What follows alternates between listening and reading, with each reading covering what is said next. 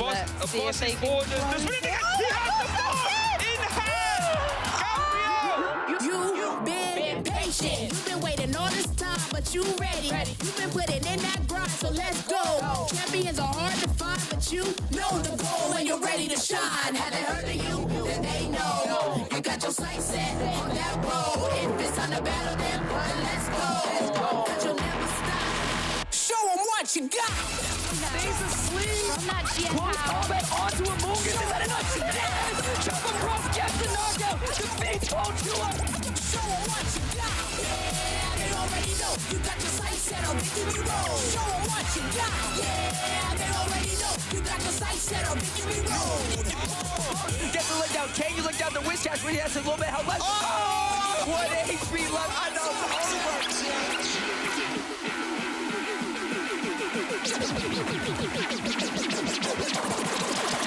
Show them what you got. Yeah, they already know. You got your sights set on victory road. Show them what you got. Yeah, they already know. You got your sights set on victory road. Put your hands.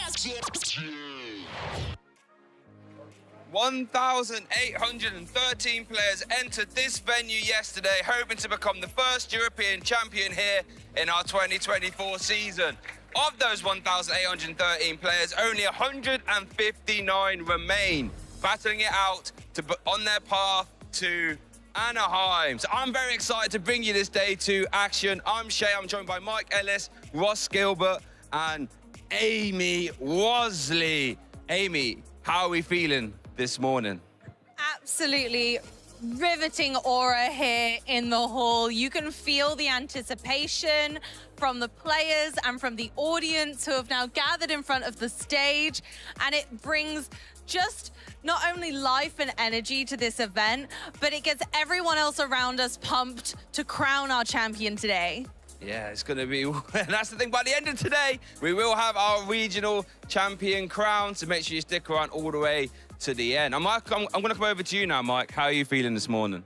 I mean, Dortmund's been amazing so far. I think everyone's had a great time in the venue. And the amount of decks we're seeing on the top tables, I literally went through the top tables and didn't repeat a deck until about 12 in. So we have so much variety. We're seeing some spicy lists come through on top. I think it's going to be an exciting day 2 to watch and check out all the way through to that Dortmund finalist. Oh, we'll be getting there soon. And what about you, Ross? I'm feeling pretty good. I went out for dinner last night, ended up at the same burger place I was at last Dortmund Regionals, and then met some street magicians who just started doing magic for us. It's nothing to do with the tournament, but it was awesome. Today, I feel like I'm having deja vu. We got Rahul Reddy, undefeated with the same 60 they played in Worlds. We've got Iron Thorns on the top tables, even though that's supposed to be bad now. We've got Yella with Golden Go up on the top tables again, like we did, I think, in Utrecht last year. I feel like I'm getting deja vu from like 6 different events. Yeah, I remember looking at Rahul Reddy's social post. He said, the only thing I've changed since Worlds are the sleeves when it comes to my deck, and currently undefeated, doing really well. But Amy, you know, we have said that this is our first event here in Europe. Why don't you talk to people through what other events we have lined up?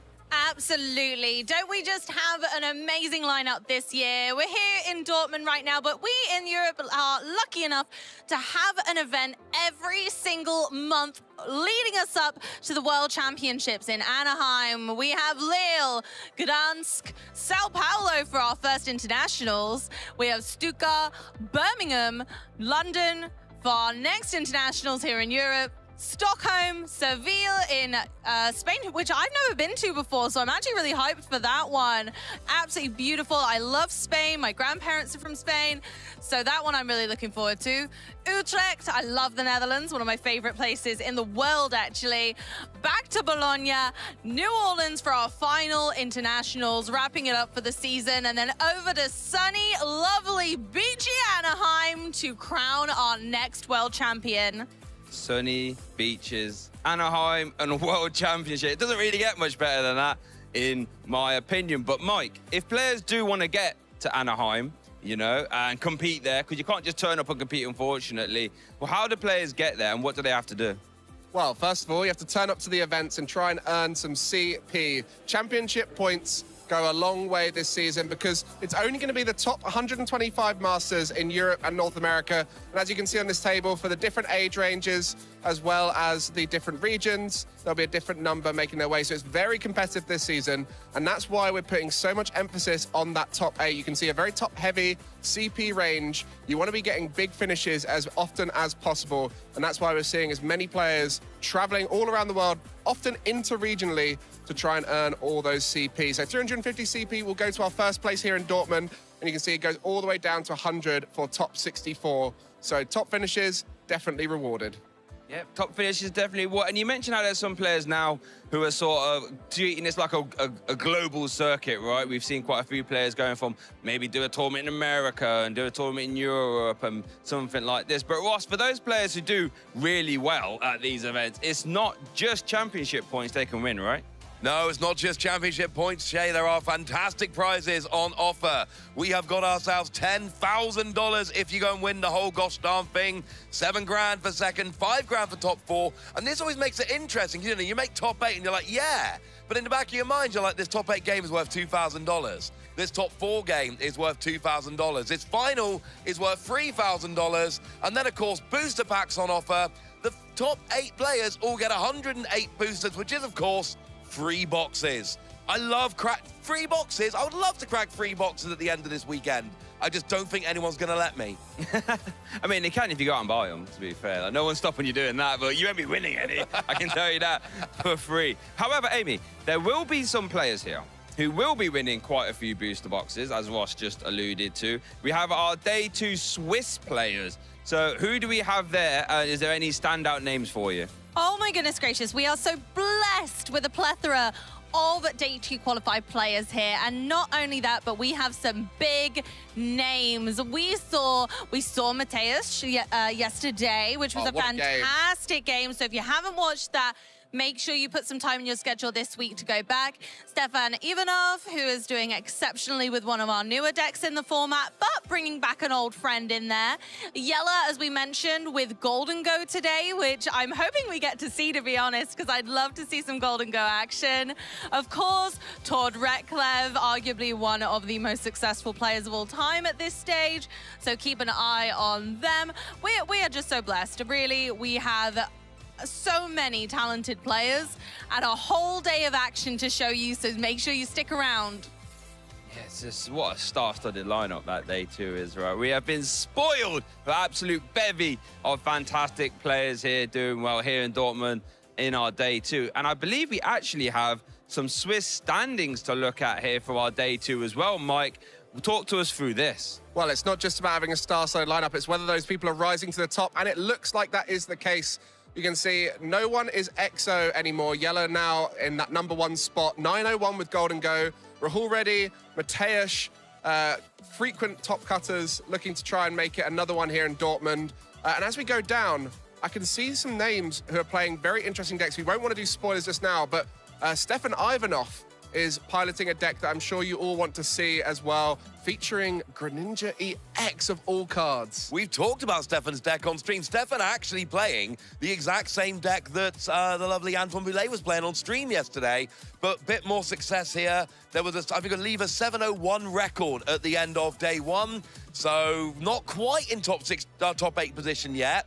But we've got a couple of rounds to go, so hopefully he can kind of get up in there. And, of course, you probably saw it, but I'm going to say it out loud anyway. Tord's in top 8 position. Yeah, also John Eng as well, traveling over from North America. That's a great position to be in. When you're traveling overseas, you want to be making the most of it and earning as many points as possible. Yeah, and I want to give a massive shout out to Yella there as well, just making it rain on the rest of the Dortmund player base here, and Day 2 players in that #1 seed right now with that Golden Go. I tell you what, if Golden Go is just flying around doing what it do, that could be a very scary deck to face off against. But here we have some players to watch that we picked at the start of the event, Ross. Talk to us about these.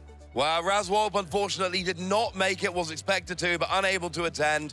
Consta Kalama, of course, part of the Kalama brothers, both of whom were the top players in Europe last year, both right up on that leaderboard. And then, of course, Tord Reckleve, who we all know by now. And of our players to watch, it is Tord we are watching most closely at the moment. I believe 6th seed we just showed after round 10 there. So not locked in for the top 8, but, of course, in great position to do so. Tord's won a lot of regionals, Tord's won a lot of internationals, which you cannot say about many players, but Tord in great position here, and of our players to watch, certainly having the best of the event so far. Yeah, I think we did all right picking them, didn't we, to be fair, play it safe for Tord, but it's always a good pick to pick Tord to do well, because he just does that. I mean, he's a player to watch, right? I've seen people already asking, has Tord played on stream yet? I want to know what his deck is like, you know? So that's, when we're saying players to watch, they're the kind of people we want, and I think Mateusz, as soon as he went on stream, everyone was excited to see that. So there's lots of players to watch, and I think Golden Go is the deck to watch right now, as there's a few on those top tables. Yeah, is there? There's a few of them as well. Goodness gracious me. Let's have a look at our day 2 meta breakdown and see how many Golden Go, if it's there listed, and how many there were. Amy, talk to us about this day 2 meta breakdown. So I think it's one that we were this feels expected yet unexpected at the same time. We're thrilled to announce that Terrapagos EX and Dusknoir does have the largest meta share of our day 2, which we love to see from a sparkling new era of Pokemon TCG. But I think no one was expecting Raging Bolt to do quite as well other than me, because I was my forerunner for this event. However, Charizard's still up there, raging on with its Infernal Rain throughout this entire season so far. Regidrago V-Star still doing well, Lugia up there, and Dragapult kind of hanging on at the end, thanks to Sparkling Crystal. Well, you say we're all thrilled to say Terrapagos is up there as the most played deck. I mean, hypothetically, if one of us had sat here during the Open yesterday and predicted it to fall a bit flat, that person, whoever they might be less chuffed to see it as the top represented deck in day 2. Oh, egg on their face, Ross. Egg on their face. What was the quote? I think there'll be a better Area Zero under depths deck than Terrapagos. In my defense, Palkia is doing very well this weekend, but without Area Zero under depths, which I will say, that is a prediction nobody saw coming. I actually think we can't let Ross off the hook there. The exact quote was Terrapagos will be Terrapagon. So Terrapa going home disappointed. Going home disappointed. So let's have a look at the best of the rest here. Mike, talk us through this. Well, the Burnett EX was the highlight for me yesterday, but really it's the other decks that we didn't necessarily see on stream that I wonder how they're doing.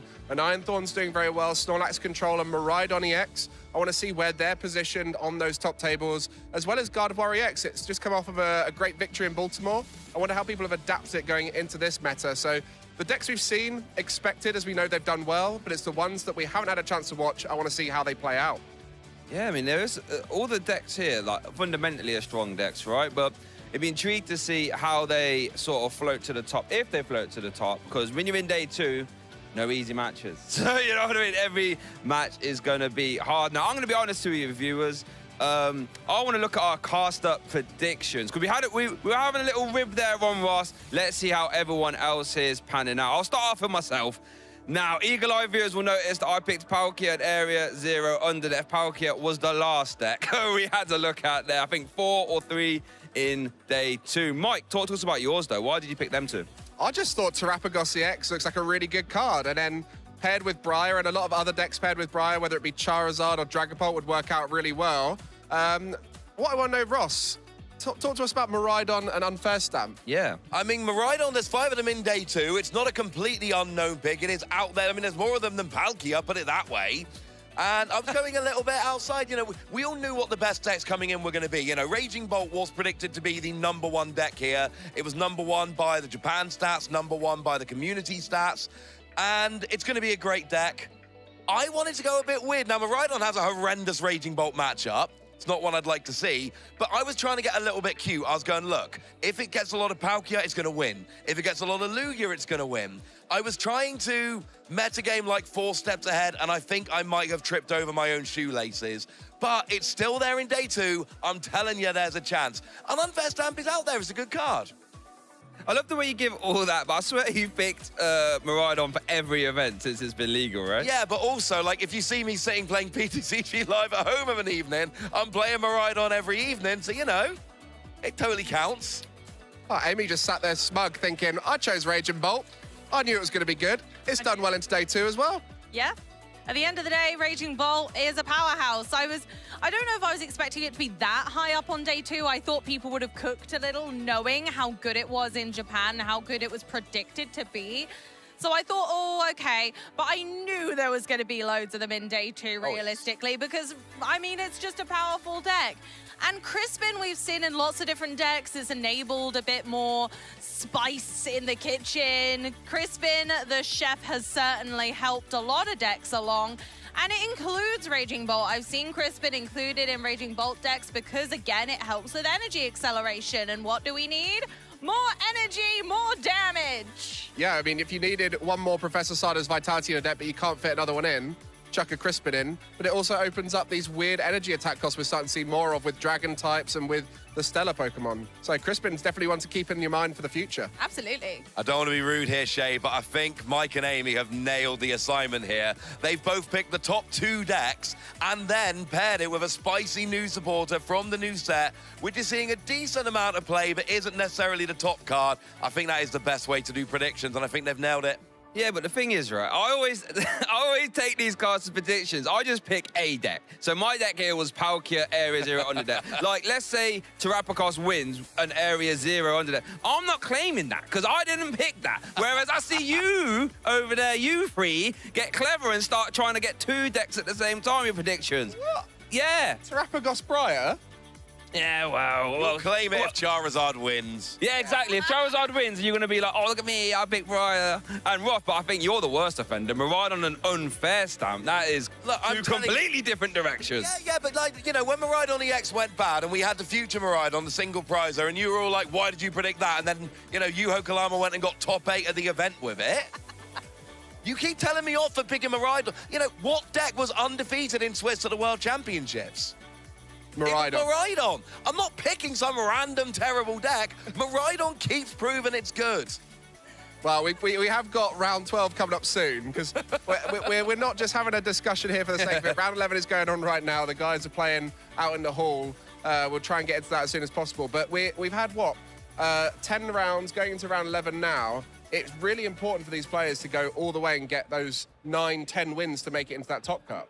Yeah, it really is. And that's where these players are going to be jostling for those top cut positions now. You know, all we want is wins if you're in day 2 at this point. So our players will be doing their hardest to get that, and we'll have our round 12 action coming soon. Now, I want to know your thoughts about our cards predictions. I want to know your thoughts about the event. I want to know your thoughts about just anything Pokemon related, to be honest. And the way you can get those thoughts to me is with these socials down here. To make sure to get involved, if you're going to post on X or Instagram, make sure to use hashtag #PlayPokemon. Then there's every chance that your post will get featured here on the stream for us to have a little look at. So that sounds fun to me. I love looking at your guys' posts from at home or even at the event. If you're at the event and see something cool, get a little Instagram post up or a tweet.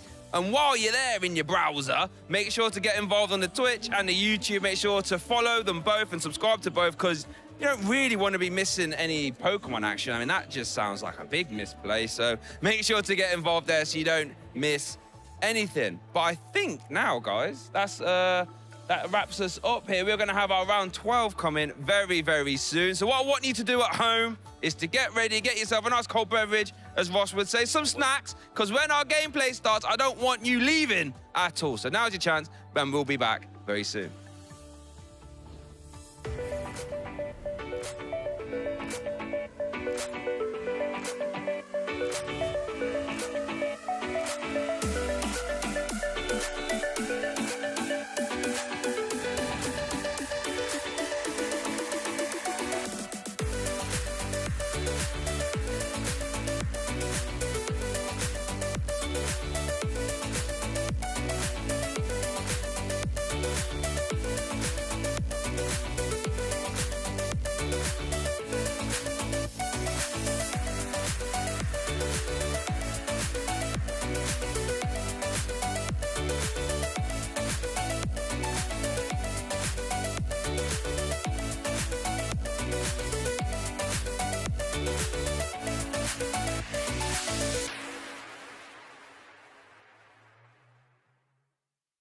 This weekend, the 2025 Regional Championships are bringing the electrifying action of the Pokémon trading card game to the global stage. Top trainers from across the world have gathered to compete for a share of over $125,000 in cash prizes, travel awards, and the all-important championship points that could secure their spot at Worlds 2025 in Anaheim, California. It's a two-day battle for glory. Trainers kick off the weekend in Swiss rounds, with each match being a best-of-3 showdown. To advance to day 2, trainers need to rack up total match points to exceed the threshold for their division. On day 2, the pressure intensifies as the remaining trainers face off in more Swiss rounds to determine who advances to the top cut. After all Swiss rounds are completed, the top 8 competitors, plus all competitors with the same number of match points as 8th place, will advance into an asymmetrical top cut single elimination bracket. Win and you move on. Lose and your journey ends. Only one trainer will rise above the rest to claim the title of regional champion. Who will etch their name into the history books this weekend? And who will punch their ticket to Worlds 2025 in Anaheim? Don't miss a minute of the action. Stay tuned all weekend long to watch the battles unfold live. To stay up to date on future Play Pokémon events, visit Pokemon.com/play.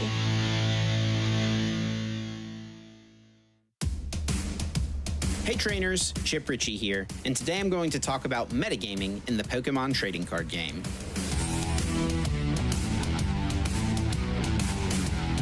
The competitive Pokemon TCG landscape is constantly shifting and evolving from event to event.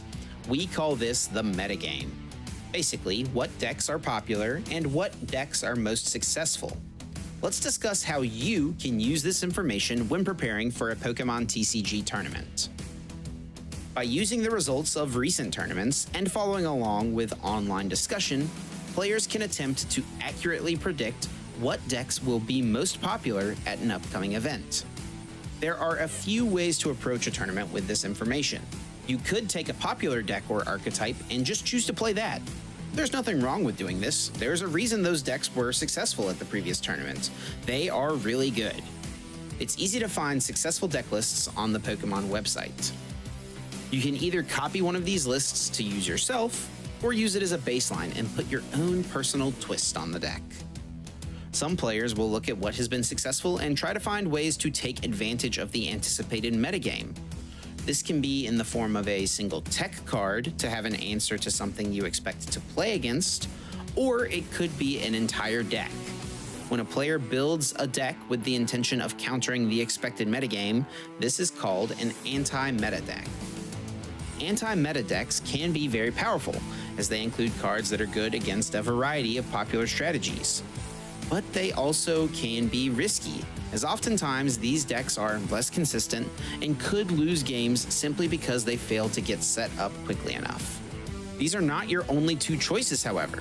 Playing the best deck is rarely a bad choice, and trying to find an anti-meta strategy is very fun and rewarding, but you can also find some middle ground. There are dozens of viable strategies that you could play at any given tournament. It really becomes a numbers game. If there's a deck in a format that consistently makes up for 25 to 30% of the meta, it could be a really risky decision to play something with a bad matchup to that deck. I think it's important to recognize that it's okay to play a deck that has a bad matchup, so long as that bad matchup is something that you feel is not going to be very popular. The metagame is also constantly shifting between events, so it can be useful to stay in the loop online to see what the community is discussing and what players are thinking leading into a tournament. When making your final decision, comfort level should also be a factor. It's worth your time to practice and prepare to make sure you have a game plan regardless of what you come up against. Being familiar with not only your own deck, but the popular decks in the metagame will increase your chances to become the very best. To see all the action, be sure to tune in to our Championship Series coverage, and to learn more, visit Pokemon.com/play.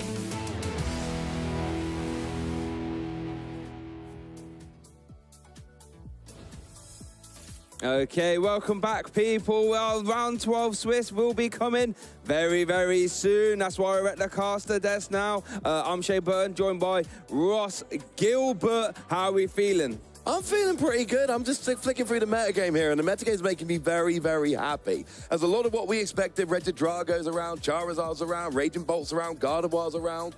But seeing things like Iron Thorns, Cornerstone Mask, Ogerpon, Golden Go on the top table. Up against Red Drago right now, no result yet in that matchup.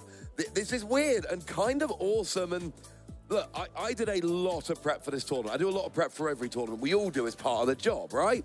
I'm digging through Japanese metagame and literally going back in time to before the latest Japanese set was legal, so I'm in the right area. I'm checking all of the online tournaments I can. I'm doing everything that I can. Golden Go never came up. Nobody was hyping Golden Go at any point in this metagame that I found, and I promise you, Shay, I was looking pretty hard. Yeah, Golden Go is just like one of those decks where we all know what it does. Yes. You know, it swings really hard, it can hit really hard, deals a lot of damage, and does it quick. So to see it like doing well, it's not like, I mean, it's a surprise, obviously, but then you can sort of see, I guess that makes sense, actually. And, you know, Yella, I think, got a finalist at a regional with that deck as well, so definitely knows his way around it. And as I said, I think in the intro, like, if your opponent's playing Golden Go and they are just drawing so hot and, you know, on a win streak, it's one of the scariest decks to play against. Because it's like, well, no matter what I put in the active, it's going to get KO'd. It's just that simple. One of my favorite tournaments last year was rocking up to the final and going like, wait, it's Golden Go against Chen Pao? And we saw when the top 8 bracket went up, we look at the bracket and we're like, this could shake out to a Golden Go Chen Pao final, which nobody was expecting either of those decks, and that's exactly what we got. And, you know, we ended up in a situation where we hadn't had a Dutch regional winner for years, and we had 2 Dutch players playing, you know, we had Owen Kammerman and we had Yella, both playing against each other. I believe it was in Utrecht. No, it wasn't in Utrecht. I wasn't there. Wherever it was, we had 2 Dutch players playing in the final. So we had these 2 kind of friendly country mates who were guaranteeing a Dutch winner in this bizarre final, and it was wonderful. Yeah, it was loved it. Great final to watch there as well. Speaking about Chen Pao, though, that's a deck that's just sort of fallen off the face of the planet, apparently. I mean, we didn't see any of it in the best of the rest or in, you know, in our meta game here. And I always look at Chen Pao and Golden Go as very similar decks, right? They're both trying to do the exact same thing. It's just dish out a lot of damage really fast. But I don't know what it is about poor Chen Pao, Ross, but it's definitely just, what do you think's happened to it? I just think there's other decks that do it better. Chen Pao is a deck whereby you set up your stage 2, you accelerate a whole bunch of energy, and then you go and smash. And we've seen that Golden Go is essentially a better way to do that in this meta. But if you're going to set up a stage 2 and take a turn to get rolling, you could be playing Lugia, which is a very good deck. Or you'd be going basics with things like, you know, your Raging Bolt, for instance. We saw Luke Kirkham having a good run yesterday with Gouging Fire. Sure. If you're willing to take a turn to set up, you could go for Red Drago. I think Chen Pao is one of those decks where, yes, it's got an inherent power level with the almost unlimited damage, but we have other decks, both in terms of basic decks like Roaring Moon and, you know, more setup decks like Golden Go, like Red Drago, like Lugia, etc., that can do what Chen Pao does better. And if I'm thinking of playing Chen Pao, essentially there's 2 things I'm thinking of. Either, you know what, I could do this better with another deck, or, well, I just really like Chen Pao as a Pokemon, so I'm going to play it. Which is a decent reason to play a deck. If you enjoy playing the deck, play the deck. But I think that is about the only reason to play Chen Pao over some of these other decks. I don't think it is special in any way at the moment. And I guess sort of Terapagos falls into that sort of similar, you know, high damage dealing, fast turbo deck, you know, niche as well, right? So Chen Pao, unfortunately, time might be up. But I've just been having a little scroll as well, and I actually have a couple friends doing really well. Stefan Ivanov doing really well with the deck I picked. Do you have any other standouts, Ross, as you've been scrolling through the pairings? I'm going to give you a standout in a minute, but I just need to tell you, I've just had a quick look. It was Dortmund. Oh, of course Dortmund it Regionals was. last year, where we had Jelle van Kampen coming second with Owen Kammerman coming first. We actually had Dutch players first, second, and third, because Benjamin Pham came third with a Lost Zone Giratina deck. But it gets confusing because last season, Dortmund was a lot later in the year. Yeah. This season, Dortmund starting. So Dortmund being shifted by a few months has put me right out of whack. But it was interesting because it was our first Dutch regional winner for many years since Bert Walters did it. And we had actually an all-Dutch final. But You want a player, I'm going to give you a player that nobody's been talking about, a player that I've been watching throughout the weekend. Nina Eisenblatter. Yes. Playing Reggie Drago. Just actually won in round 10, gone up to 28 points. Sorry, in round 11, go up to 28 points here with Reggie Drago. A player we've not been able to feature on stream yet, a player we've not talked about a lot, but just sitting there chilling with Reggie Drago, just racking up win after win after win. And I stopped by to watch a bit of one of their games yesterday when I was on a break, and they were just casually setting up Reggie Drago, doing Reggie Drago things. And that's a player I've got my eye on. They are very much in position for top 8. I think one more win in the final round would put them up to 31 points. And I don't know where the bubble is. We don't know where the bubble is, because Baltimore had an extra round than we've got here in day 2. So it's hard to really know the exact number, but we're looking at somewhere in the region of 30, 31 as the bubble. But I think 31 should get you at least onto the bubble. And remember, asymmetrical top cut, the bubble is in. Yeah, that's a good point, actually. Yeah, as long as you get to that magic number of match points, you will get yourself into the asymmetrical top cut, which I am personally a big fan of. I want to give a shout out to a friend of mine, Pierce Wilton, currently doing really well, currently at 8-2 with a Charizard EX archetype, a deck that, you know, has gotten better coming into this format, has a lot more tools, and is doing really well.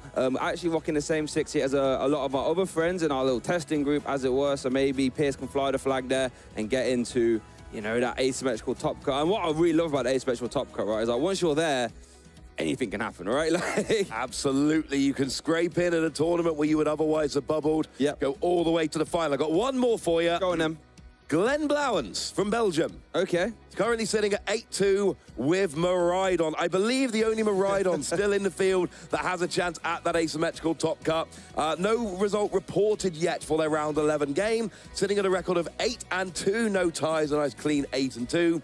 So 2 more wins for Glenn would put them on to 30 points, which could be the bubble. I'm not saying it will be, but I'm saying there is a chance that 30 is the bubble. So all the other Miraidon are unfortunately out of top 8 contention, by my calculations at least. But there's still one Miraidon left, and if my prediction is going to come through, and that's the thing, like, yes, like everyone knows at this point, I'm going to predict Miraidon at most events because it's my favorite deck and I love it.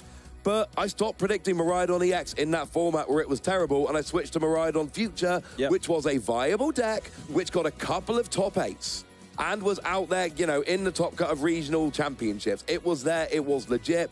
Miraidon is not your top tier deck right now. It is not the favorite coming in, but it is a viable deck that can get into top cut, and that is the point that I'm making.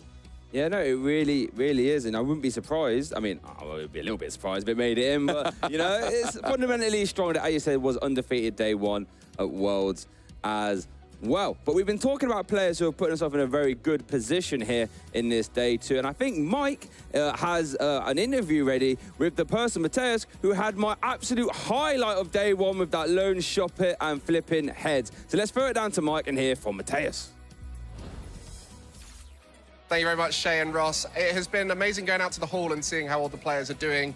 Some of them are still going with their round 11, but I did find a great player who has managed to finish their game. How did your round 11 go? I had Iron Torrens, which is a terrible matchup. Somehow managed to convince him to take a tie after winning game 2. We had like 15 minutes to finish game 3, so he agreed it, and now I'm having 9-1-1, so winning in the next round. Well, I mean, you're doing great. 9-1-1. It's a great position to be. Your deck was marvelous on stream, Burnett. Everyone loves watching the way you solve the puzzle, as it were, going through the game. How have you found your opposition playing against you? Because it's a tough deck to play against. Do they seem stressed when they're playing against you? It's a little bit stressful to like not do any mistake, but after playing it almost, maybe even more than a year, I'm feeling super confident with it. And sometimes I made mistakes, of course, but I'm getting never punished, so. Yeah, I mean, we've seen you play at multiple events. Lil had a great finish with Burnett, and previously with Vikavolt using the item lock mechanic before. I want to ask about your testing group, because you weren't the only one at this event with your Burnett deck. There are other players from your region who were playing with the same deck. Yeah, I usually test with random people on ladder, but always with my friend Alex. who always like help me with the list, sometimes play same 60 with me. He didn't manage to go into day 2, but that's just how it goes sometimes. Yeah, and for you going into this final round, is there any particular matchups you're looking for Bennett? I feeling like I don't want to hit another turns, but I doubt there are any more.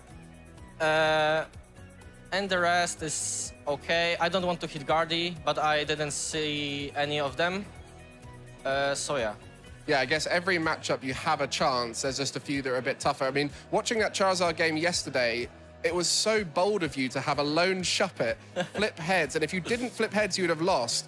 I'm wondering for you, do you often just have situations where you just can't win based off of the scenario and you just have to go for the high roll? Usually, it's it depends on your draw. The deck sometimes breaks, but you always have some kind of way to go out of this. That flip seemed like a 50-50, but if you look at it in the other way, I lost the flip at the beginning of the game. So that was one flip, and that was second flip. I see. And game 1, I didn't start Shuppet, so that would be another flip. That's just how the game works. So. Yeah, so with the best of 3, the coin flip at the beginning, the coin flip at the cards, it's almost similar with Lugia, right? Lugia has so many coin flips that eventually the odds go in your favor, and we've seen a lot of Lugias doing well. Speaking of which, you've played a bit against Lugia. Yeah. That's a tougher matchup for Bennett, is it? It's usually fine, but it depends how good they will draw. I went 2-1 against Lugia so far. So yeah, Lugia was my only loss, but I threw a little bit. Game 1, I got the brick, and game 2, I got double prize penalty because I accidentally took 2 instead of 1 prize. So yeah, mistakes happens. So far, I won every game and lost only 1 because of the misplay. I got a question for you now, because last season we got a chance to catch up and have a chat about how much you were playing at these events and being able to take it seriously. And you said you had exams which were making it tough for you to be able to play as many events. What's it like this season for you? Are you taking it more seriously? I'm like, we'll see. I'm registered for Gdańsk, playing in this tournament. I'm skipping Lille, so I probably will see after Dortmund and Gdańsk. But I'm probably going to like 3 more regionals, UIC, and yeah.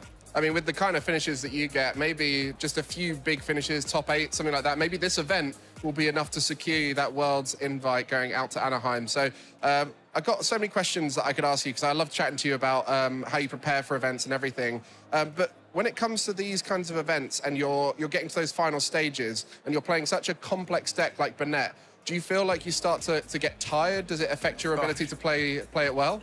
Of course, it is tiring. I feel like it doesn't matter what you're playing. It's always like stress. You need to play perfectly. You're playing against the best players. It's really tiring, but you just need to play. Well, Mateusz, it's been amazing chatting to you. I love hearing your thoughts and picking your brain on why you do things at these events. We do have our round 12 coming up. I'll be handing it back over to Shay and Ross, I think, where we'll be able to continue the preparation going into round 12. So stick around. We'll be getting into the matches shortly.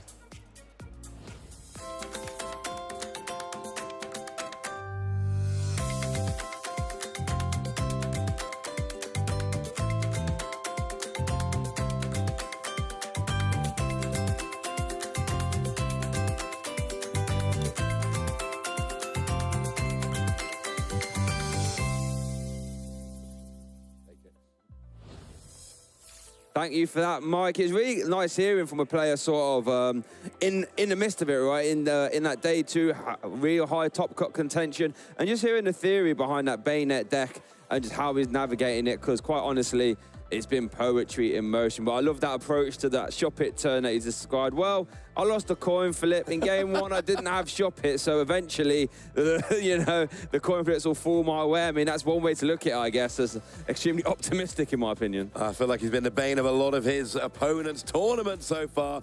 It's working nice. I was having a little bit of a play for a second there, Shay. Okay. I was looking through last year's Dortmund top cut, and I was going, right, Are there any other players? Obviously, we know Yella came second last year, currently in great position for top cards. Having a bit of a look, there are a couple of other players from Dortmund last year in day 2. Now, Owen Kammerman, our Dortmund champion, is playing that Bayonet deck. Unfortunately, looks to be out of contention, which is a little bit sad. But Arni Karjala from Finland, I believe, came 5th in Dortmund last season, currently on 24 points going into this round with Gardevoir.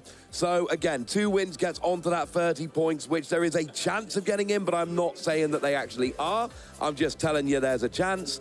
And also, no, I believe they were the only 2 actually for the time being. There were a couple of others that were floating around, but they were the 2 that I was mostly looking at here. So we could have a couple of the top 8 from last year in Dortmund repeating here in Arni Karjala and Jelle van Kempen. Although Jelle at this point, I am starting to feel particularly good about their chances. And actually some of these results now are starting to trickle in. Jelle van Kempen's result not there, but Stephen Law with Iron Thorns has tied with Matus's Gardevoir.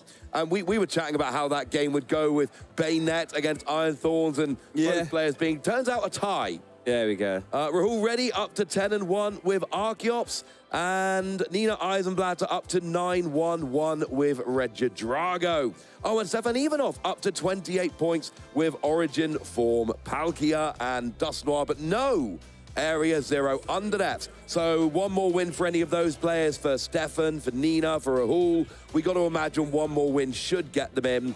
Although, honestly, I think there's a decent chance Rahul is already in with 30 points. Certainly, I would imagine a tie would get them in. Again, anytime we talk about points at the moment, we are guessing. We do not know. I could not stress enough how unofficial any calculations we give you are. We are giving a rough estimate at best and nothing more. Do you think I was clear enough about that, Shay? I think you were, to be fair. So, we saw that, Gardevoir EX just won Baltimore. You know, that turbo Gardevoir, as it were, which a name I know you don't really particularly like, as it were. And we know the Gardevoir, it was being utilized in Mateus's deck there, this time with Bayonet. Gardevoir is just such a... Honestly, as when I saw this card get revealed, I was like, goodness gracious, this is incredibly strong. That Psychic Embrace ability is a style ability we haven't seen before in the Pokemon TCG. In all the 20-year history, we have not seen an ability like this one, letting you attach as many basic Psychic Energy from your discard pile to your Psychic Pokemon, and for each energy attached you do you place 2 damage counters on it. Now that, traditionally, can sound like a bit of a downside, right? However, if you look at those synergies at the bottom there, we've got that Drifloon and that Screamtail. Both of these Pokemon deal more damage depending on how much damage counters are on them. So you saw cards like Hero's Cape there to push that effective HP on those Pokemon up. You can use Bravery Charm, get a lot of damage on there, and all of a sudden, Roaring, Screaming, Balloon Blast are just, obliterating whatever's in the active. Oh, they are indeed. And let's not forget, we saw on stream yesterday the combo with Monkey Dory, where you damage your own Pokemon with Gardevoir EX and then move that damage with Monkey Dory's Adrenabrain. So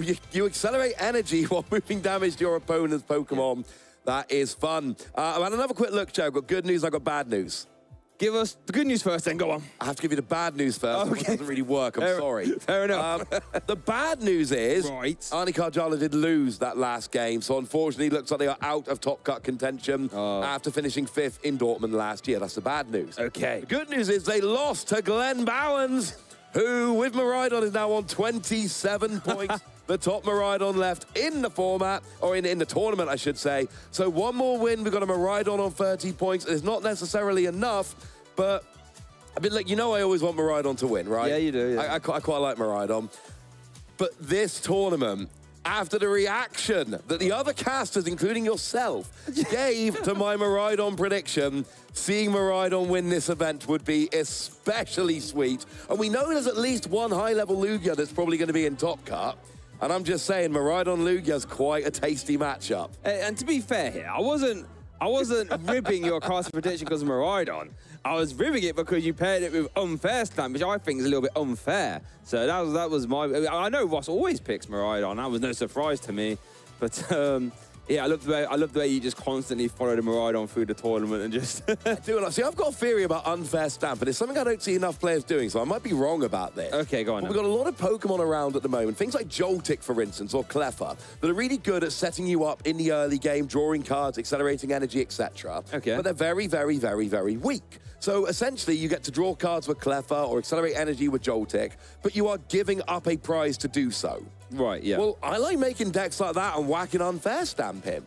So I'm accelerating 4 energy with Joltik. Yeah. And either my opponent lets me do this, yay, or they don't let me do this, and I'm just like, cool, unfair stamp to 2. You took 1 prize off my Joltik, which had already done its job, and now I get to put you down to a 2-card hand with Joltik. I really like decks where you can build around like a weaker opening Pokemon and then punish your opponent with unfair stamp, because I like building aggro decks and I don't like being punished by unfair stamp. So I like to switch it around a little bit. It's a card which I've got a real love-hate thing going on with unfair stamp, frankly. But I think it is second probably only to Prime Catcher in my estimation in terms of best A-specs we've got in the game right now.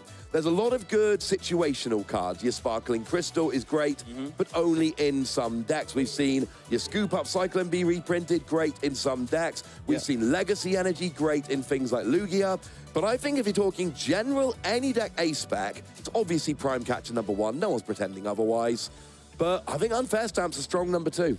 And I think one real interesting thing about Unfair Stamp is that it also provides you with card draw as well, right? Yeah, it does. You get 6 new cards, and I think often everyone always thinks, you know, unfair stamps to sort of disrupt your opponent, but equally, you get to, get 6 new cards. That's without playing supporter. So if you have that unfair stamp in your hand already, you can get a new hand of 6 and then still play a supporter, right? So whether it's going to be, I don't know, an Arven afterwards or Professor's Research or anything like this, you still get your supporter, and your opponent has to start the turn with, a 2-3 card hand after their top deck. Yeah. Can get a little bit dicey. I'm surprised there's not more decks, actually, that utilize unfair stamp, because it can be devastating. Can be devastating. There's 5 cards for you, not 6. Oh, but 5 is still pretty good, Shay.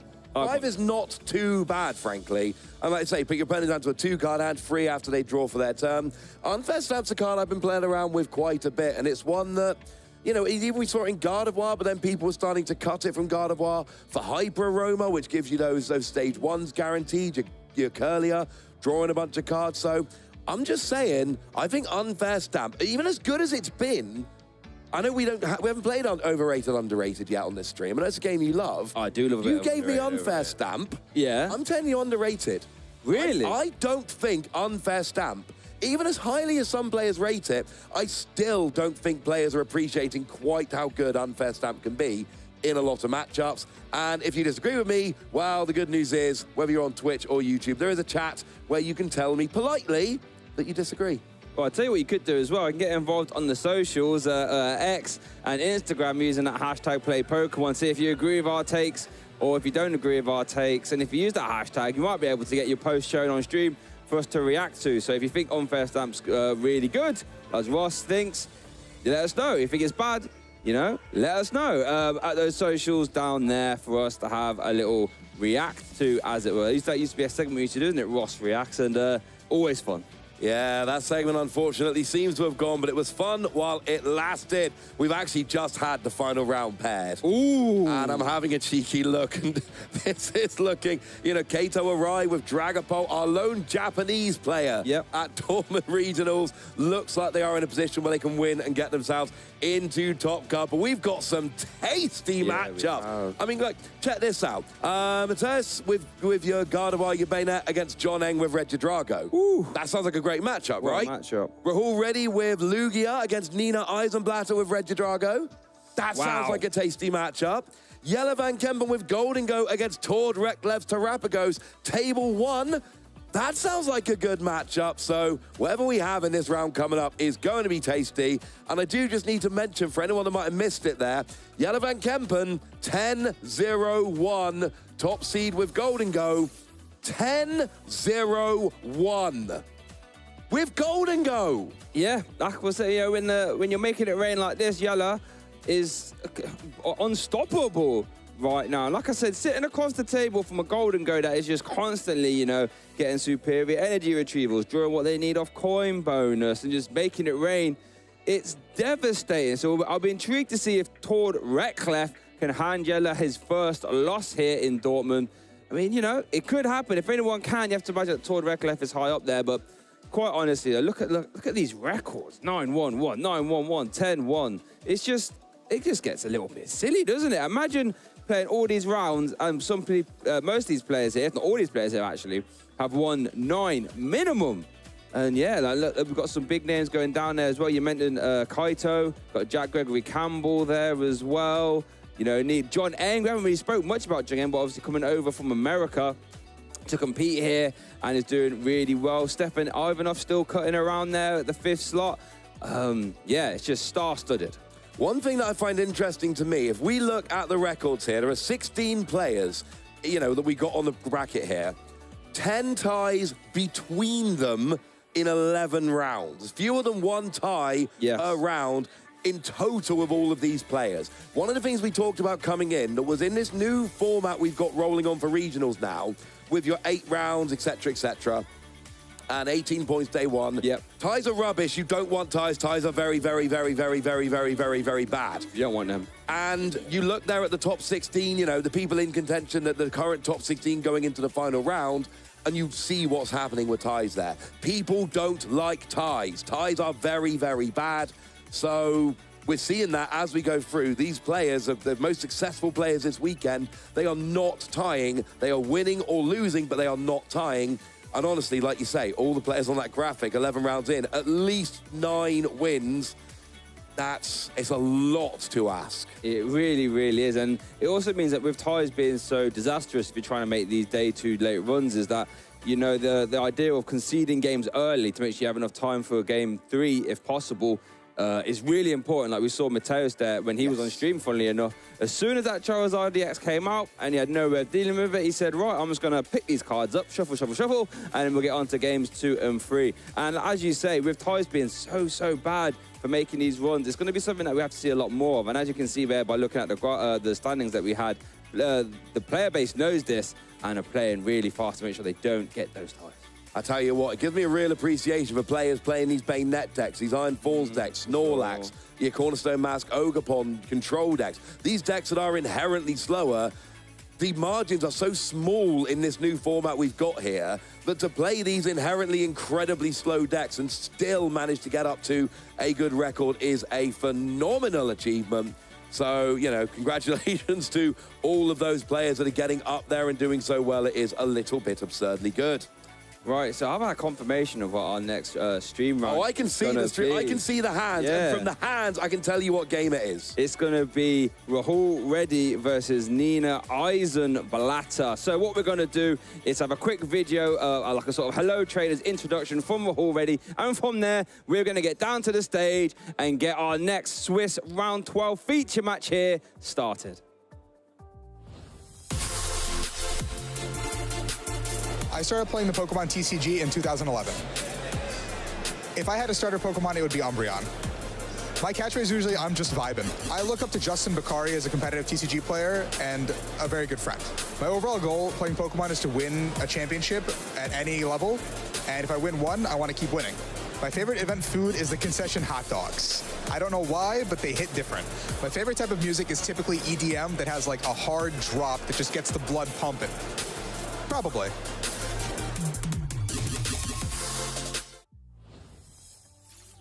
That was nice hearing that there from Rahul. On the left, as I said, I saw her post Justin Negrao lift there from Nina. I love to see that. Yeah, Rahul Reddy, you're just off the top 9 finished there at World's Asymmetrical Top Cut. There's some other achievements for him there. OCRC Top 4, EUIC Top 8, 2024 World's Top 16, and 2018 Top 16 as well at the World Championships.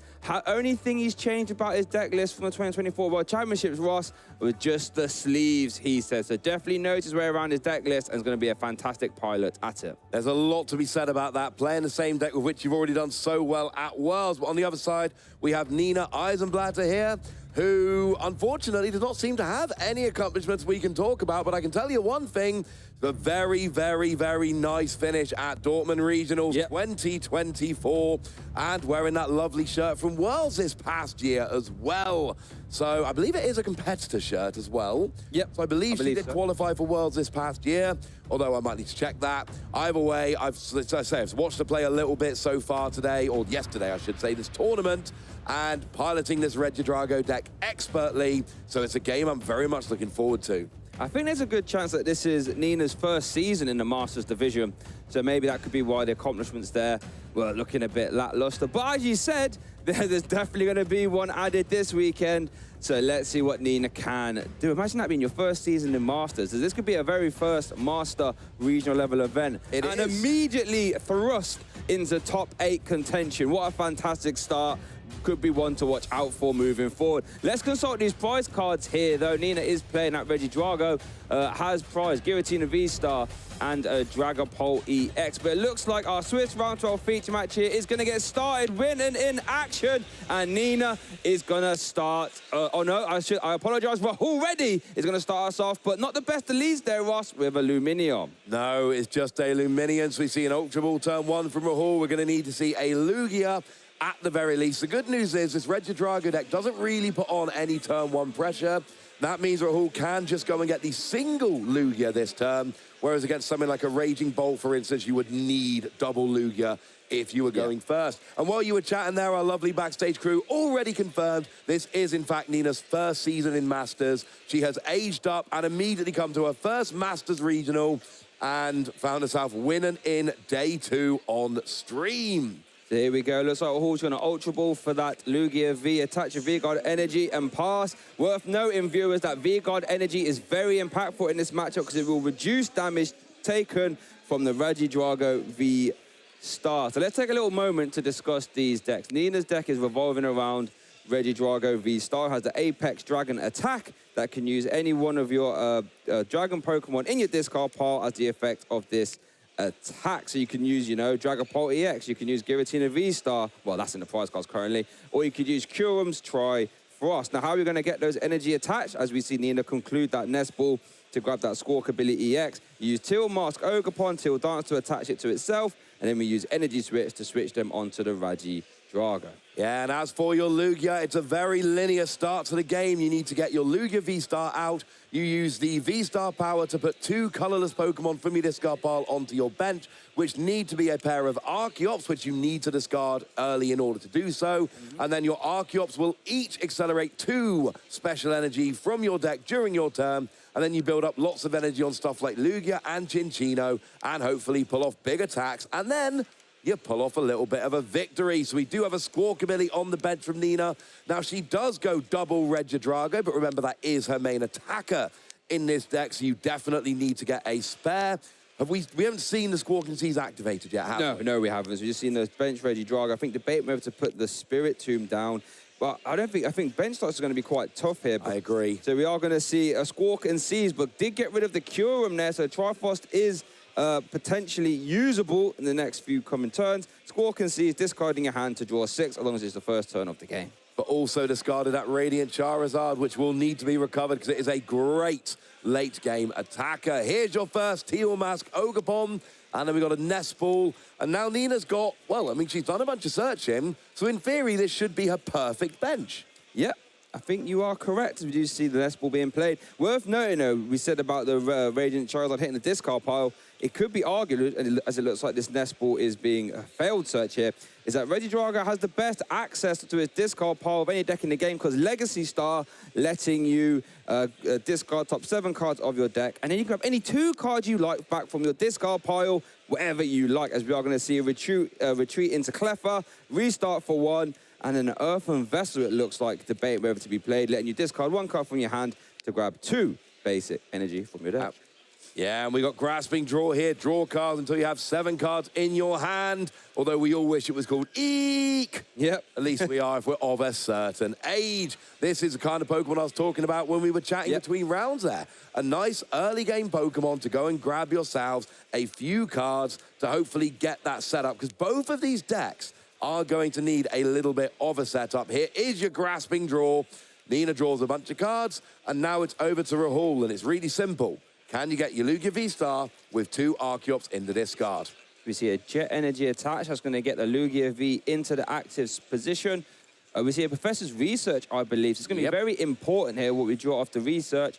Lugia V debating whether to be benched. Doesn't look like it, though. Nope. So it's going to get discarded along with 1 copy of Mist Energy. Rahul, can you discard some Archeops? Oh. Potentially. Now, I'm seeing some searching. Have we got any discard in there as well? No, there's no discard there at all. You're going to have to... Going to have to be some Read the Wind action, I believe. We're going to see some Capturing Aroma. If head, you can search your deck for an evolution. If tails, grab a basic. We see a tails. You wanted going to be a basic. Yeah, you wanted the heads there. You wanted to go and get the Archeops to discard it with Read the Wind. We know Rahul doesn't really want another Lugia, because if he did, he'd have got one last time. Here's a flip. There's the heads. And yeah, straight for the Archeops here. No mucking about. Yes, Lugia V-Star is a good card and you need it at some point, but Archeops first. Yeah, you have to get the Archeops in the discard pile first. That is the initial hurdle of these Lugia decks. Nestball going to be played here as well. Going to grab the Minccino. Yeah, Minccino there coming down. I like Minccino. Minccino's fun. Cinccino. Oh, that was a deck I loved back in the black and white era. Very different nowadays. But Cinccino, it's just lovely. Lovely little chinchilla Pokemon. And then Minccino there as well. There is finally a second Lugia. And to nobody's surprise, discard the Archeops of Read the Wind, draw some cards. And actually, it's a turn slow. With a Lugia V-Star next turn, Rahul's off and running. Yeah, but that does give the advantage over to Nina here, though. I think has all the necessary pieces in hand to attack with an Apex Dragon here, because I can see a V-Star, I can see some Energy Switch, and I can see an Energy Turn attachment as well. Till Dance did get used there. There is the Regidrago V-Star. There is a turn attachment. We know Energy Switch is in hand. Apex Dragon currently is live. That Cleffa as well as being a great draw option, as we do see the Energy Switch being played. Also has a free retreat cost as well, so no resources will be needed to maneuver out the active. And Nina got to use Cleffa there without giving up a prize. That was on our desk. Yeah. You didn't see this. But as we were doing the Rahul intro video, that landed on our desk for a second and then flew off before the camera came back to us. Now it's apparently made its way out over to the table. There is a butterfly flying around causing havoc. Now, Nina here is getting a bunch of cards off of INO, as is Rahul. And now, what's in the discard to copy right now, Shay? I think the Curum got discarded. That definitely. I don't think I've seen anything else yet. Legacy Star is still available. There's an Ultra Ball in hand as well. Hopefully, Ian's going to elude us to us there. So I think it was just Curum. I'm cool with Curum. Do you know what Curum's going to do? What's Curum going to do? Going to take out the Oni Minccino. Yeah. And Lugia does not do enough damage to KO a Regidrago V-Star. No. So if I can KO the only thing that could potentially KO me next turn, I feel good about this, Shay. Yeah, that would be disastrous. Here we are going to see the Ultra Win played, though, and a discard of Regidrago V. Maybe a Teal Mask Ogerpon, potentially. I mean, we do have our one rolling here. Might not need a second one, at least for now. So that is going to get discarded. We could even see Legacy Star being used here to try and, you know, grab another attacker, if you like. There is the nice rarity Regidrago. That's actually my favorite rarity, by the way. I know it's going to be a little bit controversial, but love me that style rarity there. So let's see what we have. Support has been used. Turn attachment has been used. Till Dance has been used. So it's just Legacy Star available if Nina so chooses. Important to note, Nina comes in on 28 Oh, sorry, there is a Dragapult EX in discard pile. I apologise. There it is. Then Dragapult. I like Dragapult, but you are... Now, this is kind of nice. So you get the damage on the Lugia, you get the damage on the Luminion. Of course, free attacks with the extra 60 damage on the Luminion is an extra 2-prize KO. But I am slightly concerned here. There is a chance that we do see... Yeah, now here comes the Lugia. If we get a Cinccino doing big damage here, that can KO the Regidrago, get rid of all 3 of those energy, and put Rahul 2 prizes up as well. It looks like that's cool. Might be what we're seeing is Summoning Star's going to get 2 Archeops back into play. Primal Turbo, letting you attach 2 special energy from your deck to one of your Pokemon. That's going to be on the Minccino. So as it stands now, if Cinccino comes out from the hand, that special roll will be able to take a massive KO on that Regidrago V-Star. Let's see what Rahul can do. Can obviously just play Retreat here on the active Lugia V-Star. So there's a gift energy from the deck. Could also attach a Jet energy to the bench Minccino to get it into the active as well. Multitude of ways of doing it. Let's see what Rahul can do here as he concludes that Primal Turbo. Shuffling up. Here we go. Does he have a Chinchino? That's going to be the big question here. Get a Chinchino. Nope, there it is. Oh, it's already And it is the Jet Energy as well. The Chinchino flying into the active special roll. 70 for each special energy card attached to this Pokemon. So you know what that means? That is enough for a big swing KO on the Regidrago V-Star. And Rahul already takes the first 2 prize cards of our Swiss 112 feature match. Nina, it's over to you. And that's what I was worried about there. Now, there is a potential here to kind of KO this Chinchino, put a bunch of damage down, and it is the only one on the board. There's no Minchino ready to evolve down there. So Nina's not in a terrible position if she can get a Regidrago now. I think you could potentially go for a Trifrost here, right? That would KO active, and that would KO... Oh, wait a minute. Trifrost would KO active Chinchino. Yes. Bench Luminion. Yes. And Lugia V-Star, right? Yes. Ooh. And that's what I mean. I'm not saying that using Dragapult last turn was wrong. I'm saying that it was risky because this could happen and it forces you to get another Regidrago. If Nina does get another Regidrago and uses that Trifrost, then we're in a great position. 2 Trifrost would KO the Chinchino, put some extra damage on the board, KO the Luminion, but it would not have KO'd the Lugia if we'd just seen Trifrost last turn and this turn. But the Dragapult last turn and Trifrost this turn does get all 3 of them. That is the big difference. So we need to see some energy switch for that play to be live. Looks like Ultra Ball here being played. We did see a Prime Catcher. Not strictly necessary to get the Trifrost off here, but we could, you know, bring up an Archeops there and, you know, leave it in the axis and make it harder for Rahul. That is definitely an option. Now, see, the downside to Kyurem's Trifrost attack is, though, is that it forces you to discard all energy attached, or free energy attached to the Pokemon, I should say. So that is very costly to use. However, if I'm getting 5 prizes, I feel I was about to say, however, when you take so many prize cards, it's probably worth the drawback of discarding all energy attached, as it was so a nest ball that's being played, and it looks like that's going to be failed here as well. Yeah, that's all right for me. That is the thing about Triforce. It's a great attack. Does force you to discard the energy. So we got a lot of damage already on the board, looking to take advantage. Here's a V-Star power. There is an energy switch now. There's 2 in the discard if you want them. Free energy switch in the discard. It depends what else you need. I kind of want to take 2 energy switch back, honestly, Shay, because there's only 1 left available now in the deck. I think you have to. I think support has been played already, I believe. And we would need 2 copies of energy switch to attack. So I think it is going to be 2 copies of energy switch. And that is the that's the great thing about Legacy Starter. It lets you just reuse resources. However, it does obviously discard another 5 cards as well. So here we do see energy switch from Ogerpon to Regidrago. There we see energy switch from Teal-Mask Ogerpon to Regidrago. Let's see what else. We see another Teal-Mask Ogerpon hitting the bench. All manner of things here. We do see a free retreat. Are we going to see the big, hefty Trifrost? Are we going to see another... I think you've... Are we going to see the Dragapult? We could see the Phantom Dive. Phantom Dive would not be terrible. Oh, well, it looks like Nina's eyed up that Trifrost. Here we go. 5 prize turn, everybody. Goodness gracious me. Oh, wait, does the V-Guard push it out of range? It would reduce the damage by 30. Oh, did we miss the V-Guard energy there, Shay? So that would do 80 then, presumably. And yeah, it would be 10 short, wouldn't it? 10 short. Goodness gracious me. The V-Guard, I did say at the start, is very important in this matchup. I'd say it's still a 3 prize turn, though. Halfway there. So I think it's Nina debating where to put the rest of this Trifrost damage then. Looks like... Yeah, there's 170 on the Lugia, so it's got 110 left. Ah, yeah, so the V-Guard does save you then, yeah. The V-Guard would put you down to 30. I think I'll put it on to 250, which would be 30 left remaining. I think that's the way the maths works out here. Interesting. So that means... And it's not damage counted, so it's all going in one lump. Yes. You can't spread it around here. It's not like with your Dragapult damage counters. And that V-Guard energy is one of the main reasons why Lugia has a slightly favoured Regidrago matchup, because of that V-Guard. Just makes it a little bit harder for Regidrago to actually reach and get those big KOs. We did see a gift energy draw there before the promotion of the Lugia V-Star. Another bench Lugia V-Star comes down, and let's see what Rahul does. Has no Minccino developed, so we're not going to see any big special rolls so far. So let's see what Rahul can do. Looks like trying to work out what's available in that hand. So many alt art, it's hard to work out exactly what I'm looking at there, to be fair. They're just going to consult the discard piles. And let's see. In an ideal world, Ross, what do you think Rahul is kind of looking for here?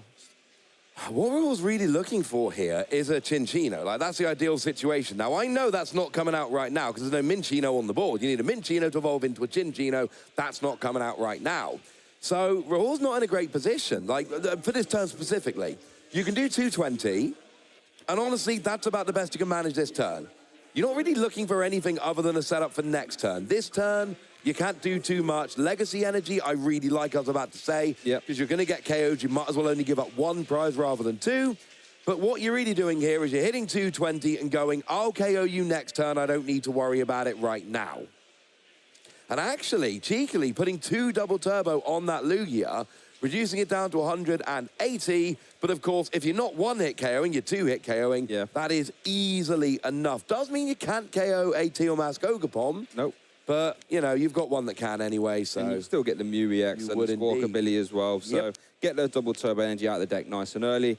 Don't need to be seeing them. We do actually have boss's orders in the hand for Rahul as well. So could actually opt to just, you know, Tempest Dive, KO, Squawkabilly, and then try and boss orders Mew EX. We do see the boss's orders being played into a Teal Mask Ogapom. Which can be KO'd by the active, like we said. Yep, that Tempest Dive, 220 damage there. There is no change to discard. So Rahul takes 2 more prize cards, currently 1 attack away from winning. But I'm pretty sure the last 2 boss's orders are the top of his prizes, the 2 he hasn't taken yet, which means there's only 1 left. There is 1 left in his deck, but I think he's only actually got access to 1 more boss's orders. It might be a pain to find next turn.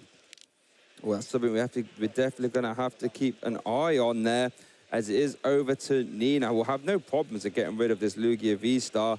Opts how to do it. Ideally, you probably want to try and do it with 1 prize ring active, but that's not going to be possible with Radiant Charizard. So let's see what Nina can do. The active energy on the Lugia V-Star, that legacy energy, remember, will reduce the amount of prize cards your opponent's taken if it gets knocked out by 1. Yeah, which isn't actually the end of the world right now, because Nina's got 3 prizes remaining. So you KO this and a 2 prizer and you're good.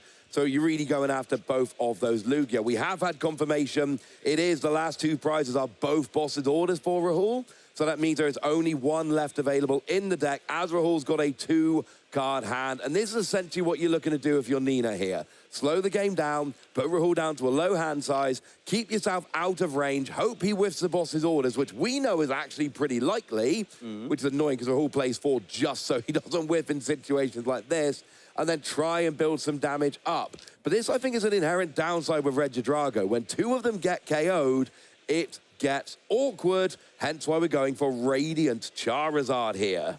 Yeah, I think in an ideal world, you'd love to take the KO with this. Leave a 1 prizer in the active, just make it even more harder for Rahul. As we do see, well, looks like it's being targeted there off the Super and just debating whether to grab some basic energy there. Remember, there isn't actually, I think there's 1 energy switch left in the deck. So that's there should be 1 left in the deck, yes. So that's something we're going to have to keep an eye on as well. Attacking with Regidrago is going to be very hard if you haven't got many copies of energy switch left. As we do see Nespal going to grab that Radiant Charizard and get it straight into play. Yeah, problem is Radiant Charizard is, even with the 2 double turbo, bringing you down to 180. Charizard's only got 160, so that will absolutely be KO'd by Lugia here. So we do see an Earthen Vessel putting Dragapult in the discard pile, going to search for some energy. But Nina is running very low on resources. Still has Prime Catcher left for what it's worth. Yep. Does she have a way to recover Radiant Charizard? Because that's what I'm really looking for here. Well, again, after this KO, if it does play 2 copies of Super, I'm not sure if the other one is available. But here we do see the retreat into that Radiant Charizard and a Combustion Blast. Now, Rahul does get to use Gift Energy. And, oh no, for that concession, I believe, didn't draw the boss. Wait, was that a concession? No, it wasn't. No, I apologise. Oh, there's Lumineon, though, of the Gift Energy, Ross. So, wait, they can't grab the... Oh, yeah, the last boss. There it is. Wow. KO on the Squawkabilly, and Rahul takes game 1. And now this is very important. Rahul might not need this win. Rahul's on 30 points coming in. Now, I'm not saying 30 points is the bubble, but I'm saying there is an outside chance, or there's at least a chance that it is. Nina, however, comes in on 28 points. I am pretty sure Ratai does not get Nina into top 8 here, or into our asymmetrical top cut. Nina really needs a win, so finding herself down by 1 game on stream in the final round, she is going to need these next 2 wins pretty quickly, honestly. She is going to need to get up a couple of wins because I don't think she gets into top 8 unless she does. Well, you know, it was just one turn away. That gift energy there on the Lugia proving so impactful for just getting around that Iono and was able to grab Rahul there, that Luminion, to grab that boss. As you did say, it does play the max copies of 4 bosses, orders, and an iron bundle, so there is going to be a lot of time you can gust around. Let's take a look at our replay here, though. Here was that big special roll, which immediately put Nina here on the back foot, right, Ross? Yeah, we saw the big, we saw the big attack with Chinchino with special roll, getting that KO on that Regidrago V-Star, putting Rahul up by 2 prizes. Nina did come back with that huge Trifrost, but here late in the game, we see the Luminion coming down, grabbing the boss's orders, and Rahul KOs that Squawkabilly for the win. There is actually something cool that's going to happen if Rahul wins this game. What's that? Because Jelle van Kempen and Tord Reklev have tied. So Jelle finishes on 32 match points, Tord finishes on 31. Okay. They are both in the asymmetrical top cut. 31, I'm sure, is safe. Okay. There's no way Tord, you know, it must have been an intentional tie at this point. It's quite early in the round. Yeah. So there's no way Tord ties unless he knows he's in top 8. Well, there's only one player that can jump and become the #1 seed, and that is Rahul. Okay. If Rahul wins this game now, he will finish on 33 points. He will be the top seed, and that means guaranteed no chance of being on the bubble. You will not be playing the asymmetrical top cut round. And here we do see Nina going to start us off here in our game 2. Led that 1 copy of Spirit Tomb. Fettered in Misfortune will turn off V Pokemon ability, so that would actually stop any Luminion shenanigans from Rahul. I'm not 100% sure if it's a card you would want to use too much in this matchup because bench space is very important here in Regidrago, but it has got a use right now for Nina as she does start to turn off there with an Earthen Vessel. Going to discard that Dragapult EX. Love to see that early on the discard pile to grab it. It looks like a Fire Energy and a Grass Energy and do a little prize card check at the same time. Yeah, that Dragapult is the main attacker here in Regidrago turn to turn because we've seen, you know, you can hit up to 280 with your Giratina, but you got to lost zone a couple of energy. You can hit 110 to 3 different Pokemon with your Trifrost copying your Kyurem, but you've got to discard all the energy to do so. Dragapult, 200 to the active, 6 damage counters wherever you want on the bench, no downside. Nope, fantastic attack realistically, and can be used to just really soften up your opponent's Pokemon. And then just come in with a big Triforce later on, as we do say, or can just keep peppering them with the Phantom Dive over and over and over again. So it looks like this Earthen Vessel now, it has been concluded as the deck does get shuffled. I wonder what else is in Nina's hand. Oh no. There's no Ball Search in that hand, Ross. It's just an attach to the active Spirit Tomb, and I think it's going to have to be a pass. Oh, now the one saving grace is that very much like Regidrago, Lugia is a deck that does not put on turn 1 pressure. No. There's no real attacking threat here. We do see a heads on your capturing Aroma to go and search out that Archeops nice and early, which is lovely. The thing is, you're not getting a Regidrago V-Star next turn because there was no V at the end of your last turn. You went first, but you're somehow a turn behind. Yep. You're in a bad position. You're not going to lose turn 1 like you might against something like, you know, Raging Bolt, for instance, or Gouging Fire, or my boy Miraidon. There's not much turn 1 pressure going here, but you're basically saying to a Lugia deck, oh, you have the first turn to set up. I'll worry about it later.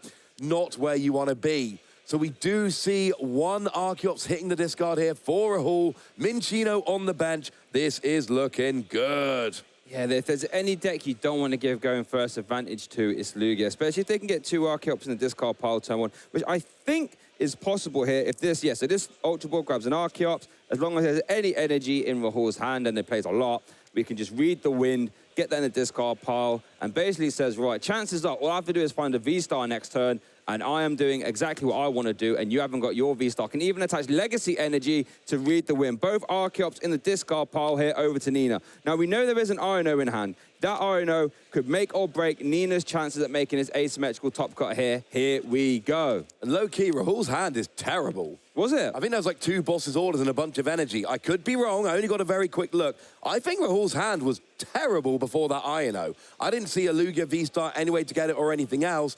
But Nina can't be worrying about that because her hand was just as bad. She now gets the double Regidrago, energy, and a Mew restart for 1. She's got actually double V-Star in hand. Oh, no. But no energy switch, and you're about to lose this Spiritomb probably. No, no Teal Mask Ogre Pom. So we do see the Ultra Ball there to grab the Lugia V-Star. So that means Rahul Reddy will be able to do Summoning Star this turn, get 2 Archeops into play. And we all know what happens when 2 Archeops come into play, Ross. We're going to start seeing some Primal Turbo. We all know what happens when that we all know what happens when they come out. Special energy starts flying here, there, and everywhere. And then Cinccino comes out and does big attacks. Lugia comes out and does medium-sized attacks. And Archeops just sits on your bench having a fun old party, feeling like they're the ones that made it all happen in the first place, because they totally are. Here's 2 energy coming down onto the Cinccino, which is all that's needed, because that Spiritomb is, frankly, not a big Pokemon. 60 hit points. Couldn't even use the attack fade out, because that actually forces you to put it back into your hand and all cards attached to it, and you'd rather the Spiritomb be there to tank a hit. We do see that V-Guard energy, very impactful. We saw in Game 1 getting attached. Rahul takes his first prize card here on his march to be #1 seed going into asymmetrical top cut. Now, at the very least, we could see a Legacy Star, but I know there's not a lot of very good stuff there. We do see a Restart 1, 2, Ino, and a Giratina. Yeah, and I don't like this for Nina at all. You've got 2 energy. You don't actually need all that much right now. What you really need is a Teal Mask Gogapon, a Grass Energy to attach to it, and then an Energy Switch to move it over to Regidrago. Mew has got free retreat, so you can just retreat into the Regidrago and start attacking, but you're a prize down, you're a turn behind, and we don't actually have the Teal Mask Gogapon Energy Switch combination right now. No. And here's the thing, right? Regidrago's V-Star power is great. We see these Terrapagos players this weekend playing it just for the V-Star power.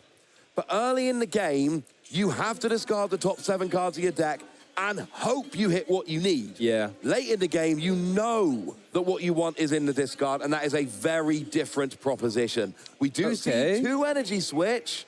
We have got some piece of the puzzle. Can Flip the Script get there? Dipty for free Can it get there? No, still no Teal Mask Ogapon, though. But all 4 energy switch. Like the reverse of last game. We're going to have to see a Legacy Star, perhaps. I don't think a Nest Ball's been played, actually, at this moment in time. So you'd have to hope to grab it off the discard here off Legacy Star. Currently with that hand, there is no attack. Here we do see Legacy Star, though. You have to. Oh, goodness. No. Oh, my goodness gracious me. Legacy Star. And look, what you really need here is a Nest Ball and a Grass Energy, and they're both in there, so you can get them, get your Teal Mask Gogapon, get your attack. The problem is, you also got really good Prime Catcher and your Radiant Charizard. Wow, and that is the downside to Legacy Star. It's great for reusing resources. A lot of the time, it can be used to reuse your ace spec. However, in these scenarios where you need to grab, 2 cards and your ace spec goes, well, that's it. You're now playing the game without an ace spec for the rest of this game. But Nina had no option here. Has to grab Nest Ball and Grass Energy, and that will allow Apex Dragon to at least be used. Yeah, it absolutely will, and that's the thing. We said she had to get Nest Ball and Grass Energy. Yes. But they had to be the options, but that does not feel great when, you're looking at stuff like Prime Catcher and Radiant Charizard, and you're going, no. Nest Ball and basic grass, that's what I'm talking about. Yeah. But the good news is Nina does get what she needs. She has all 4 energy switch in hand, so at least you haven't lost any of those. And now we can get the attack off with Regidrago. Is Giratina V-Star in a discard pile? Yes. Temple of Sinnoh is currently in Nina's hand, so we could see Temple of Sinnoh to come down to turn off the V-Guard energy and the Legacy energy at the same time. Yeah. And Lost Impact would actually KO this Lugia, getting around all those special energy that are attached, and take 2 prize cards at the same time.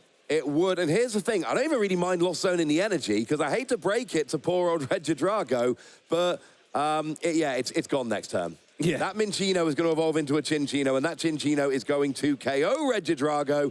So you don't even feel bad about Lost Zone in the energy, because you know you're losing it at the end of this turn if Rahul's got a Cinccino. Looking for a head. And there it is. Wow, capturing a roam. We're going to capture that Minccino here and grab it straight into play. Now, interesting interaction with the Temple of Sinnoh. That does mean that Special Roll still does its normal damage, because they are still special energy cards.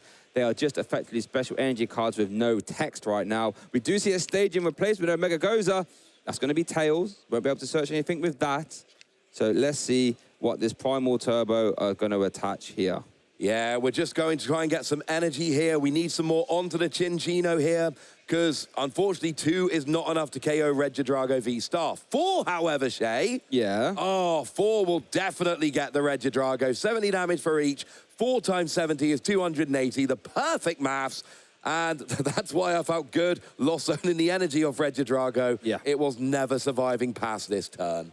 As we do see a Professor's research there, as we see double turbo energy getting attached to that bench Archeops. We'd love to start trying to see another attacking threat here from Hall. Remember, Legacy energy is down, has been discarded. Weird Ear going to come down. That Size Shield Bash would do 40 damage for each energy card attached to it, and it can maneuver all energy to it when it gets into the active, that Frontier Road ability. Not something we're going to use this turn. Or maybe we are, the way he's setting this up, actually. I tell you what, we're thinking about it. Makes sense. Well, the problem is those double turbo. Now, it is each energy, not energy card. So the double turbo essentially counters 60. Yes. 2 times 40 minus 20 is 60. So it's 120 at the moment. You would still need to add quite a lot. Oh, no, you wouldn't. You'd only need to add 4. You're currently at 120. You need to add 160. So divided by 40 is 4. So actually, if you move it into the active, you could... But no, it's a next turn kind of thing. Yeah. Here's a KO with Cinccino. I thought Cinccino was the play. Yeah. But I'm just saying, Weird Ear, I'm pretty sure could have made it. Could have been on the Frontier Road to victory there, Weird Ear. Could be the next turn. Could be the next use to get that next KO, though. Is over to Nina now. Let's have a look. I know there's a lot of energy switch in hand. Is there a lot of grass energy, though? We know 2 are in the lost zone.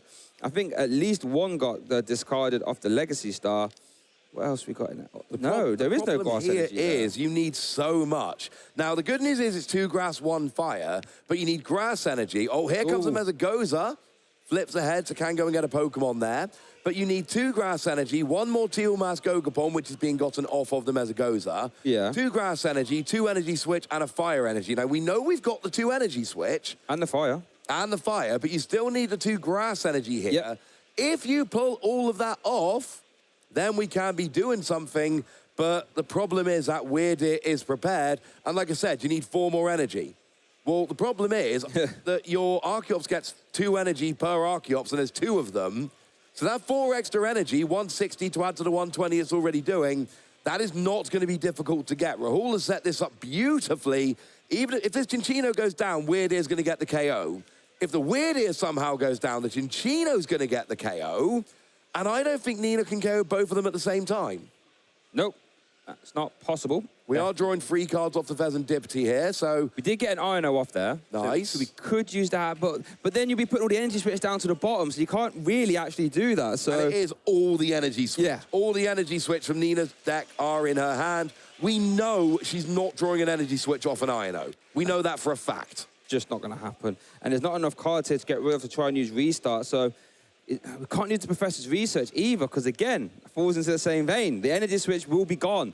It's a really awkward turn here for Nina to navigate. Has played Cancelling Cologne, but we are going to see the RNO being used here. So let's see how the rest of this turn can pan out. And that Cancelling Cologne, for all intents and purposes, won't be doing anything for the rest. Is there any way her deck is small enough that she draws 4 and then she draws 2 more from the Teal Mask Gogapon and then get some of the energy switch back? I don't think the deck's that small. I don't think even saw any grass energy there. No, I was going to say, I don't think we've got any of that. Now, the good news is Nina's going to be shuffling her deck here, so the energy switch are going to be now randomized in the deck rather than at the bottom. But, and I do think this needs mentioning, we don't actually have any grass energy right now, Shay. No. And that is what Nina needs more than anything else. Yeah, the grass, and that's the problem. I think there was 2 in the discard pile there, right? 2 in the lost zone, so that only left, 3 basic copies available. And just didn't quite draw into them. So we are going to see that Super concluding them, shuffling that Radiant, Charizard, a grass energy, and a fire energy, shuffling up the deck. So yeah, he said at least the energy switch aren't at the bottom now, so it looks like it's going to be a grasping draw to get 6 new cards. Oh no, restart first, I apologize. And you'll notice no that energy. Nina actually used Switch, despite Mew having free retreat, just to minus 1 card in her hand to draw more with Restart. Just a cheeky little heads-up play there, which I do think makes a little bit of a difference. Now, here comes a Grasping Draw. Does have at least 1 Grass Energy and an Energy Switch, and that's all you need next turn, because you can attach for turn as well. But here comes Capturing Aroma, getting an Evolution Pokemon. And here's the problem. Rahul's got 3 prize cards remaining and 2 attackers on the board. This is what you didn't want to happen. So, in theory here, Rahul should just be able to get a KO, and then next turn get a KO. And here's what we're going to do. We build up the Weird Ear this turn, and Rahul basically says, I literally do not care what you do next turn. Yeah. I could not care less, because whatever you do, I'm going to KO you with the one you don't KO this turn. Yes. So Rahul, I think, can checkmate this turn. Might even be worth putting an energy onto the Archeops just to give yourself free retreat here, because the Archeops are not free retreaters naturally. But as it stands at the moment, it looks like, I think doing 220 with Weird Ear right now. I think it's 220 with Weird Ear right now, because the double turbo, of course, I'm minusing 60 in total. So it should be 6, 12, 18, plus the extra energy is 220. Correct me if my maths is wrong here, Shay. So we'd still need 2 more energy to get a Regidrago. Of course, that's assuming that we don't have a boss's orders. Yes. Which there's a very good chance Rahul plays a full 4 of them. Well, I think of the Capturing Aroma flip and the Metagoza, I think would have gone and grabbed Luminion for the boss. I don't think it's currently available yet. But here we do see a pay retreat. Oh, we're going to see a speed wing for 100, well, 100 damage, actually, which is fine. That's a nice KO there. Archeops getting involved. Now, I'll tell you what, talk about checkmate. It's like, what, you can't even remove one of my threats. 2 are benched back here. Do your worst. Yeah. What? Love to see it. Yeah, and you're not going to be able to, unless there's no deck in the energy, you can't trap the Archeops in the active, because, of course, Archeops searches energy from the deck. So I'm just trying to think of anything Nina can do here, but with 2 prize cards remaining, 2 attackers set up, access to all of your energy, I think Rahul could literally just discard his own hand for fun now and still just win next turn doing nothing else. Now, the thing about Lugia, it can play off the board when you have those Archeops set up. We did see 2 Till Dancers being activated there to be able to attach extra energy. We just saw double energy switch is being lined up here, so Apex Dragon will be live. I don't think there's any magical attack that can, you know, immediately seal this game up here, but I guess you have to try your best. Metagoza flip. It is. That's Tails. That's the thing. Regidrago last turn gave Nina a fighting chance to get back into this game. Regidrago this turn, I don't think does. Here we see a Professor's Research, discarding a hand, drawing a new hand of 7 cards. But I'm not seeing anything in there that's going to make much of a difference. I guess you can Nest Ball, grab Radiant Charizard, KO, leave a 1 prize in the active to at least force a boss's orders, right? I think that's how you play tier out. That's all you can do here. Yep, I think that's the best case scenario, because we haven't seen any basic energy attached yet. We do see 5 energy in hand, that nice secret rare one, golden one, and flip the script being activated here to draw 3 more. Yeah, leaving with 2 cards left in deck, but that's fine. Nina's not going to have 3 more turns after this. 2 turns will do fine. Here we actually see an Ultra Ball. Oh, it was more than 2 cards. Yeah, more than 2 cards. Those red sleeves, making it hard to see exactly how much. I think was there, what, 5 after the Dragapult was taken? Something like that. I'm going to play the colorblind card again and just say it's not my fault, I'm colorblind, which is true. Can't argue with that. Yeah, so I'm doing that thing again, like Nina's doing, where I'm just thinking, right, what's the deal here? And now she's having a look and going, right, you're Weird Ear, what are you on? Weird Ear's hitting 220 right now, which gets everything except Regidrago V-Star. Not a coincidence. Of course it does just enough to get Fez and Dipty and the Teeth Mask Ogre Bomb. Here comes the KO with Radiant Charizard, and now Rahul just needs a boss's orders. Doesn't have it in hand, actually. No. But I don't see how Nina's taking... Can she take... Top deck's it! Top deck! Boss's orders! go. And Rahul Reddy is going to be your top seed going into day 2 after that 2-0 victory with Lugia V-Star, ending on a record of 11 wins and 1 loss with the same 60-card deck that he played at the World Championships. You said it yourself, Shay. The only thing he changed was the sleeves. And might have to change them again as he gets into this asymmetrical top cut there. Love to see it. What a performance. The Lugia deck, oh, quite honestly, I love the Lugia deck when it's just popping off like that. It's just poetry in motion, just energy flying there. And I think he polled it super well. Yes. Like, there were many decisions there that I don't think I would have done that he did. Attack him with Speed Ring, for example. Yes. You know, setting up the Weird Ear early. Yes. It just meant there was it made Nina have to answer so many more questions. And unfortunately, Nina just wasn't able to. But I want to give a massive shout out to Nina, though. First Masters event, and he's got 1 game away from being in asymmetrical top cut. What an achievement. That was an amazing achievement, just a phenomenal record, 28 points coming in. And let's actually see, let's have a look, because you said about those good plays from Rahul. Yep. He set up a checkmate early. Let's see how we did it. So back in game 1, we see the Regidrago setting up here, and we saw the early attack with that Phantom Dive, copying the Dragapult EX. But the good news for Rahul was he said, don't worry about it, because I've got my old friend Chinchino. It's a one-prize Pokemon that can KO Regidrago V-Star, and that is exactly what Chinchino came and did. 4 energy, 280, got the KO.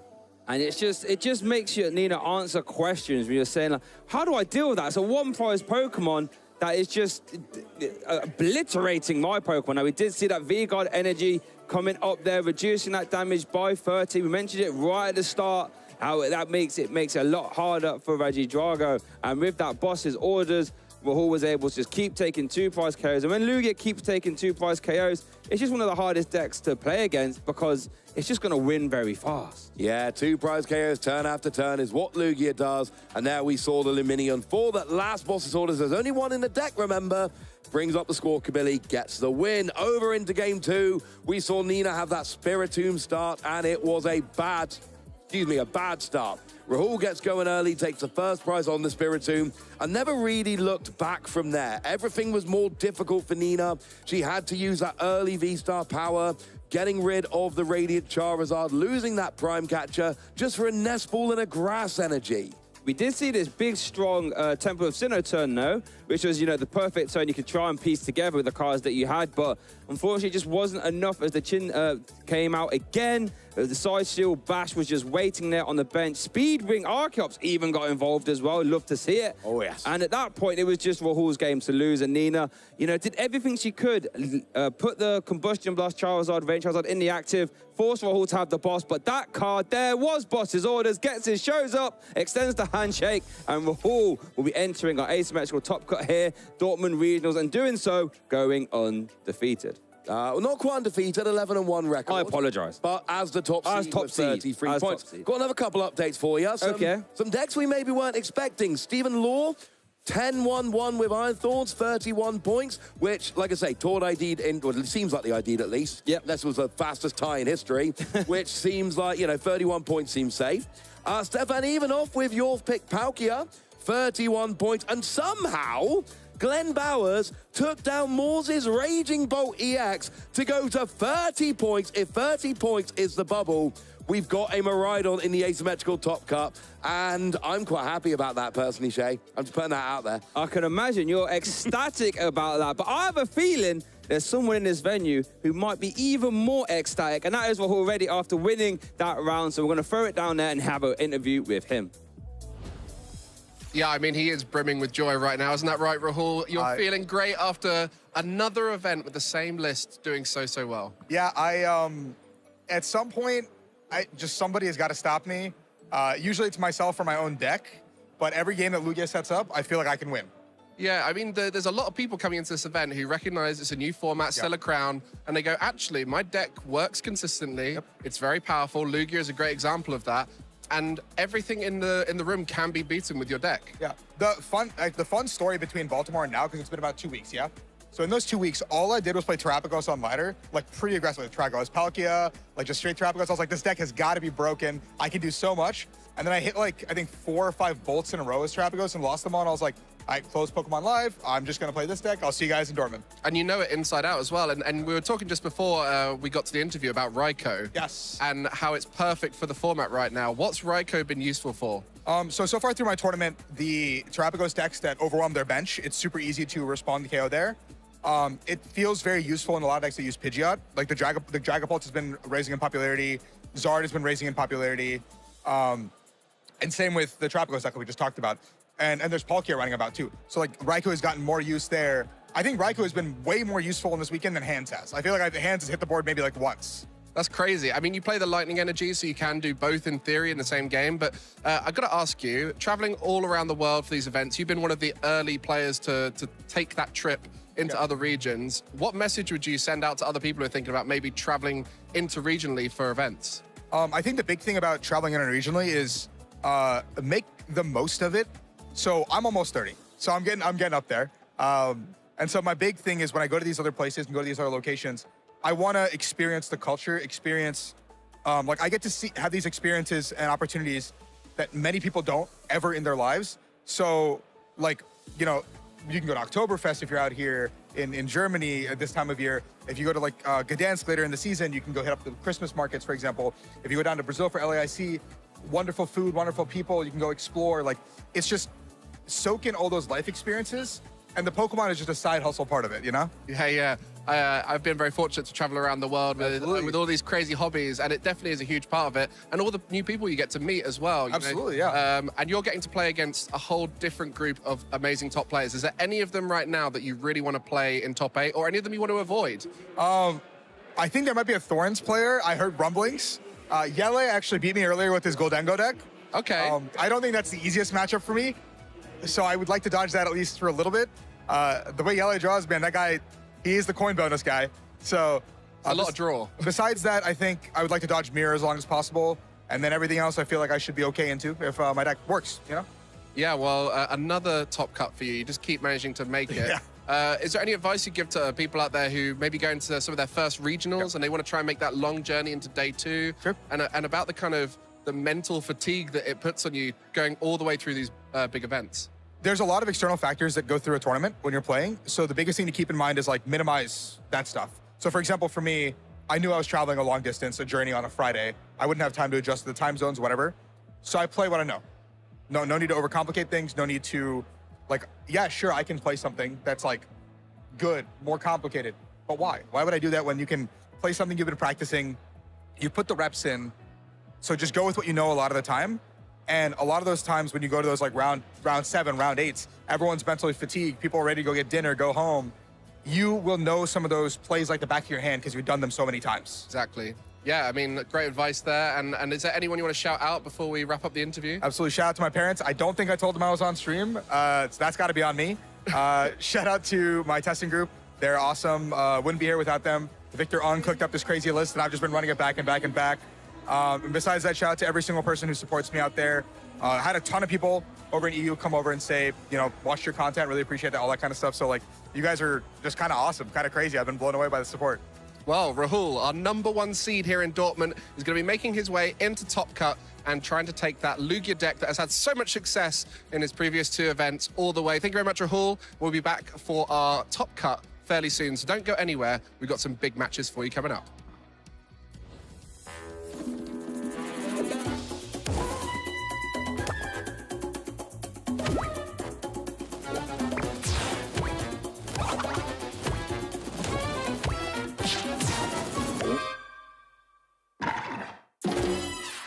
Hey trainers, Chip Ritchie here. In this short video, I'm going to take you through the basics of how to play the Pokémon trading card game. The Pokémon trading card game is an exciting way to enjoy the world of Pokémon. You can play at home with friends and family, online against other trainers, or compete to earn championship points and try to be one of the very best. Players construct their own decks of exactly 60 cards to play with. Most trainers play in the standard format, which only allows for cards with the newest regulation marks to be used. You can only have up to 4 copies of a single card in your deck, with the exception of basic energy. There are 3 types of cards in this game: the Pokémon themselves, which you use to attack your opponent's Pokémon, trainer cards to help you support your deck's strategy, and energy cards to pay for your Pokémon's attack costs. There are 3 main types of Pokémon in this game: basic Pokémon, which can be put directly into play on your bench, Stage 1 Pokémon, which can be played on top of basic Pokémon to evolve them, and Stage 2 Pokémon, which evolve from Stage 1 Pokémon. Check the top left corner of your card to see what stage your Pokémon is, and also what Pokémon it evolves from. Pokémon have different attacks and abilities that they can use. Most attacks require a certain amount of energy cards in order to use them. We'll go more in depth on this later. Pokémon also have HP, which lets you know how much damage that Pokémon can take before it is knocked out. There are 4 types of trainer cards you can play: supporters, items, tools, and stadiums.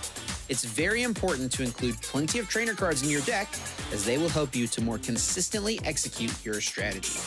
There are only 2 different classifications of energy card: basic energy and special energy. You need energy in order to use a Pokémon's attack. You can attach an energy card to one of your Pokémon once during each turn. Some Pokémon require specific types of energy in order to use their attacks. Each basic energy provides one energy of its type or one colorless energy at a time. The main areas of the game board include the active spot, the bench, the deck, the discard pile, and your prize cards. You may only have one Pokemon in the active spot, and this Pokemon is the only one that is able to attack. You can have up to 5 Pokemon on your bench. To start the game, flip a coin or roll a dice to determine which player will get the first turn. Then, each player begins by drawing 7 cards. You must have a basic Pokemon in your hand in order to begin the game.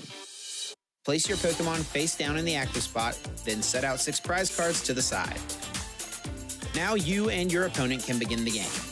In the Pokemon TCG, players take turns playing their cards. On your turn, the first thing you do is draw a card, and the final thing you do on your turn is announce an attack.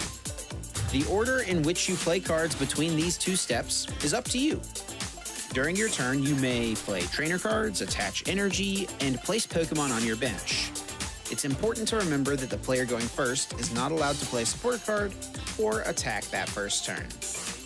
Every time a player knocks out an opponent's Pokemon, that player adds a prize card to their hand. The first player to take all 6 prize cards wins the game. When a Pokemon is KO'd, it and all cards attached to it are sent to the discard pile. A Pokemon from the bench must immediately take its place in the active spot. If a player has no benched Pokemon to make their new active, that player loses the game regardless of how many prize cards have been taken. As mentioned earlier, players must start their turn by drawing a card. If a player has no cards remaining in their deck at the start of their turn, then that player loses the game. These are just the basics of what it takes to play the Pokemon TCG. Be sure to tune in to our Championship Series coverage, and to learn more, visit Pokemon.com/play.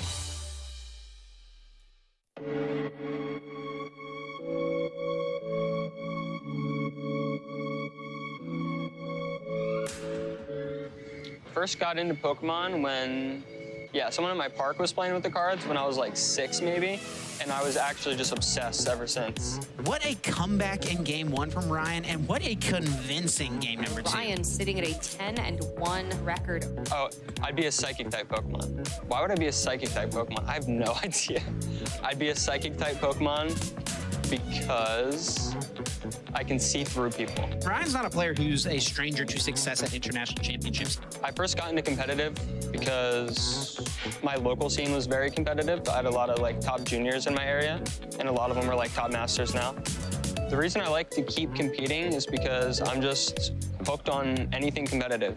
If it's not competitive, I don't want to do it. Yeah, you love that story when a player finally breaks through here at the Knoxville Regional Championship. Something I learned about myself is I'm pretty emotional when I lose. 99% of the time, it's because I'm playing poorly.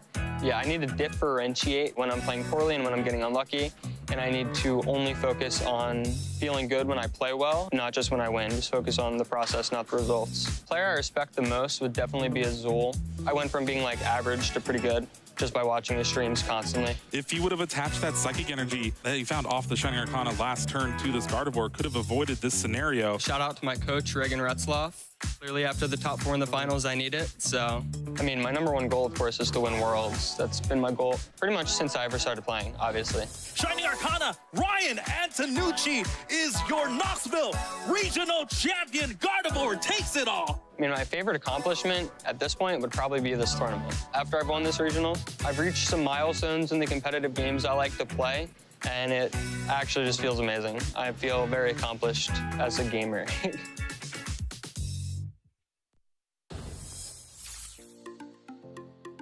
I started playing around 10 years ago now, so when I was 7 years old. Yeah, it's been quite a while since then. Okay, so my favorite deck of all time would be Zoroark Jax. I've won international with that, and I've just loved playing it ever since. All the different variants and everything you could do with the deck was so much fun. I think it's just the game itself and everything that comes with it. Just the friends, the competing itself, and it never gets boring, and it's just so nice. And to have something that my family loves doing, and also the traveling aspect of it, of course. And I just don't know why I should ever stop. I think there are quite a lot of players, especially now that I'm a master, and there have been so many great master players that have dominated the game for years, and of course I would like my chance to compete against them. But also my brothers, I think, as well, they were the ones that taught me to play, and competing against them in tournaments now is also a lot of fun. Hi, I'm Shay Byrne, and today we're going to have a quick look at some EU players who did well at Worlds 2024 in Honolulu. Five-time international champion Tord Reklev had a dramatic Worlds run. He was piloting his trusty Charizard EX archetype, which we saw putting in a strong performance for him in round 6 on stream, with a quick 2-0 victory. Fast forward a few rounds and Tord ended up with 10th place, very narrowly missing the asymmetrical top cut. Owen Cameron, who won 2 regionals earlier in the season, had a terrific world story. Originally, he was testing a few decks, but he really wasn't sold on any of them. In the run-up to the event, he sleeved up 7 different Arceus V-Star decks, 3 different Dust Noir decks, Chen Pao, Regidrago, Charizard EX, and even Golden Go. However, disaster the night before the event, he still didn't have a deck he was happy with. It was then he decided to play Iron Thorns EX, and other high-caliber EU players like Benji Pham, Edwin Mesman, and Owen's brother Brennan were already playing Iron Thorns. He quickly managed to get all the cards, and even got a game win on stream round 3. And to be fair, he made the right meta call, since Iron Thorns went to win the whole event. Jonathan Sharpling, who topped 32 Stockholm regionals with Arceus Armor Rouge, managed to find himself in a winning-in scenario for day 2, with an impressive 5-1-1 record. He was playing Gardevoir EX. This deck would look to attach a ton of Psychic Energy via Psychic Embrace to power up attackers like Screamtail and Drifloon for massive damage.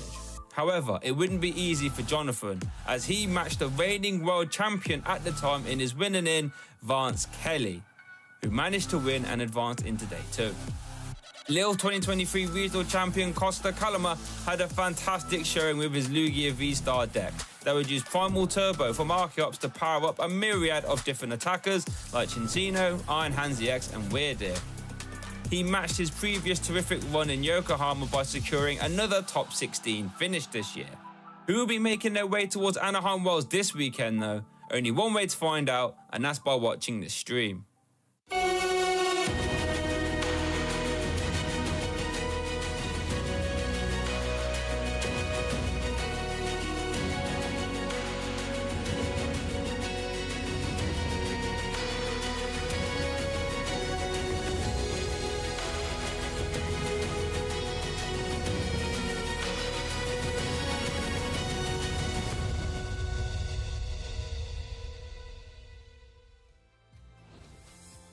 Well, the Dortmund Regional Champions are going to be crowned fairly soon. The Swiss stage has been finished, and we're now going into Top Cut. My name is Mike, and I'm joined by Amy. How are you feeling about the event so far? Absolutely ecstatic. Honestly, I don't think I've ever seen such a diverse meta share in the Top Cut. The decks that are filtering in are so different from one another, from literal Pokemon that exist in them, but also play style, and that makes for an exhilarating event. 100%. There's a lot of names we didn't expect to see. Golden Go has definitely been one to watch out for at this event. Palkia returning, having had a little bit of a dormant phase through its meta time, came into the scene so powerful and has had a little bit of a break. But of course, we're looking now at the Top Cut, and this is where some of you at home might be unfamiliar with the new format. So Amy, talk them through what we're currently waiting for going into the next stage of the tournament. So at the moment, we're waiting to see kind of who's guaranteed in. So we've estimated around 4 people are probably kind of guaranteed in that top 8. But now we move into the kind of sticky bit where we have that asymmetrical top cut, and it's going to be fighting tooth and nail to see who's going to carry on, who's going to advance, and kind of who's going to unfortunately be left in the dust on this occasion. Yeah, where previously it was done based off of the Swiss resistance. Yes. Now anyone who matches the rating of the lowest player in top 8 will also have a chance to compete, and that will mean we'll have, like you said, that asymmetrical top tussle, cut. A friend who's a judge of mine called it a wonky top cut. I think that's the best way to describe it. You've got those people who've made it in, guaranteed. The people are going to be competing to try and make their way into the top 8. And as we know, it's so important to make top 8 due to the CP difference of sneaking your way in. And all these players looking to try and make that end of season top 125 or the guaranteed champion spot from the regional championship. Our first regional championship of the season here in Dortmund. How have you found Dortmund as a city to venture to? You've been here before? I've not. No, this is my first time in Dortmund. I'm actually going to the zoo tomorrow as long as the weather holds up. So I want to go and see a little bit more of Dortmund before we leave on this occasion because I've really enjoyed my stay. Absolutely stunning city. I've been on a few walks and the autumnal vibes are very much soothing at this time of year. It's very quiet and lovely hearing the birds sing. And yeah, no, with this top cut, I'm really excited to see how it goes forward. I love the fact that people have that extra opportunity of fighting their way in. And I think that's really a testament to these players. It respects them more. And I think this is a really exciting way to see our top 8 come together. It's been we've seen less ties as well. People wanting to make sure they get as many points as possible. Previously, they might have been comfortable tying to get their way all the way to the end, but less rounds, more results needed to try and guarantee the top spots. And also, having a mediocre event result is less relevant for these players as they're looking to get their best finish limits as high as possible, as it's no longer about CP threshold, it's about position. And that's where these players want to climb to the top of Europe, not only to reach that top 125, but go far into the top 125. Oh, yeah. So they don't have that nervous end to the season where maybe the North American International Championship knocks them out of contention for Worlds. Yeah, that's the scary part about an ever-changing table of top players, is that a really strong start early in the season could set you up to be able to relax for a little bit and not give you that last-minute scuffle to get into the bottom, and make sure that nobody's going to knock you out of that contention, because the North American Championships, as you say, is right near the end of our season. Being an international championship, there are more points on the table to be won. But that means that some people will jump into the table from afar and some people will push themselves way further in. Well, one thing we don't often talk about on the trading card game stream is there's lots of other events going on, not just Masters trading card game. We also have the video game and Go going on here in Dortmund, but there's also the seniors and juniors divisions that are competing in Dortmund. And we were speaking a little bit before about the juniors division and how some of your locals are doing very well in it. And that's something that's so special about these events, is you get to cheer on players across all the divisions. I'm honestly so proud of them. I've had confirmation one of them's in top 8. Wow. So I'm really impressed. And the other one is playing Cloth. And he's looking like he's going to squeak his way in as well, hopefully. So fingers and toes crossed, because I think that's just such an exceptional deck to be doing well with. It's not something we've seen in Masters. So the juniors have really been looking at this set and going, actually, wait a minute. I think I can play one of my old favorite decks again. And they've miraculously come through. And it's nice to see that they're not just taking the Masters' words for it. You know, they're going, actually, I can do this on my own. I can figure this out well enough that I'm gonna get that top 8 at that regionals. Yeah, so stories all across the hall today, not just here on the stream. And many of your favorite players will be featured in this top cut, and lots of them are just waiting to find out to see whether they make it through guaranteed. We have, I think, 6 players who are on the lowest record.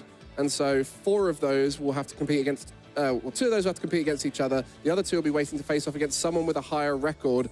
And so we're just gonna find out who those players are that have to compete one more time, one more round to make it into that top 8. But we did just see Rahul ready with Lugia V-Star. He's gonna be going in number 1 seater. He is safe, as well as a few of our other top contenders here. I think Yella will also be safe as well with Golden Go. So we have a Golden Go in top 8. I'm sure everyone is waiting with anticipation to see which of our other players are there. Tord Reklev on the top table with Yella.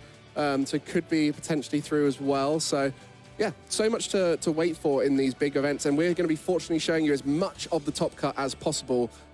So look forward to that.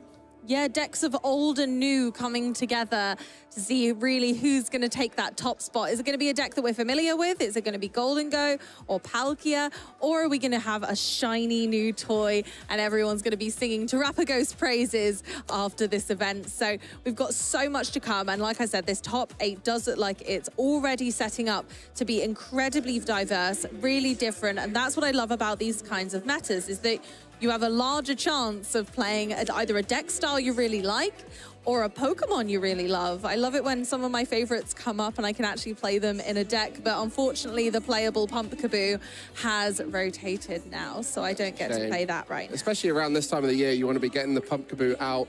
And we were mentioning about the different decks. We're coming to a new format, Stellar Crown. A lot of people waiting with anticipation to see what the top European players would bring along and be able to create top decks out of. And like we mentioned, there's lots of cards coming back, like Palkia V-Star, which maybe people have forgotten about. I mean, I'm sure lots of players right now don't even know that it exists because it's been so long since it's had its greatest moments. Oh, yeah, from its heyday back in Worlds 2022. Yeah, so over 2 years ago was when it was really shining at its best. But it always finds a way back in. And then more recently, Dragapult EX has had a bit of a resurgence, as well as the new cards like Terapagos coming in to try and show that they are as powerful as what we're currently seeing work in the format. Yeah, and in fact, you know, Palkia had its V-Star battle deck as well, so you can still just purchase a kind of mostly ready-to-go Palkia deck. Exactly. Just straight off the bat. So for new players, actually, the format's really generous right now because there are so many decks, but there are also so many decks that can be made just by going down to your local game store and saying, hey, what can I do? I want to play some Pokemon. Please help me out. And they have the ability to do that even more so with all these fantastic products coming out. Pokemon's such an accessible card game. It's one of the things I love about it the most is that actually you can just get involved really easily. You don't need to have lots of money to win and to do well. A lot of the decks we're still seeing today, you can get promos from your local card store from the Play Pokemon packs. So get on down there. I mean, we've seen a lot of the Play Pokemon stamped cards being used by our top players. And I think also the Charizard EX battle deck will be coming soon. So lots to look forward to for everyone involved. So make sure you get involved at home. And if you have been, make sure to let us know in the chat. Have you had any cups recently, been getting involved? I know my local league has got a challenge on today, I think. So good luck to all the local players going to play at that. I'm sure they'll be watching this on the side when they're between their rounds to see what the best decks in the format right now are. And that's the exciting thing about this stream is a lot of you are waiting to find out what you're going to be playing at your next event. So you want to see what the best players are playing and copy their decks. We've all done it. You know, you start off with their decks and then you make a few changes because that's the best way to do it. The smartest of the smart, let them tell you how to play. Yeah, exactly. And there's no shame in it either. Honestly, like the amount of times that you take a deck structure that you know has done well and then go, oh, but I don't love playing that card. So actually, I'm going to take it out and I'm going to play this other card that I prefer. Or, oh, I'm not being as lucky as Rahul on my coin flips. So I'm gonna change some things to make it more. Maybe I'll put some Great Balls in instead. I think I'm a top deck gal myself. So I think that's just what you weigh up then is actually what's my play style? What are you going to put in the deck that's different? And then that's what kind of makes those subtle changes that makes it your own. It's okay to take a framework of things. We do it with so much in life. Why not Pokemon? Well, for all of you who are just tuning in, we've had 12 rounds of Swiss in Dortmund, and we are waiting to find out how the top cut will go. Only players with 10 wins or more have made it into the top cut. So it is very much the best of the best. There is not much room for error here. Even those thinking, oh, if I just sneak into day two, I've got a chance of making it. You have to go perfect record in day two to even have a chance of making it into that top cut. So the best of the best have shone, and it has been an interesting change to the format. It's really made aggressive decks do well, making sure you get that result in a best of three, and being able to play that bit faster has really shown with the top players who, I mean, we watched Mateusz on stream yesterday and he was zooming through what is quite a slow game plan, but you have to play fast to get those results. Absolutely, and I think that's the thing. We've been seeing that the format has slowed and that there's a lot more stage 2 decks, and it just takes longer to do all of your actions in that moment. But actually, that's part of the skill of playing Pokemon trading card game at this level, is that you need to almost play with the time that you're given. You need to use those constraints to your benefit 100%. and know that a tie is not good enough anymore. Like the best of the best is Is that the best of the best? Absolutely not. No, we need to win this, and our best of 3 format really shines with that. And 50 minutes is not a long time to get through 3 whole games of Pokemon a lot of the time. So if you're going with an aggressive deck, if you're going to play fast and know how you're doing and play to your outs, but even shuffling takes time. So Exactly, yeah. there's so many factors to consider, but that really shines through with these players who know what they're doing. Yeah, well, I mean, the fact that the control decks have maybe fallen off towards the end of this tournament, they were looking good before. Maybe that's due to the time constraints, but I believe we have 2 soldiers out in the hall looking for an opportunity to win some stuff in the prize wall. Let's go march along and see where they're at. Thanks for that, Mike. Yeah, we have been marching ourselves over from the stream area all the way to this prize wall, as you can see behind us. One of the underrated parts of a regional experience, I feel, because if you do well enough in side events and things of that nature, you can get yourself some prizes. Ross, what jumps out to you back there? Oh, there's a lot that jumps out to me there, Shay. You got the giant Funko Pops, you always got to love them. They've got pretty much every Pokemon Switch game that is available on the prize wall. But if you're asking me for just one, build and battle kits, do some side events, get a build and battle kit, get back to the hotel with your mates, and then play a pre-release. Come on, keep the Pokemon train rolling, Shay. And pre-releases are always fun, getting your hands on those new cars, and just a nice, fun experience to have. Now, I think we've actually plucked away someone who has got themselves a very cool prize off that prize. Well, Tian, come over here, my friend. What have you got here today? Thank you so much. Hi, I'm Tian. I got a very nice plush, so I played a lot of friends helping me out, and we got a plush basically for the prize wall, from the prize wall. Is Squirtle one of your favorites then? I love it. It was one of the first gens. I grew up with the Squirtle, Pikachu. That was my, start in the beginning. That's why I'm collecting them all now. Okay, so I got to ask then, how many tickets was this, and how much effort went in to getting this Squirtle? It's 180 tickets, so it is quite a bit, and it took a lot of effort, but it's a team effort, so. And now that you got the Squirtle, giving him a big hug, does it all feel like it was worth it? Now that I have it, of course it feels worth it, right? I mean, look at him. Look at him, how cute he is.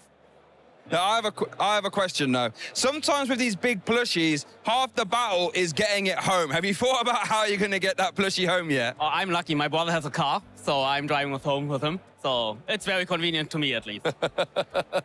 That is awesome. Now, look at that Squirtle as well. And this bag, did you get that bag here as well at a prize wall, or? Ah. Oh, could you say that again? Oh, yeah, sorry, don't worry. No, the bag was a gift from my brother, so he gifted me the bag from his store, and that's quite nice. Very helpful and convenient nose bags. I've seen them. They're very good for keeping your TCG supplies. But I think we have some other people here, so thank you very much for your time, Tian. Nice meeting you. Who do we have next? Who else have we got? Come on down, talk to us. How you doing? Introduce yourself and tell us what you got from the prize wall. Okay, I'm Roman, and I got myself 4 boosters and some dice. I just played a couple of side events. That was very exciting. It was my first regional. And first day I did not that great with my Palkia deck. And today I did a little bit better with some luck. I have pulled a couple of good cards. And I really enjoyed today's day in this regional. I mean, that sounds perfect. Day one, you bring your deck, you play in the main event. We can't all do well in every event. So instead, you're like, right, side events, get some boosters. That sounds like an excellent plan to me. How many side events did you play to set yourself up today? I played 3 side events. So I played a booster battle, a Ditto Splash, and a draft. Sounds fun to me. And you said you played Palkia in the... Yeah. What made you want to play that? I just thought about the deck that can good perform in all matchups. Then I just thought on the meta and just said that Palkia is just fun to play. And with Noctowls and Terrapagos, and you can take a lot of advantage of how much trainer cards you can have in your hand. So that's why I thought that it will be a good thing to play. Awesome. And you said this is your first ever regional, right? How have you found the experience of being here at a regional? Amazing, amazing. I thought it would be not that great, but it just overwhelms me. It's just amazing.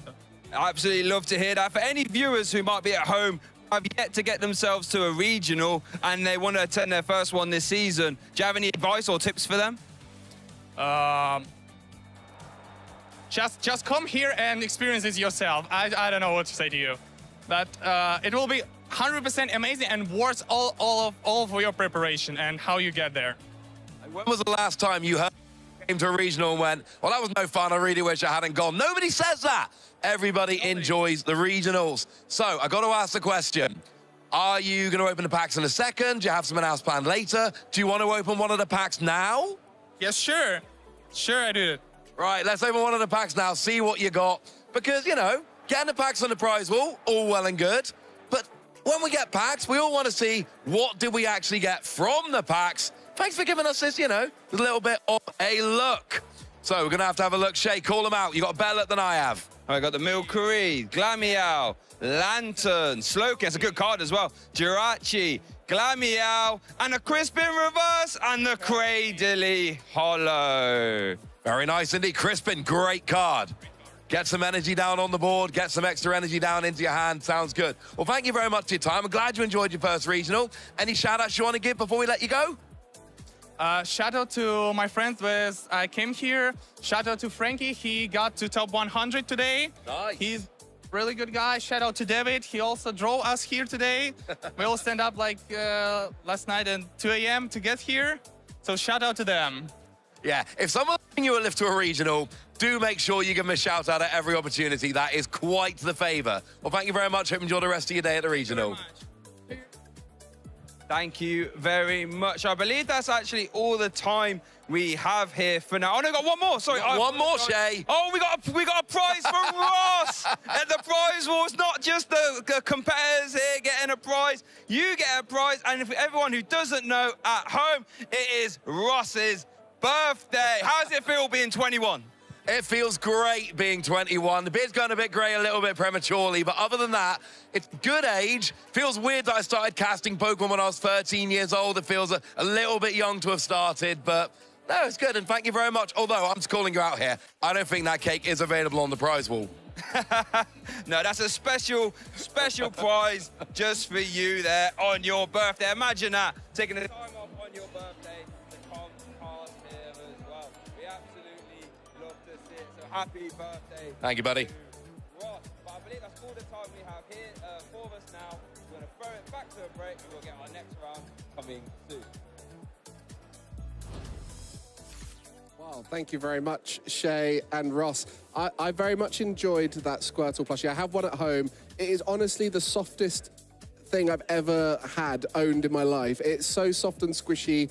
I've thought about getting more. It's that good. So I'm sure they're going to be enjoying that one. I have the Pikachu. You have the Pikachu? He lives on the end of my bed. Yep. And yeah, he's fantastic. They are a very good squishability. Mm-hmm. They've 10 out of 10 squish. Well, maybe Ross might want to get one for his birthday. Happy birthday, Ross. We've been holding that one off all day, but everyone congratulate Ross on reaching the ripe old age of 21. I know, goodness gracious. What a young man. Oh. Make sure to get involved, #PlayPokemon. Maybe we could get a massive birthday wishes using #PlayPokemon for That'd Ross. be amazing. Oh, please, everyone. That would be so cool. We can show it on Genuinely. stream when he's back over here on the desk. Yeah. Wow. You guys just want to embarrass Ross more. Let's do it together. Find his best moments and let's relive them together. But we have our top cut ready. As we mentioned before, we reckon there was going to be 12 competitors making their way into the top cut, which now means there are 4 people guaranteed into that top 8. Rahul Reddy is one of them. We mentioned that Yellow was going to be making their way through. Stefan Ivanov managed to make it, and Jan Hausman. So that's our players. You can see there the top 4 have secured it, where 5 through 12 will be competing in the asymmetrical top cut to try and find their way into top 8. Absolutely. And my word, is it going to be a tussle. We have so many big names. Tord still not quite in that, but ever so close. We, of course, have Mateus still going really strong. John Eng over here to Europe. I believe they might have ID'd or natural tied to make it into that top 16, which is still a great finish, as we know how important it is for the best finish limits.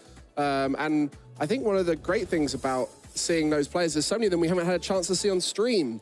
So we're finally going to get a chance to see those amazing decks piloted by amazing players. And it is a very diverse top 12 that have siphoned themselves off for the asymmetrical top cut. And yeah, there's a few matchups that are certainly different. One of them was pretty exciting for me. There is a Miraidon versus Raging Bolt matchup, which is always a very explosive matchup. But here's the bracket, as you can see. Those with no opponent, they are just guaranteed through to that top 8 as they get a bye in the asymmetrical top cut. And the others have to battle their way to the top, which I love. I think it's great that we, instead of having your opponents make up the mind of whether they were good enough and that you battled strong enough opponents to be able to move on to the top 16 bracket, instead, we get to battle it out and see the top 8 fill up as we go through the day. And there, like you say, there are so many incredible matchups here. Wow. And there's a lot on the line. Playing to be the winner of Dortmund would allow you a guaranteed spot at Anaheim, the earliest European regional champion of the season. So a great place to aim for. But of course, top 8 in general are a great spot to be, as they will give you so many CP to make your way into that top 125 of Europe. And that's what it's all about now. It's all about those wins or as much CP as you can get your hands on. You either need to win an event that guarantees you to the World Championships, or you're going to need lots of championship points. Now, we do have a limit on that, though.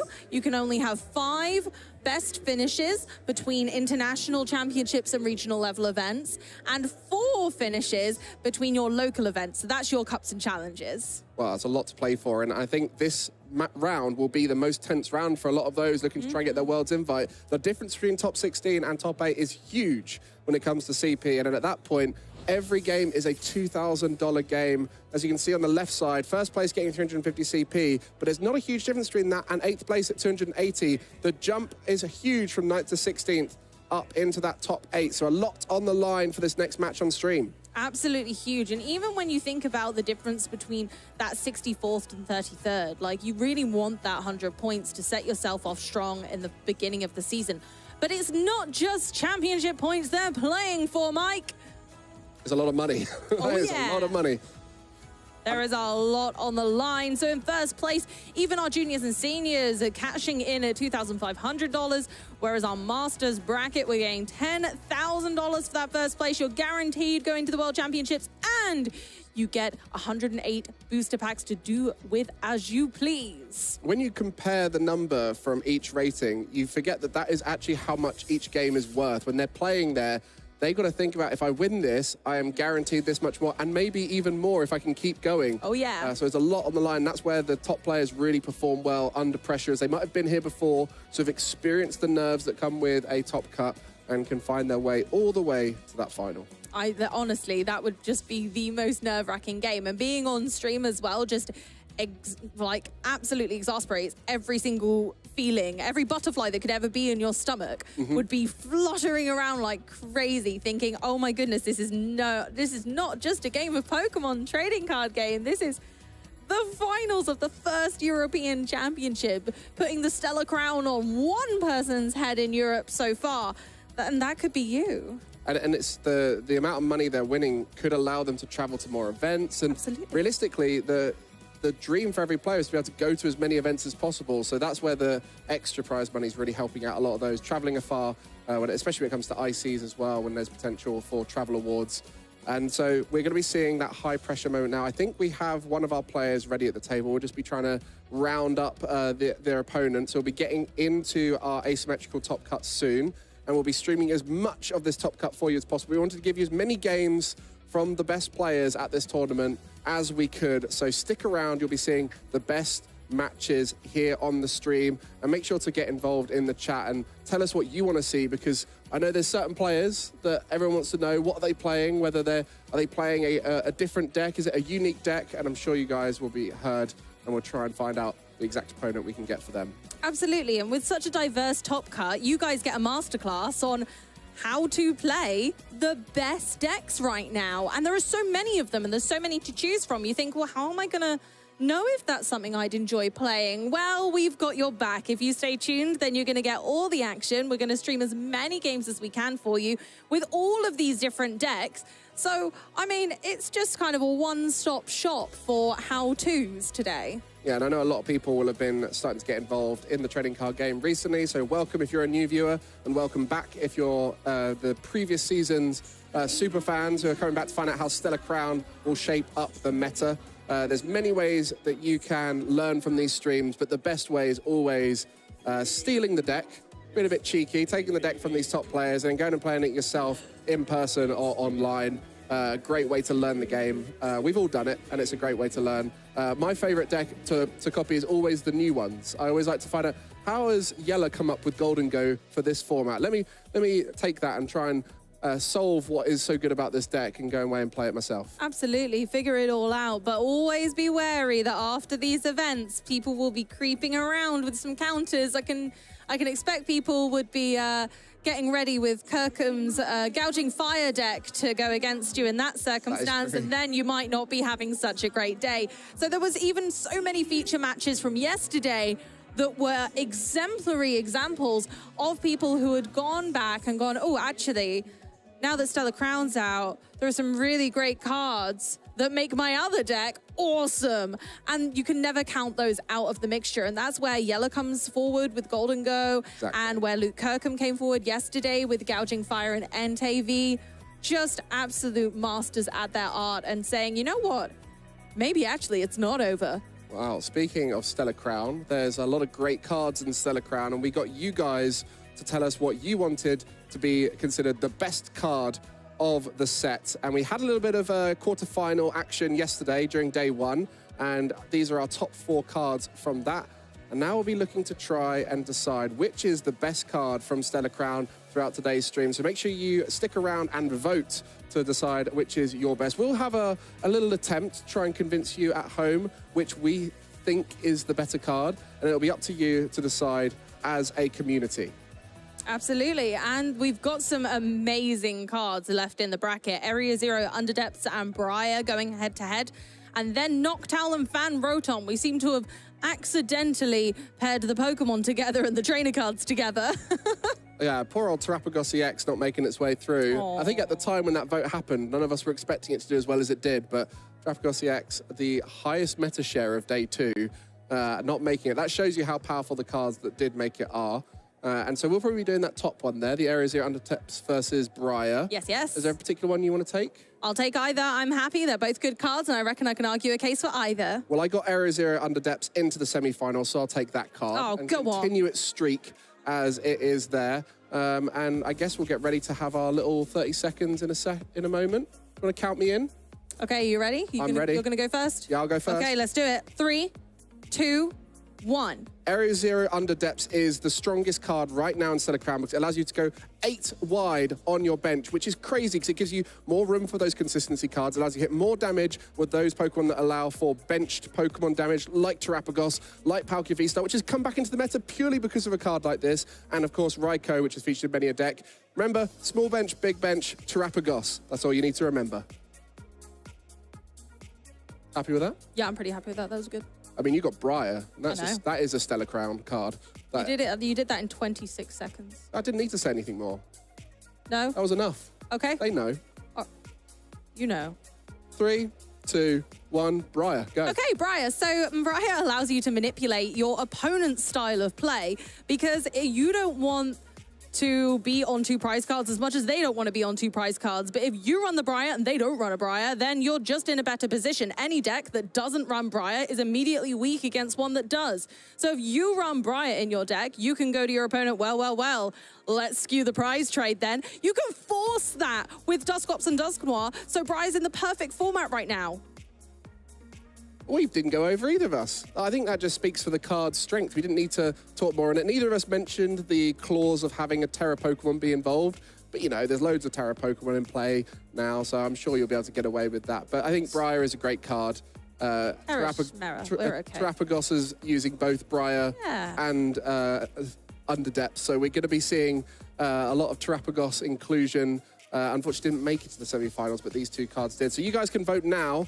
at some point in a near moment to decide which of those two cards makes it through to the final. So have a little think about which one you think is the better card, whether you are Team Area Zero or Team Briar.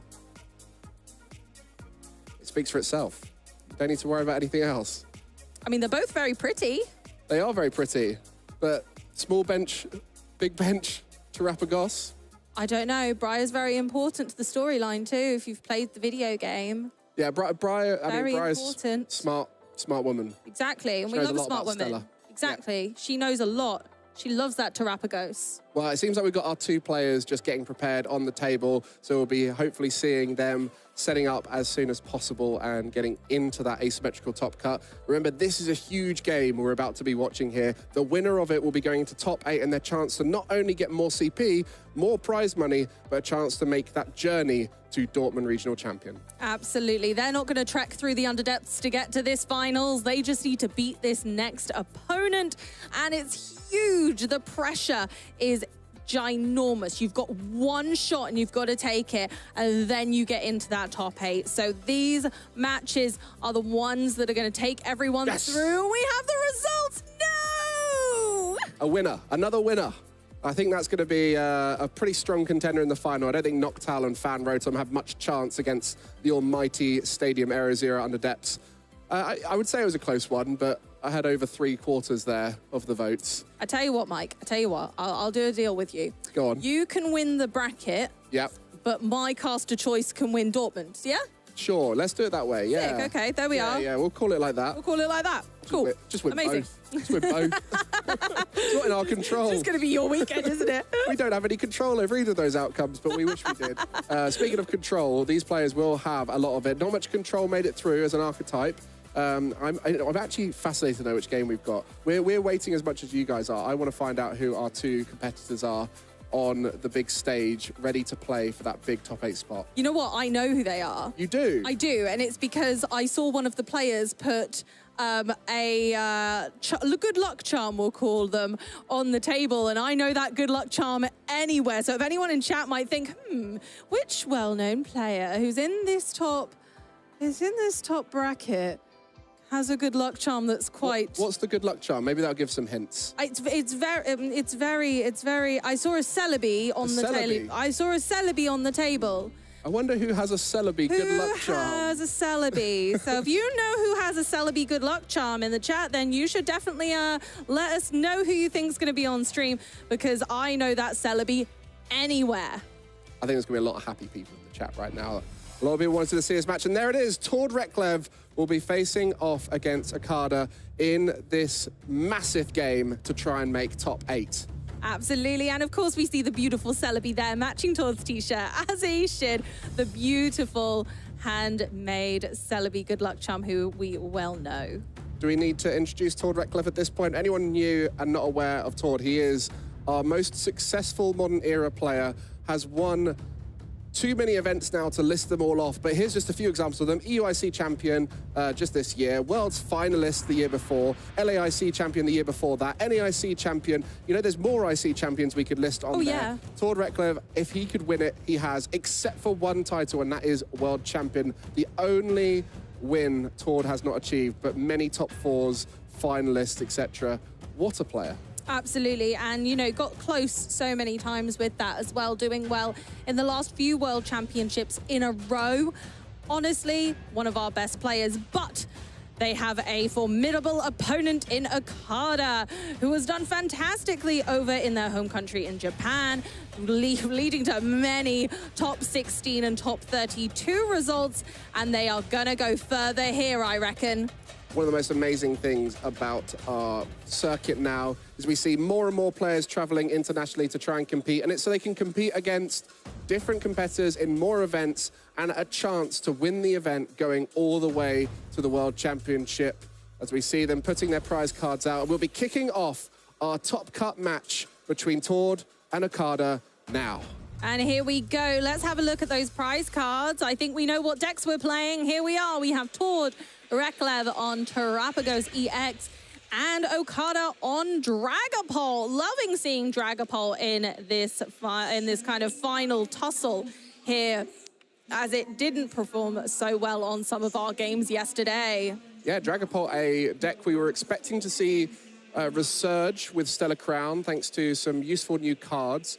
Crispin, the caster pick of yours, adding a little bit of consistency, but more importantly, its new ace spec. Absolutely. Sparkling Crystal has launched Dragapult into a position of power once again. Where Dragapult has been a little too slow for the format up until now, Sparkling Crystal's just given it that extra little bit of acceleration we needed with the energy cost, meaning that Dragapult only needs 1 energy to use its large, big bongo bonus attack of 200 damage and 6 damage counters to the bench in any way you'd like. I mean, just looking at the card, Dragapult EX is a very powerful card. Oh, yeah. It just struggled to do what it needs to do consistently. Before, Regidrago V-Star was the best way to use Dragapult EX's attacks.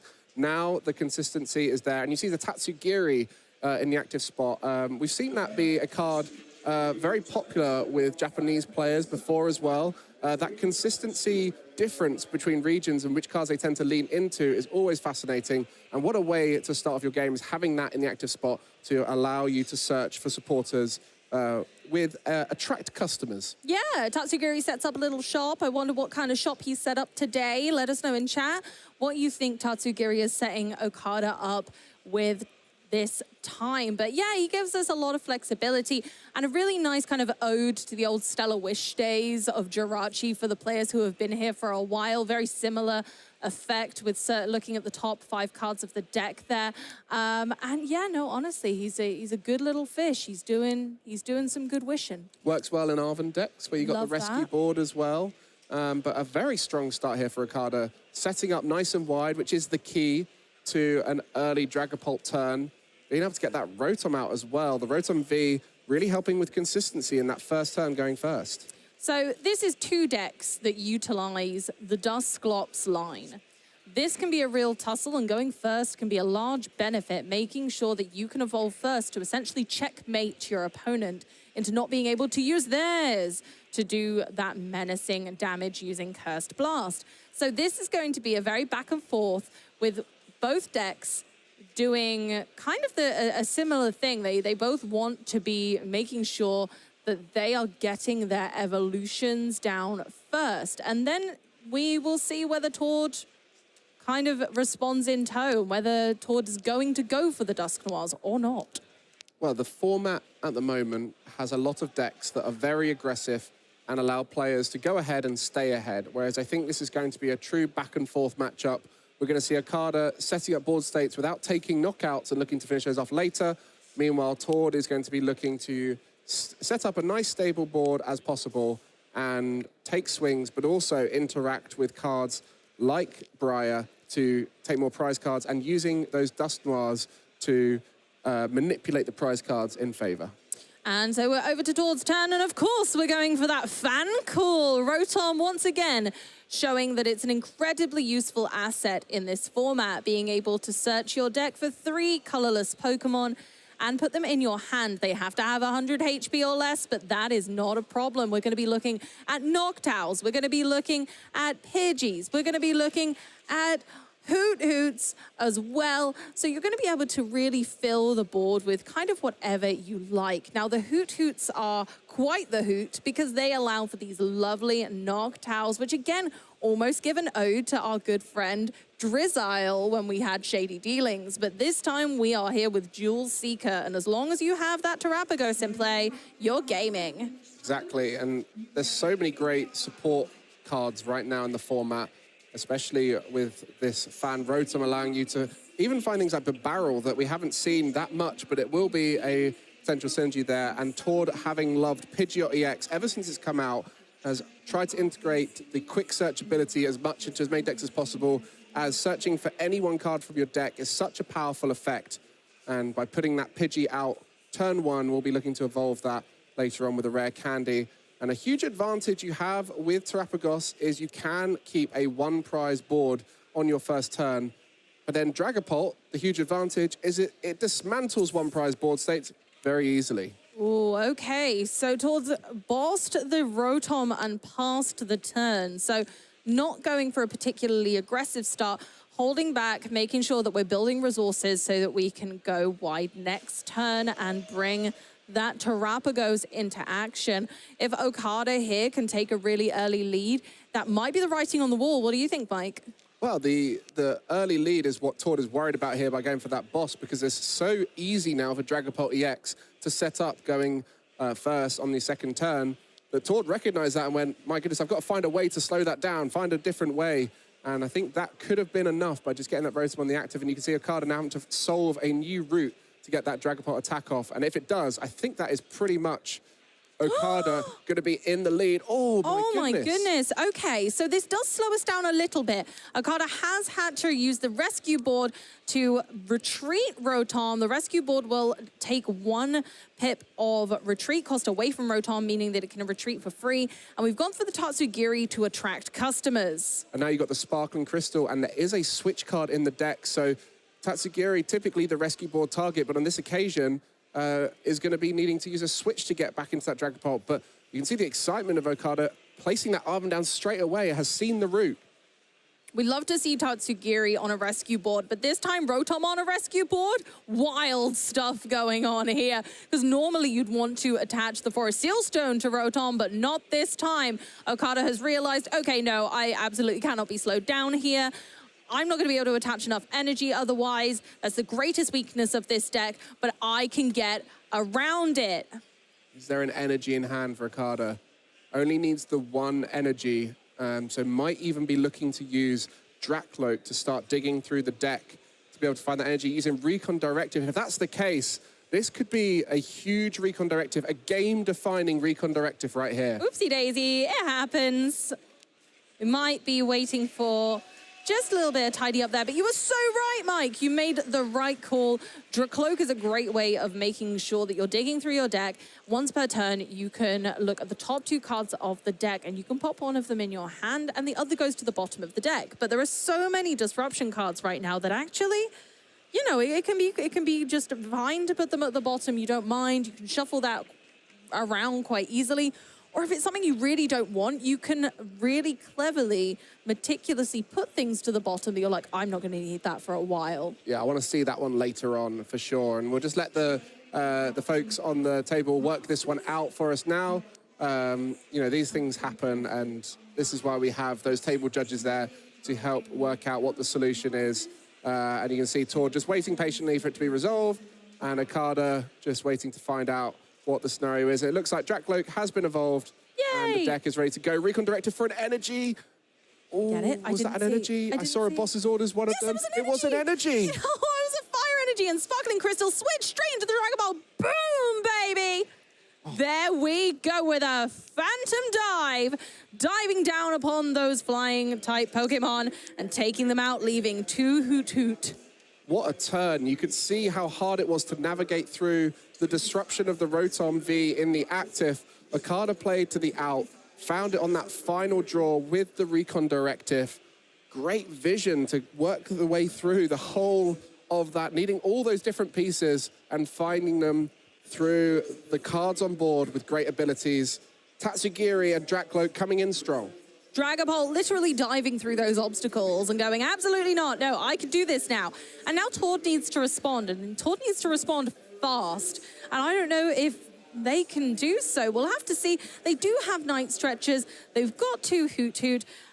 You know, there's potential. There's a lot of potential here. Luckily, Noctowl can do a lot, but we're going to need a Terra Pokemon in play before they can be utilized. Whoa! This is such a classic Tord maneuver. Thornton has been a part of a lot of his recent decks that have very unusual counts. And on this occasion, allowing for that Pidgeot EX to come into play despite being knocked out. And now we see a search for any card you like. It cannot be a supporter now. The Thornton has been the supporter for turn.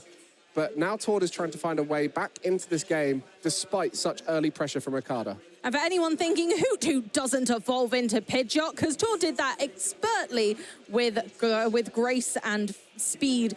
Thornton will allow us to change 1 Pokemon out of our discard pile with 1 basic Pokemon that's already in play. So Hoot Hoot was able to swap in for Pidgey and then a Rare Candy to Pidgeot, skipping Pidgeotto. Masterful work.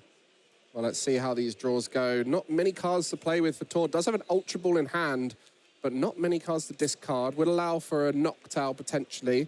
So the Pheasantipede, if anything, was just to get more cards to discard. Yeah, absolutely. And we can't use the Noctowl without a Terapagos in play, so we're going to need to wait for that. I think there's an Ultra Ball in hand, but equally also incredibly wise resources to keep hold of. So whether Tord decides to take this slow might be a good plan, just thinking I'm going to go back into a Hoot Hoot and bide my time. And this all just comes back to Okada's early pressure, and it really set this board into a tough situation for Tord. And as you see a pass there, Okada now can just keep swinging. And Duskull really does provide those kind of early mind games almost. It's, ooh, the potential that those leave can change the way that your opponent plays. And you have to consider whether it's worth going for those early KOs with the Duskull line or whether it's more important to set up your Dragapult.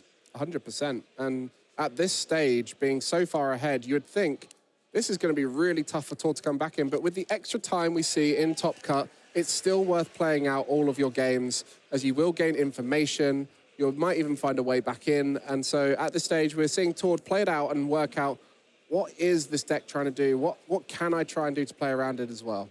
And that Recon Directive giving us some good information there, deciding which of the two cards to take. Again, Dragapult kind of just has its own built-in draw engine, which I love decks like this, and we've seen great success with decks in the past like Gardevoir, which have those draw engines just innately in the evolution line. So loving the use of a Dracloak there just to enhance that Iono's effect. Yeah, a lot of people were expecting that to be one of the biggest factors for Dragapult's success. And actually we saw it work better through rare candy routes with Pidgeot. But now with the ability to get early attacks off of Dragapult, you can have a bench full of Dracloak to help stabilize through that mid to late game. And that is a huge benefit of having draw on board. And we're going to have to say goodbye to our first Hoot Hoot. And now those damage counters will be placed. We're going for, okay, 1 on Pheasantipede and then a 5 on the other Hoot Hoot, setting it up for a knockout later. Well, what's the response here, Tord? You've got a new hand from the Iono. You've got a Hoot Hoot in play, so there is a lot of cards you can find from your deck. Pheasantipede, flip the script. A lot can be done in this turn, but what can be done to bring you back into this game? There's so much on Okada's side that is scary, staring down at you, hard to knock out, and can do so much damage. Well, you know what, Mike? Tord's got this. Tord is one of the best-known players of this era, and I believe that he knows his way around this turtle, and he's gone for the Nest Ball, of course, eyeing up the Terapagos EX, and then we can start to extend the board with Area 0. We can use the Noctowl. Noctowl is now online. Noctowl's like, oh, shiny Terapagos. I can go and seek jewels now, and it can go and find all of those important cards in the deck, like Area 0, to continue the onslaught. Well, there we go. That's the Noctowl evolution there, and be able to find any 2 trainer cards. Such a powerful effect. Does, as you mentioned, have the Terapagos down now, so we'll be able to do it. I wonder if Tord, and we spoke about this, a lot of people with Jewel Seeker, with Area 0 under depths, would have made the mistake of not putting a Terra Pokemon in play. I wonder if at any point Tord has made that mistake, because I feel like that's such a... everyone does it once, right? You get it out of the way, you do it once. I don't know, it's Tord we're talking about. I don't think so. No chance.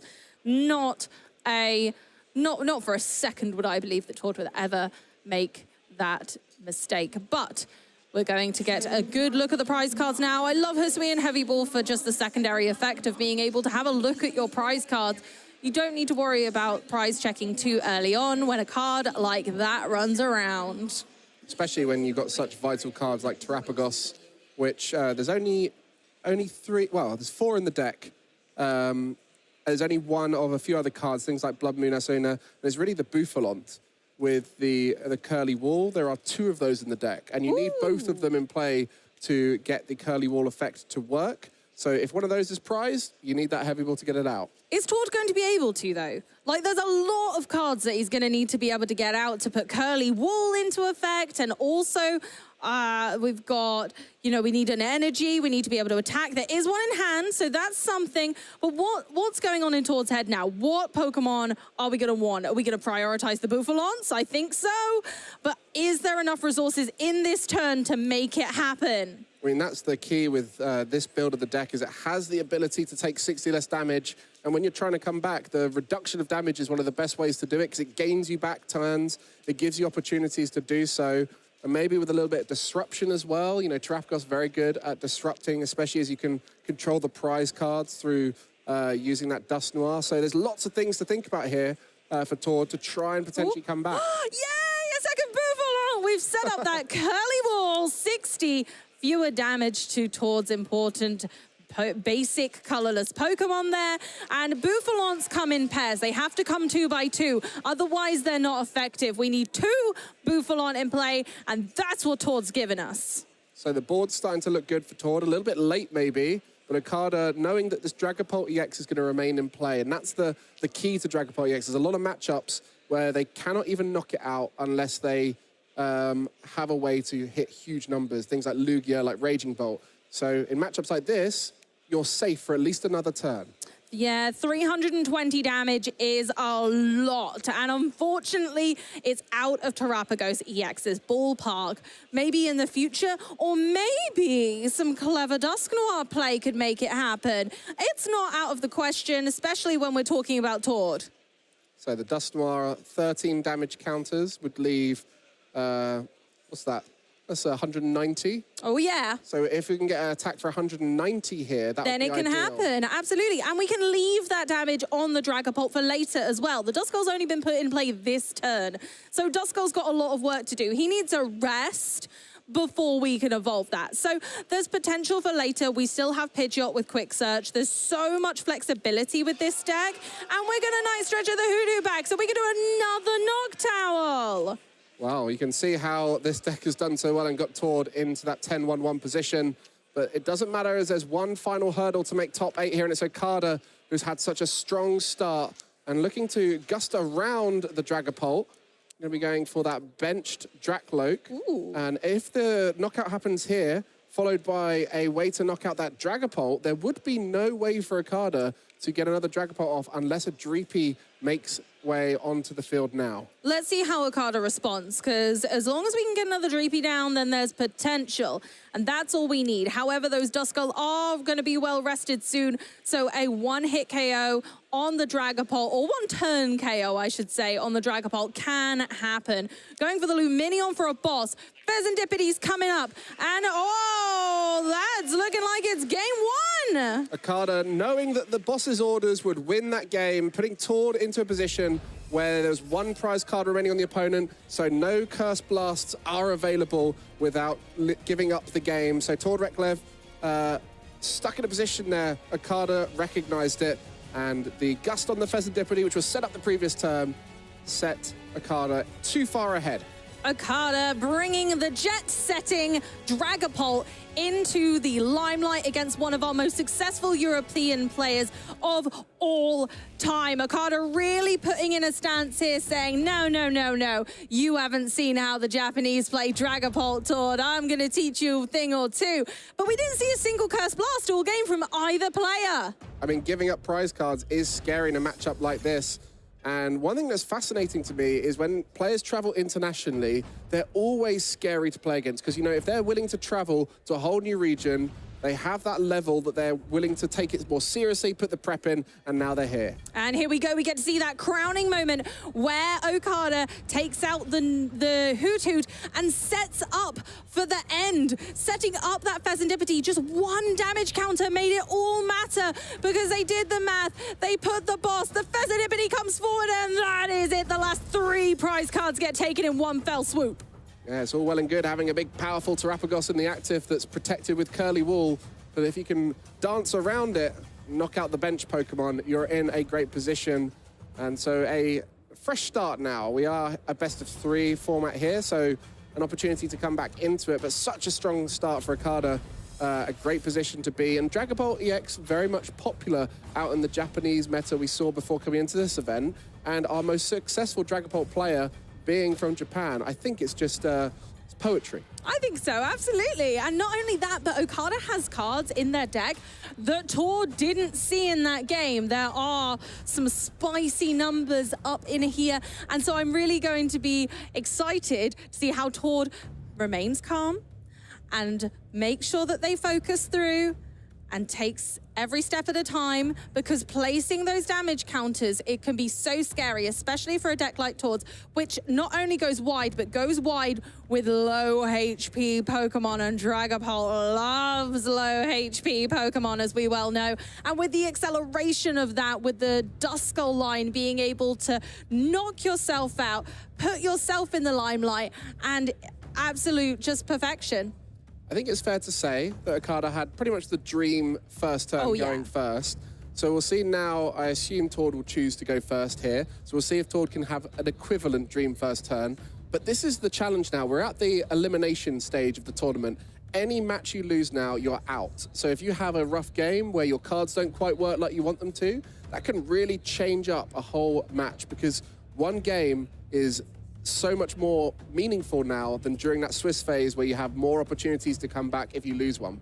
Absolutely. It's all to play for. And every single turn, every moment, every card played could be it. It could be the moment. And we were hoping to see that Thornton play come through when Tord changed it up a bit, when actually, no, I'm going to have a Pidgeot anyway.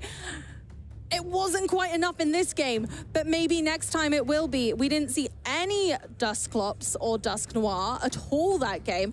And again, that can make such a difference to this matchup on either side. It can either put Dragapult in range of a knockout, or it can take out those little basic Pokemon, or maybe even crash through the curly wall. Exactly. I mean, if you've only got so many Droopy in play, there could, in theory, be a Dusknoir board wipe. That's one of the most dangerous things about decks that play multiple Dusknoir and Dusclops, is you can have that first turn of an evolution, just send out loads of Cursed Blasts, remove a Droopy here, remove a Droopy there, knock out the last one with a Terapagos. So it is going to be very much a risky situation if Tord goes first and sets up well with multiple Duskull in play.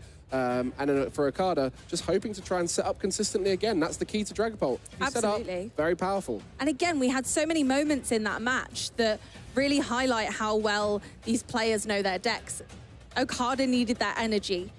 And going for the Dracloak and thinking, okay, I need this.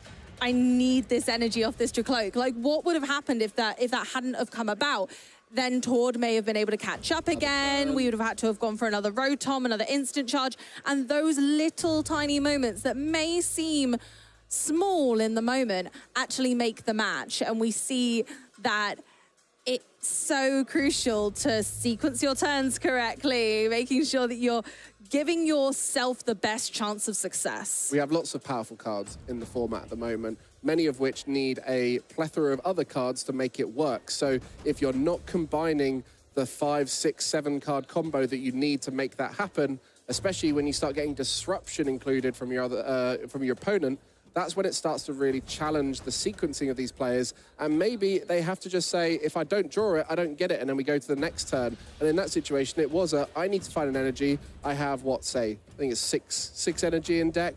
I've got an Earthen Vessel, I'll probably get it off of this draw. There's a good chance. I'm seeing a fair few cards. Absolutely. And also we were seeing in that game that you might not have realized that Okada was doing it, but they were making sure that their prize race was perfect. If you notice, they were never going to be on 2 prize cards, so that the Briar turn couldn't come and bite them. Knowing that Tord didn't have those early Duskulls meant that Tord would be unable to Cursed Blast and force Okada to take different prize route. So they went from 2 down to 1 prize card, thinking, okay, I'll scatter the damage a little bit, but I don't want to take a knockout right now. So 5 on Hoot Hoot is fine. We'll put Pheasantipity down to exactly 200, which of course we know Dragapult can hit quite nicely. And so just making sure that they're staying on top of things and kind of just dotting things around for the future, trying to mitigate the damage that a Duskull can do to your own journey. Well, we're just sorting a few things out, and it seems like the players are just shuffling up ready for game 2 of our top 16 match. For those of you who've just joined the stream, we had 12 players making it into Top Cut. And these two players found themselves in the position to have to fight through top 16 to make it into that top 8. Tord Reklev, the most accomplished player of the modern era on the left there, and Okada from Japan, traveling all this way to try and compete. And this is a great opportunity to put your name out there. What a way to secure your Worlds invite earlier in the season, make it all the way and win an event overseas. What an achievement that would be. Absolutely, and against one of our best as well. Thank you very much for your patience there, chat and viewers. We were just having a little moment for a deck and sleeve investigation. Just a little deck check. It can happen mid-round, and it's totally fine. There's no penalty applied, nothing to worry about.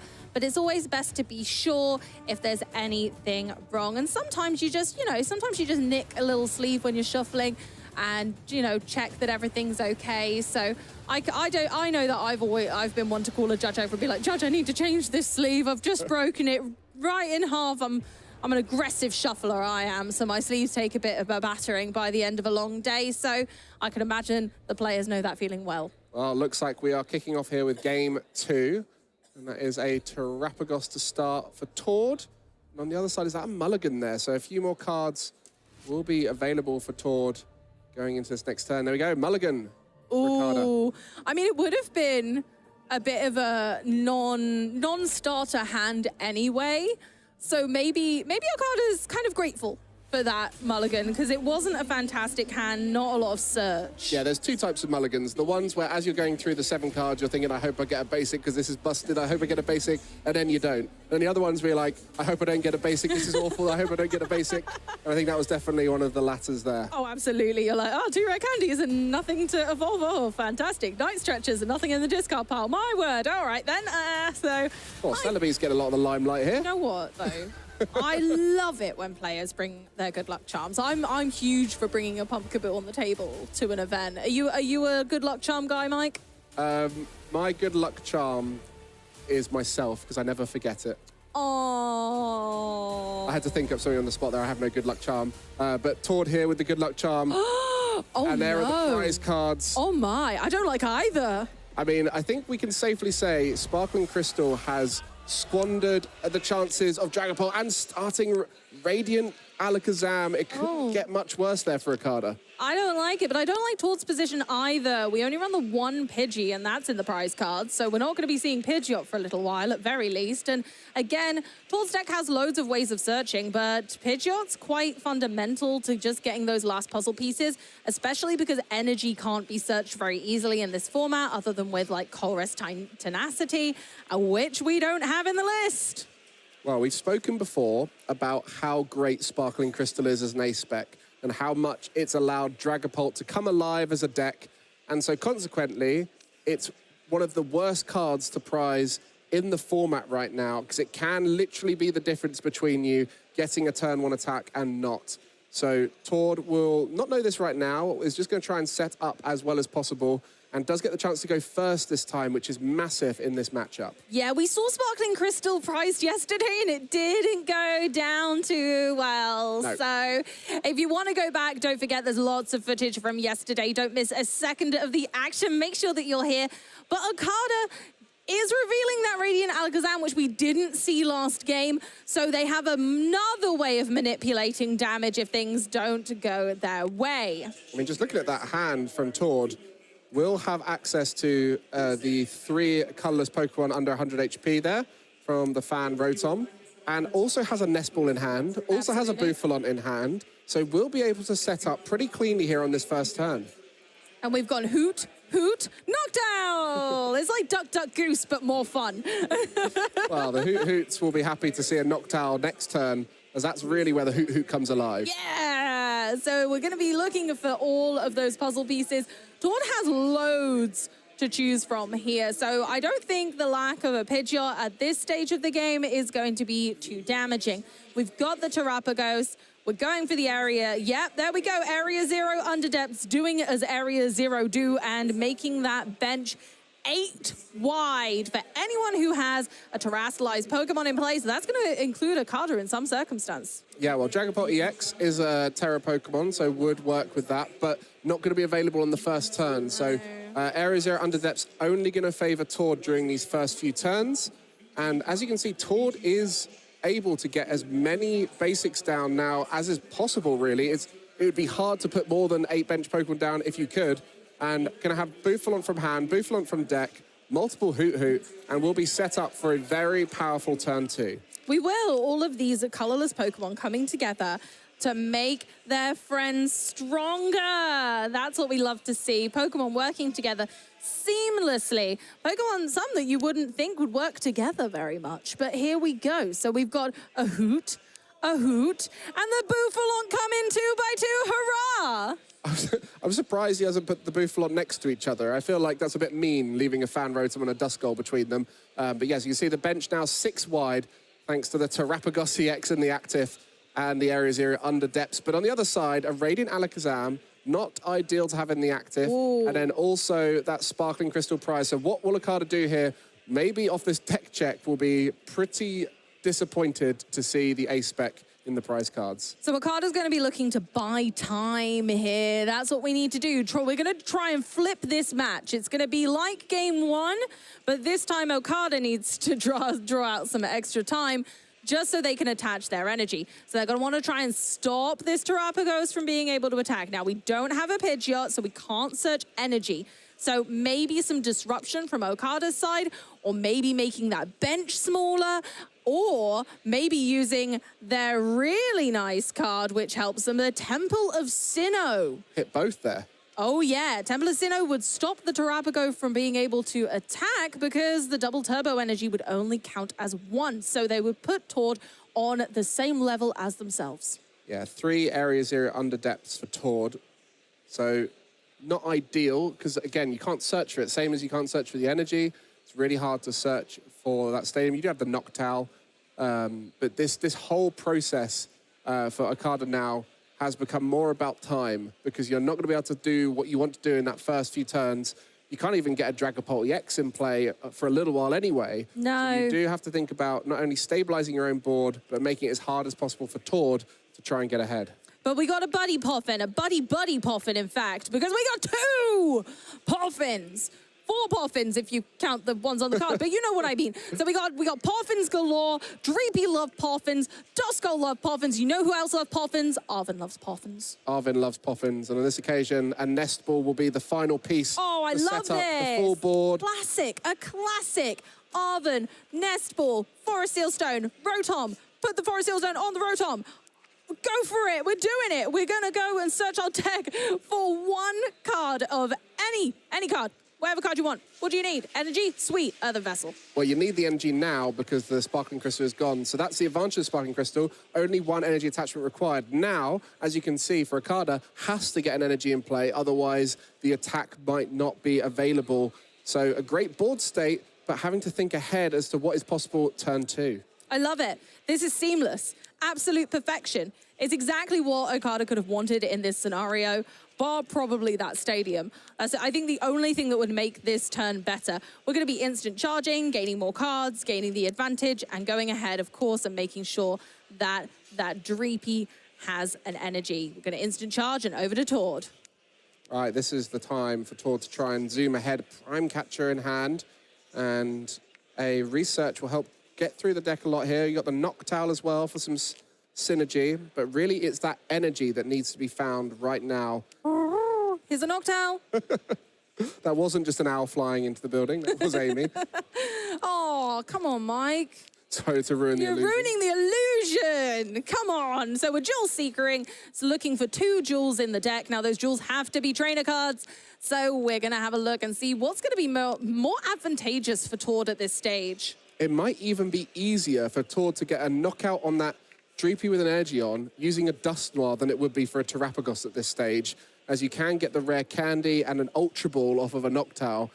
So you see, there's lots of different routes with this deck that only the best of the best could recognize, which is why we've seen so many top players bringing Terrapagos, where many of us in the community might have mistook it as a deck that wasn't as powerful as the rest. Ross. Yeah, maybe your birthday today, Ross, but we'll keep calling you out for your earlier mishaps. Your blunders, goodness gracious.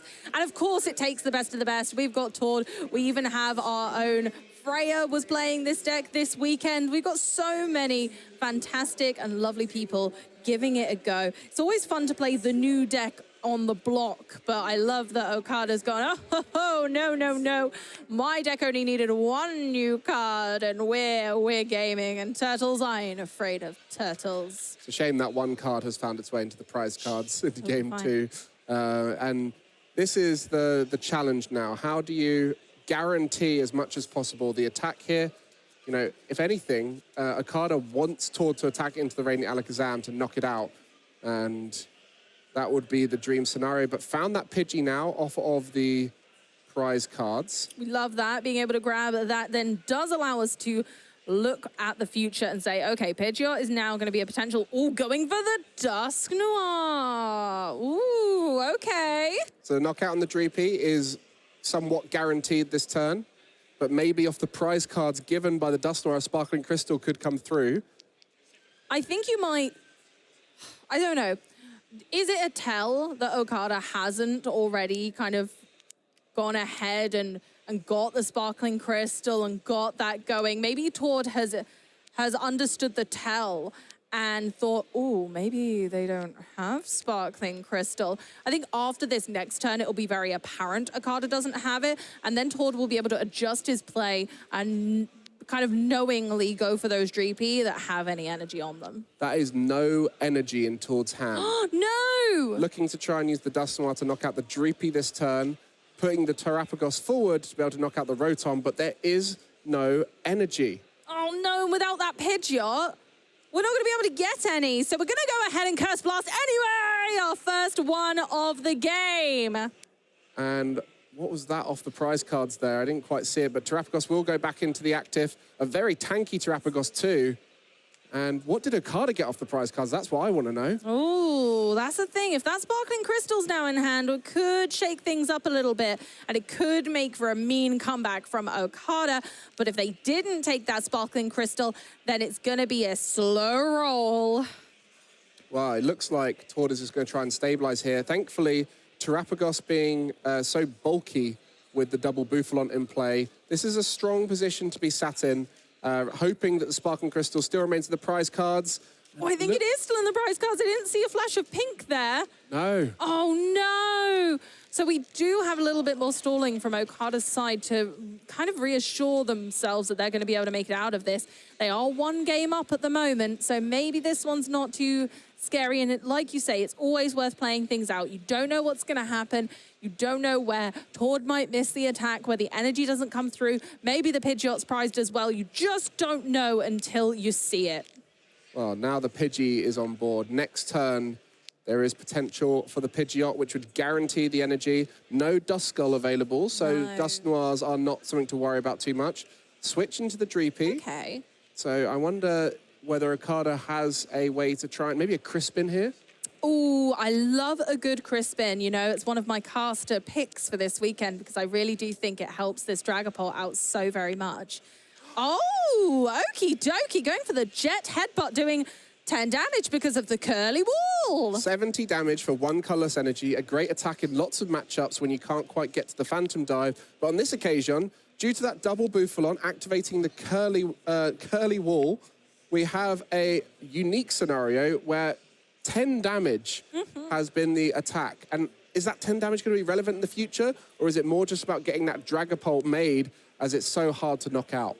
I think it's going to be a combination of both. Okada has a lot of ways of manipulating where damage is sitting. With Radiant Alakazam still being here, that 10 damage can go on a hoot later to make a knockout out of the 6 damage counters that Dragapult may put down. Speaking of Radiant Alakazam, I think Tord has just recognized how big a threat that is and is looking to maybe try and knock it out right now. I wouldn't blame him, honestly. It's really scary. Pass. Oh my goodness. No energy again and no potential. Oh, I suppose because there was no knockout taken, we can't do Pheasantipity. There's no Noctowl in hand and we can't get a Pidgeot. So it gives Okada a little bit more wiggle room. Well, he's used his switch. does have a rescue board, but then would have to use an energy to combine with that due to the 2 retreat cost of the Radiant Alakazam. So Tord just trying to slow down the game a little bit here and try and work in his favor. Yeah, and Okada does have that extended board now thanks to the Area 0 Underdepths and their Dragapult in place, so they are able to increase the threat of the Duskull and Dreepy in play. So going ahead and grabbing a Duskull and a Dreepy with a Buddy Buddy Poffin and a Tatsugiri from hand being played. We've always got to consider that Thornton could be a factor here. So there's no Duskull in play, but if Tord is able to find the Thornton here, off of, say, a Noctowl, then that would allow for a Dusknoir to be utilized. So we've got an attach for turn and just an instant charge from Rotom, letting them draw 3 cards to end their turn. Yeah, Rotom V, a great card to consistently allow these rare candy decks to evolve. And it's something we've seen a lot with Japanese lists, is they like to play double Rotom V. That is the case here for Okada. 2 Rotom V in the deck, a Luminion V, and a Pheasantipity EX, really leaning into those 2 prize consistency cards. Ooh, Palpad, who's going back? Ooh, Professor Research and Boss's Orders, 2 powerhouse cards that are known in most decks in our format. If you're new to the game, you'll be learning a lot about those 2 because they're probably going to be in your deck too. Yeah, great cards. Sticking around for a while. Oh yeah, they ain't going nowhere. Absolutely not. Some pillars of our deck building, some staples that go in practically every deck. Professor's Research letting you discard your hand and draw 7, and Boss's Orders allowing you to pull one of your opponent's Pokemon forward from the bench to be a new target. We can see how Okada has utilized Area 0 Underdepths as well, now that Dragapult EX is in play, allowing for more of those consistency cards to go down, and another pass from Tord, just really struggling. This is crazy. I don't think I've seen these 2 struggle so much like this. I mean, without Pidgeot EX in play, it just becomes so difficult if you don't have the cards in your hand that allow you to continue making plays. And Okada can kind of use this to disadvantage as well by not taking any knockouts yet. Yeah. They can either target down the Pidgey to go, okay, you're not having a Pidgeot though, and here comes Crispin, cooking up a storm. Crispin going to be allowing this Radiant Alakazam to have 2 energy on it, as well as putting an energy in hand to attach to other Pokemon too. I think this is really going to make it tough now for Tord, as the Dragapult EX will be able to attack this turn. It will, so we're going to be able to retreat with the rescue board that's in hand, attach for turn on the Dragapult, and the other card goes to your hand. So, it's attach for turn from... Yeah, we haven't attached for turn yet, because that was the Crispin attach. So we still haven't attached for turn, which can go on a different Dreepy. I like this future-proofing. Yeah, it's very nice, and we've got multiple Duskulls available. So Okada now very much racing into the lead after a rough mid-game for Tord. It looked so strong for Tord early on, and now we are seeing a rough position where that 1 damage that we spoke about, you mentioned Radiant Alakazam could move it. This is the exact scenario where it is plenty of 70 HP Pokemon on Tord's bench that would then become in range of the Phantom Dive's 6 damage counters. Yeah, Radiant Alakazam is going to use its painful spoons to scoop that energy up and plonk it down on a different Pokemon. But will it be important now or later? Where this damage counter is placed could be imperative to this game. 1 damage counter could make all of the difference. So we're going for the attack on... Oh, going for... Oh, okay. I like it. Choosing not to take a knockout once again, so Pheasantipity can't be used. Also things like counter catchers to think up. There's an energy card off the top for Tord Reklev. Oh, okay. Here we go. But it doesn't KO a Dragapult EX. Do we want to keep it? We've got a really damaged Terrapagos. What would you do here, Mike? Would you go aggressive and go, no, okay, I'm going to start attacking, or would you hold back a little bit for later? Well, you know you've got the Briar turns later on that you want to be leaning into to try and get multiple prize cards in the same turn, but you really need to start getting damage into play now. Start taking knockouts, setting up knockouts, and unfortunately for Okada, that decision to try and not let a knockout happen so Pheasantipity EX would be activated has unfortunately got against him, as 1 card was all it took for Tord to start taking attacks from that Terrapagos onto the board. Honestly, really clever plays being made from both players, making sure that they're biding their time. We've still got 2 Duskull in play, for goodness sake. There's so much on the line. And Okada could take so many prize cards in one turn. I'm absolutely floored by the fact that here Okada is setting up to possibly be able to take just like all the last prize cards in one go. Because it doesn't matter if they Curse Blast so that Tord takes a few prize cards. If Okada can take 5 in one go, it doesn't matter if you're giving your opponent some too. So I wonder whether that's the play that Okada is going for, going, actually, if I place these damage counters in the right places, I can go, cool, Dusclops, attack, damage counters, done. Could be all in one turn. That might be all it requires. And a little update for you guys watching the stream. We have had one of our other top cut matches completed. Stephen Law with the Iron Thorns EX has made it through. The Cursed Blast!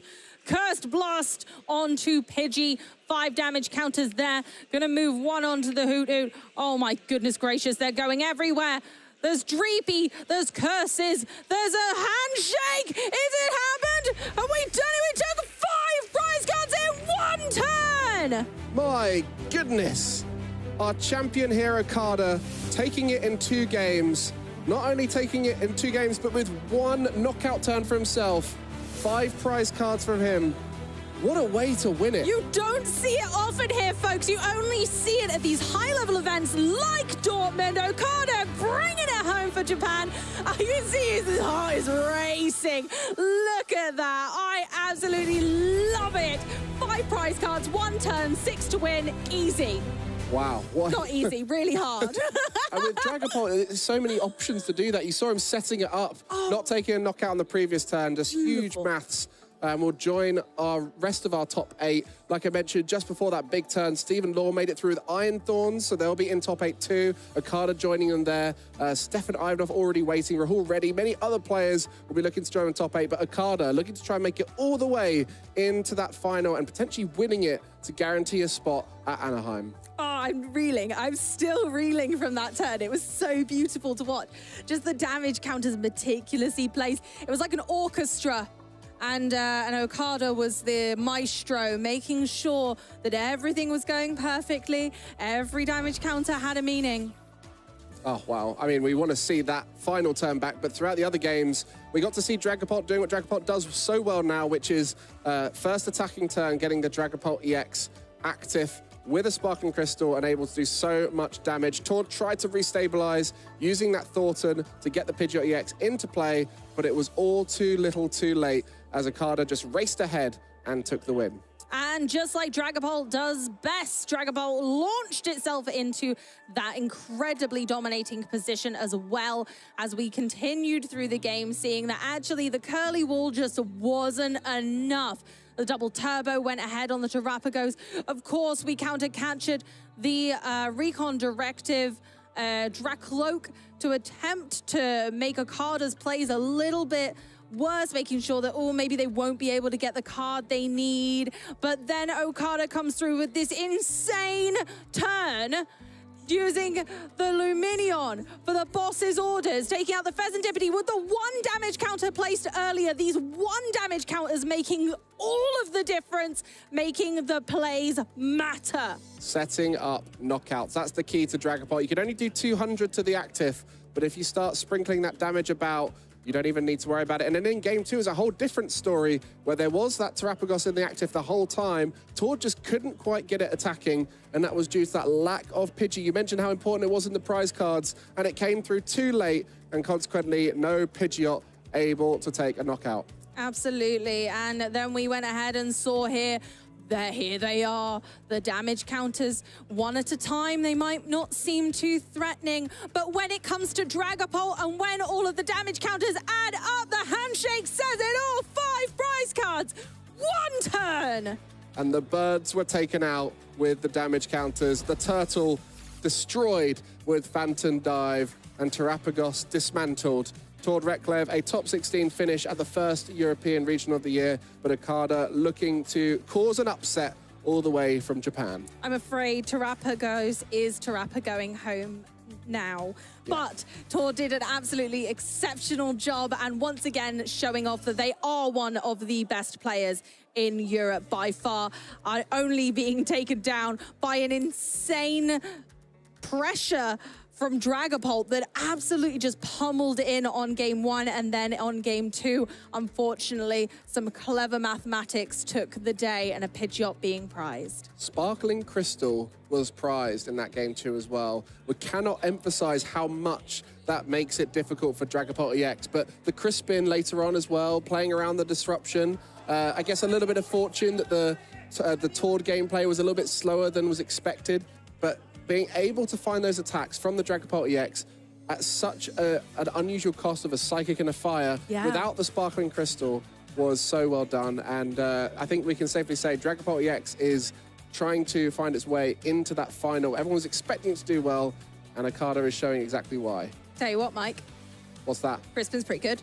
Crispin is very good. That was your caster pick. You did predict I'm so excited. Cooking up a storm. Going at 2 different energy is exactly what Dragapult needs. Energy acceleration is a very good effect. Honestly, I think a lot of people would think, oh, Sparkling Crystal, that makes the deck great. I tell you what makes the deck great. When you prize your Sparkling Crystal, Crispin comes to save the day. He's got a souffle.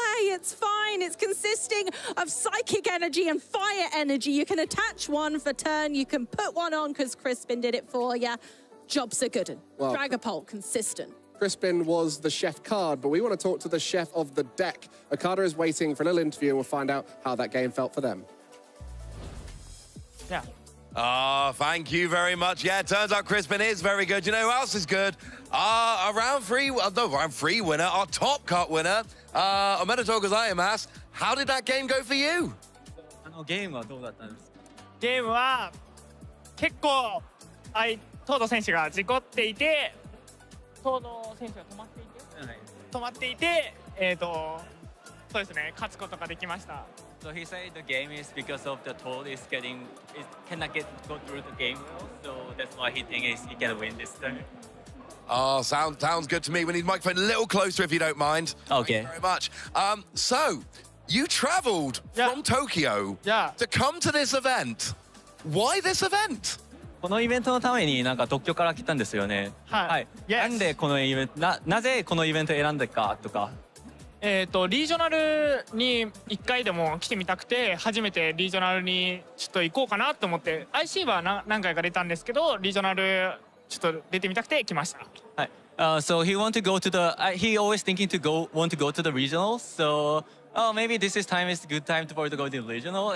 So this time first time to come to regional for the travel plus the events.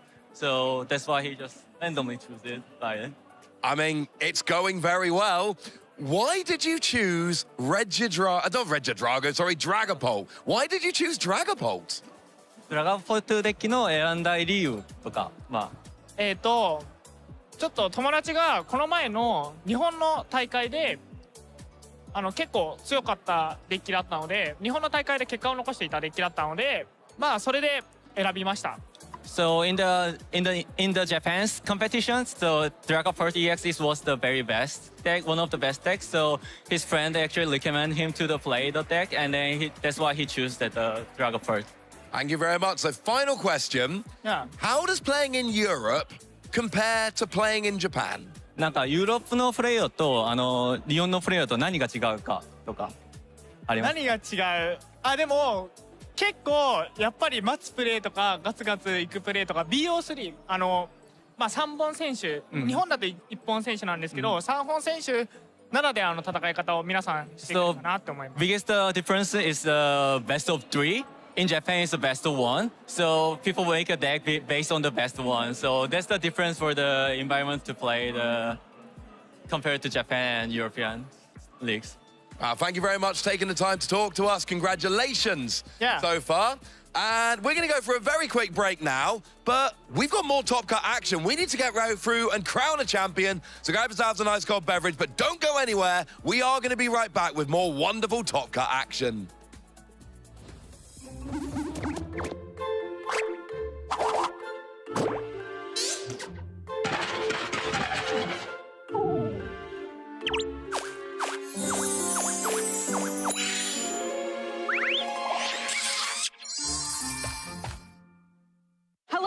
welcome to the Pokemon Center pop-up here in Honolulu, Hawaii at Pokemon World 2024. We are here with some champions who are going to show us what it's like to shop with a pro, right, Spraggles? That's right. This is the best place to be here at the Pokemon World Championships. And who are you standing here with? And an international champion, Polaris. And I am here with international champion Avery. And what is it like to compete in a Pokemon championship? Well, kind of stressful. If you're doing a battle, you have to determine if you win or not. How do you feel about competing this year? It's pretty fun. Are you gonna win, do you think? I hope so. What are your favorite things to shop for? Plushies. I mostly like the big ones. How do you feel coming here to compete in Hawaii? A little nervous because I don't know what to play yet. I mean, you're a champion. You can make it happen. I love that I've gotten to meet you before, actually, at a Pokemon Center. I've met your family before. What's your favorite part about traveling to compete with all of these Pokemon events? It's really fun to play Pokemon. Just love the game.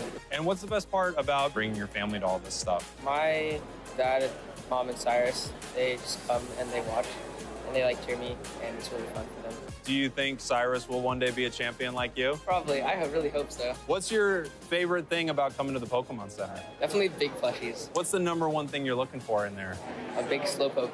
A big Slowpoke. You heard it here first, folks. A big Slowpoke. You told me that you like to look at giant plushies, and I couldn't find a giant plushie, but I found something really big for you. Are you ready? This Pokemon can turn into any Pokemon. What do you think? Pretty cool. There you go. That's for you. You said you wanted a big plushie. I found you something even bigger. Oh. Okay. Yeah, it's big, right? What do you think? I think it's amazing. All right, well, you're taking it home, buddy. All right, let's go. Here we go. Told you it was huge, right? Pretty big. Watch it. Watch it 10. Watch it 10.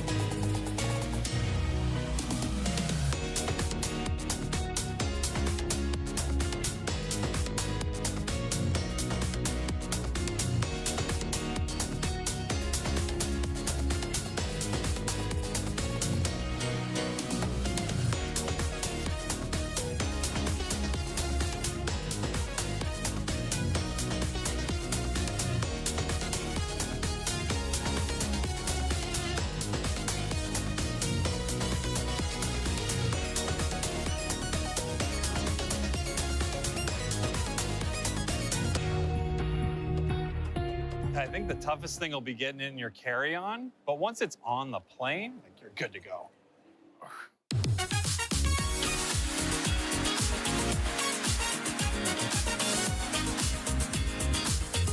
One thing I would tell a new player before they do their first tournament is to watch previous tournaments. You have access to high-level players competing with one another, and you get to see a whole lot of cool ideas to build your team around. Like, for example, the team that I'm running today was based off of Royalty's team that I used at EUIC. A piece of advice I would give is definitely to sit down and talk to the person across the table from you. They're not always going to talk back, but more often than not, someone sitting across from you is just as nervous potentially as you. And every time I strike up a conversation, it eases a lot of nerves and it helps you play a little bit better because you're less in your head and you're more so having a good time playing Pokemon. So something I would tell a new player for their first tournament is definitely reach out to the community. There's so many awesome people in this community. I definitely wouldn't be here if it wasn't for the awesome community. So I definitely say to talk to some friends, make some friends, you know, kind of enjoy yourself, learn from them. A lot of people in the community love to help. So that would be my top advice. What I would tell a new player at their first regional is just try your best to have fun, stay as positive as you possibly can. Even if you lose your first match, first 2 matches, feel like you want to drop, there's side events, but you practice for this, just do your best to have fun. One thing I would tell a new player who's coming to their first tournament is to bring a team that they're comfortable with. Knowing your Pokemon, how all the matchups play out, goes a long way. The first thing I would tell someone who is, getting ready for their first tournament is to not be so nervous. I get it's a big event, you don't know how many people are going to be playing. You're going to meet new people, a million deck options out there, but just lock into whatever deck you're practicing with. Bring some extra sleeves in case you break a sleeve, whatnot, and maybe a water, some snacks. Other than that, just have some fun. Norwegian Pokemon trainer Tord Reklev has amassed over $120,000 from tournaments, earning a reputation as potentially the best. But his journey started humbly in Oslo. Playing Pokemon on Game Boy and learning the trading card game from his mother. Tord's skill began to blossom, winning 3 Norwegian national championships and a top 32 finish at the 2012 World Championship. Global recognition was limited until the 2017 season with the introduction of the International Championships. EUIC 2017 was the first chance for him to show the whole Pokemon world how great of a TCG player he was, finishing top 4. While he didn't win the tournament, Tord's performance earned him recognition around the globe. Riding this wave, Tord triumphed at the inaugural North American International Championships, the largest Pokemon TCG event at that time, clinching the title and drawing global attention. He continued his streak with another win at the European International Championships in 2018, setting the meta for one of the strongest decks for months.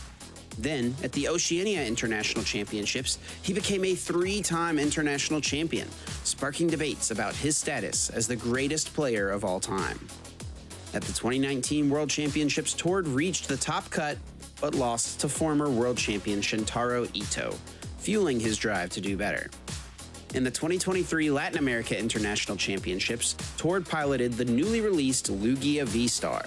After a back-and-forth 3-game set, Tord finally did what no one had ever done before. He won all 4 international championships.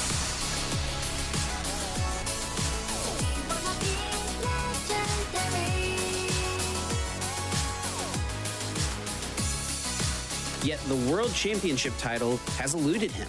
In 2023, Tord's Gardevoir EX deck took him all the way to the finals, but Vance Kelly's Mew VMAX deck outplayed him in the closing game, denying him the title, despite his remarkable consistency and a record that outshines any active player. The debate of who is the greatest TCG player ever to play continues alongside Tord's quest for a world champion title. Hey trainers, Joe Bernard here. The new Stellar Crown expansion gives Terra Pokemon a huge boost, with 5 new payoff cards which reward putting Terra Pokemon center stage when building your decks. The Area Zero Underdepth Stadium allows players with a Terra Pokemon in play to have up to 8 Pokemon on their bench. This is fantastic for certain attackers which benefit from larger bench sizes, and could be handy to open up more bench spaces for additional support Pokemon in a number of decks. The Sparkling Crystal A-Spec tool reduces the attack cost of Terra Pokemon by 1 of any energy, making some Terra Pokemon's expensive attack costs much more manageable with this easily searchable tool. The Briar Supporter allows a Terra Pokemon to take an additional prize card when taking a knockout on your opponent's active Pokemon. You can only play Briar when your opponent has 2 prize cards remaining, so this is a massive comeback card for Terra decks. Noctowl's Jewel Seeker ability allows players with the Terra Pokemon in play to search for any 2 trainer cards from their deck. This is an extremely versatile and powerful ability that players can use either for setting up their board or to piece together huge combo turns. With Glass Trumpet, players choose 2 of their benched colourless Pokemon and attach a basic energy from their discard pile to each of them. This gives colourless attackers a major upgrade, but some decks may simply use this item to ramp energy all over their board because certain attackers can use energy from anywhere in order to wreak havoc with high damage output. With these 5 terrific cards, we're certain to see old favourites adjusting their strategies, and we may even see one archetype manage to include all 5 of these Terra payoff cards into one deck. Stay tuned to see how our players adapt with the new cards from Stellar Crown, and let us know your favourite card of the set.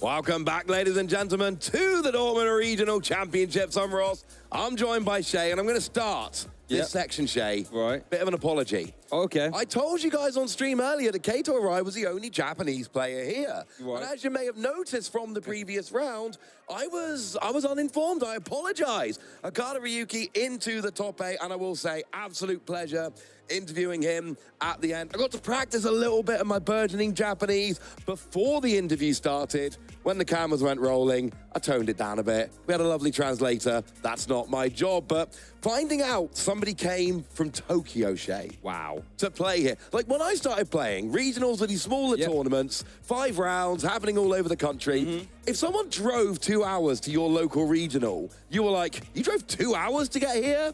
Now we got people flying from Tokyo to Dortmund to play in a regional. And I love that this happens now. Yeah, that is an incredible journey, right? I wonder if they'll be hanging around to do some other stuff while they're here. I'd hope so. But you're right, all the way back in the day when regionals were, like you said, when my first one was Sutton Coldfield regionals, in a church, had about 120 people there. And now, like you said, people are traveling from Tokyo, of all places. But not only making that travel, but actually doing really well as well, making it worthwhile a journey, because I think that'd be a long flight back if you didn't do well, right? Indeed. And, you know, just to give you guys a little bit of an insight into, like, the Tokyo scene, Tokyo has card shops. Like, you might think your local town has card shops. Oh, the amount of card shops you'll find in Tokyo is absurd. But you also have kind of, you know, these small tournaments, kind of like League Cups, League Challenges, that kind of level, every evening. You will be able to find one basically every day if you want to play in if you live in the Tokyo area. There is never a shortage of tournaments. It's why we see so many strong Japanese players coming out of there. But, you know, seeing them come all the way to Dortmund, not necessarily what we were expecting. But I think we might have our top 8 bracket already settled for this tournament. Oh, we do. We can have a little bit of a look there. Shay, we've even got someone already in top 4. And that's Stefan Ivanov there, back-to-back NAIC champion, is now currently sitting there in top 4 playing with that Palkia deck. That was my cast prediction, by the way, just letting everyone know there. But we do have Rahul ready at the top of the bracket there versus Glenn. Stephen Law, unfortunately, did lose against Stefan there in top 8. We've got Jan Hausman, and then we've got Akada there as well, who we just saw on stream last round, beating Tord. And we've got Yella, and then James DeBoer as well. How are we feeling about this top 8 there, Ross? I'm feeling good. I'm going to ask the lovely people backstage to keep this on the screen for just a minute or two so we can go through the decks here. So, okay, go on. Rahul ready, playing Lugia against Glenn Bowen's Lugia, against Maridon.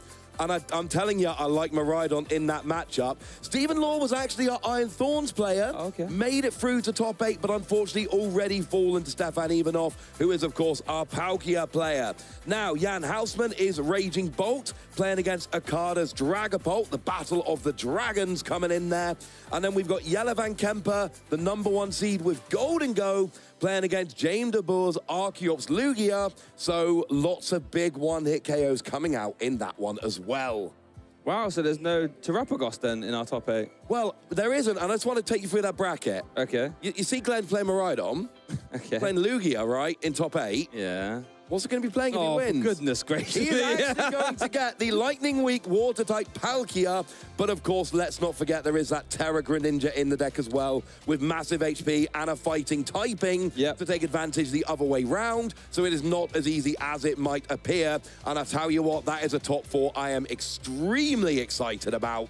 So, yeah, this bracket, this is a weird bracket, Shay. This is not what we thought it was going to be. Yeah, definitely not on everyone's bingo card there, as it were. Well, apart from you did pick Maridon and I did pick Palkia, so I guess funnily enough some of us did, but yeah, not the, you know, Terapagos not making it, been very overrepresented as well in our day 1 and day 2, failing to accelerate here into our top 8. What's got you chuckling so much? What's got me, I was told to blink twice if it was okay to get rid of the bracket now. Oh, we could come back to us, and I found that quite amusing. We did have a good look at the bracket there, and, you know, when I'm watching at home, I want to see the players, I want to see the decks. I want a good rundown of the bracket, and whenever we're on the desk here, I'm always trying to think, if I was at home, what would I want to know? What information would I be looking for?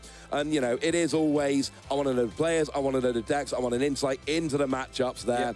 And, you know, Golden Go, Maridon, Palkia, These are decks we were not really expecting. Terrapagos, more like Terrapa goes home before top 8, Shay. None of them have made it forward into our top 8 bracket. And that's interesting to me, because you look at the players that were on Terrapagos this weekend. Yep. Tord Reklev, Robin Schultz, Philip Schultz, our lovely friend Joe Bernard, one of our other casters. There were some real high-level players. Alex Dow as well. Alex Dow as well. He had a decent run as well into day 2. Yep. And many of these Terrapagos players were in day 2. We just saw Tord fall in the final round, in that asymmetrical top cup, to unfortunately miss out on the top 8 proper. So, look, I'm not saying Terrapagos is a bad deck. I'm saying it's not ready. Yeah. I would not be surprised if we came back in a regional or 2 and Terrapagos was everywhere and winning. Right now, I did not think the deck was ready, and we had, some of the very best players in the world bringing the best available list and doing fantastically, but not doing quite well enough. And look, we've got Lugia. Yep. And we've got 2 Lugia, I think, in top 8. Yep, Rahul as well. And that's one of the things. We seem to be rating Lugia. Like, if you look at the Japanese meta, you look at the online meta, the grassroots tournaments, Lugia is there as a very fringe deck. But you look at Baltimore. Lugia came not necessarily in big numbers, but the players that were playing it, the conversion, you get to the end and it's there. Exactly the same thing has happened here. Lugia makes deep runs in tournaments right now. That's just what happens. Yeah, it really does. And I think, when you get these new sets coming for new formats, what often tends to happen is, like the first couple of events, the sort of newer decks, like a Terrapagos, has a decent representation, but then struggles to maybe really close it out. And we see the older archetypes tend to do well. But speaking of Stellar Crown, we have our community prediction bracket area. Zero Underdepths is our first finalist there, as it were. And at the bottom, we have Fan Rotom versus Noctowl. Wow, that's a bit of a star-studded, colourless matchup, you might say. Yeah, 2 colourless things that fly around and help you get set up. And now I was lucky enough to be able to argue Noctowl against Crispin quite spectacularly. Don't know if I'm going to be lucky enough again. We've already put Area Zero Underdepths into the final.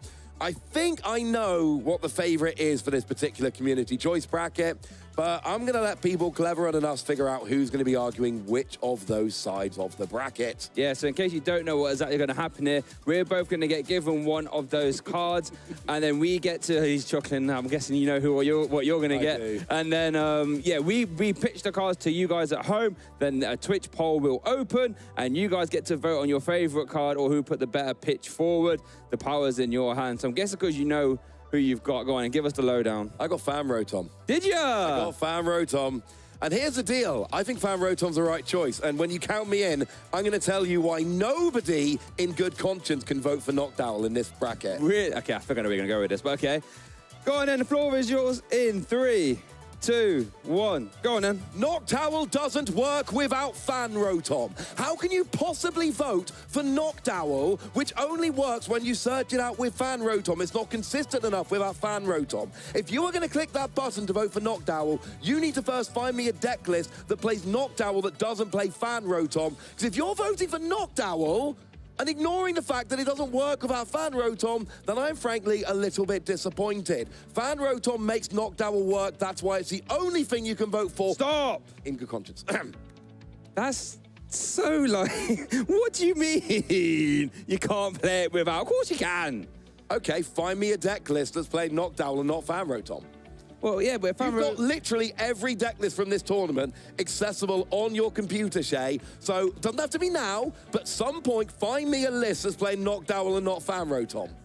Yeah, but if Fan Rotom was that good, are there any? Are there any Fan Rotom decks that aren't playing Noctowl? Okay, 3, 2, 1, go. Noctowl is absolutely incredible. Being able to search 2 trainer cards when you evolve into it is absolute madness. We've seen how strong Shady and Inteleon was back in the day. We have that on a stage 1, and you only have a little tiny drawback that you have to have a Terra Pokemon in play. Terrapagos, Charizard, there's a whole multitude of them you can use. Quite honestly, the card is insane. The first time I saw it, I was stunned that they created a card like that. Briar, you can go and grab it.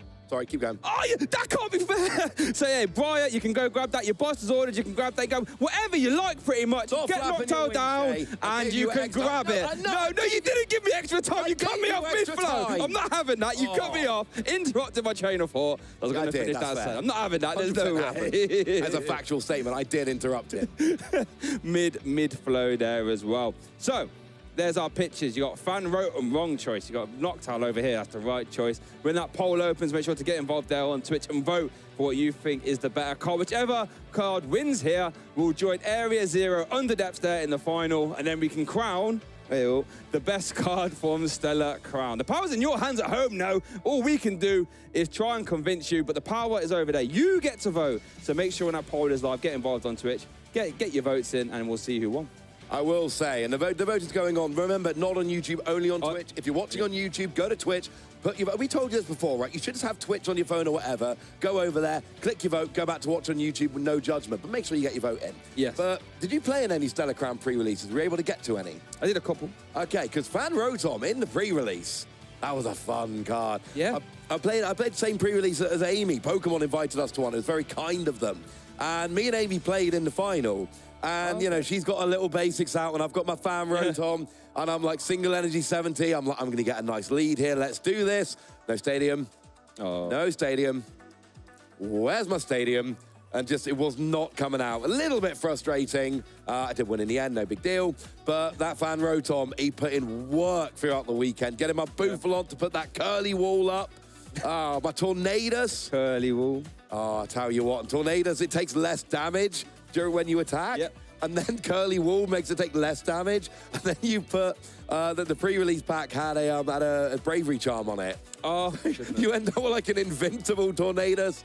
Oh, my Invincible Tornadus put in work. It was fun. You didn't even have time to mention the attack, did you, in your... Oh, are these results? Yes, come on! 28% Russ! What a feeble effort that was. And look at you talking about you can't, in good conscience, vote for Noctowl. 72% of our viewers did. Thank you very much, viewers at home. You made the correct choice.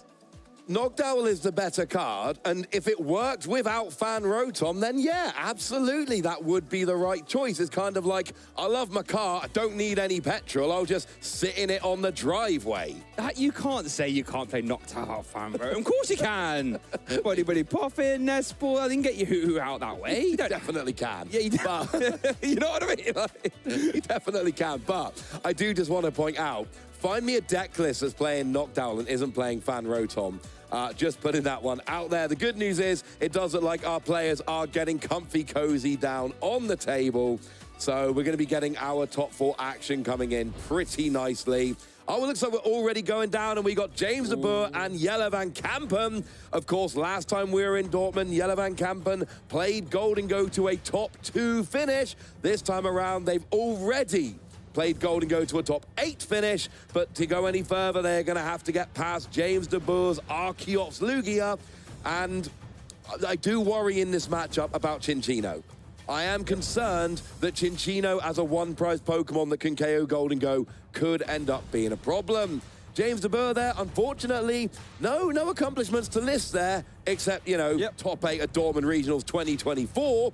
And from my experience, if players are good enough to make top 8 at a regional, that tends to not be their last accomplishment. Nope, I was going to say there will be at least one etched in here, and could get top 4, could get finalist, could get champion.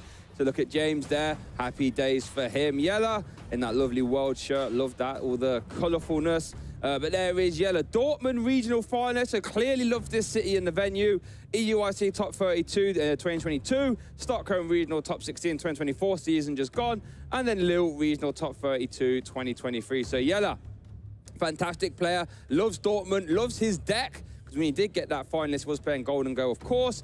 So here we go. Can Jelle go one more further than the final this time and take it all home? If he wants to, he will need to win this round here. Absolutely, and just in case anyone was confused by that bracket, remember, I know we're in Dortmund and it is 2024, but this is the 2025 season. So Dortmund 2024 was last season. This is technically Dortmund 2025, despite the fact we are here in September 2024. We are not predicting already that it will make the final, that Golden Go deck, let's be clear.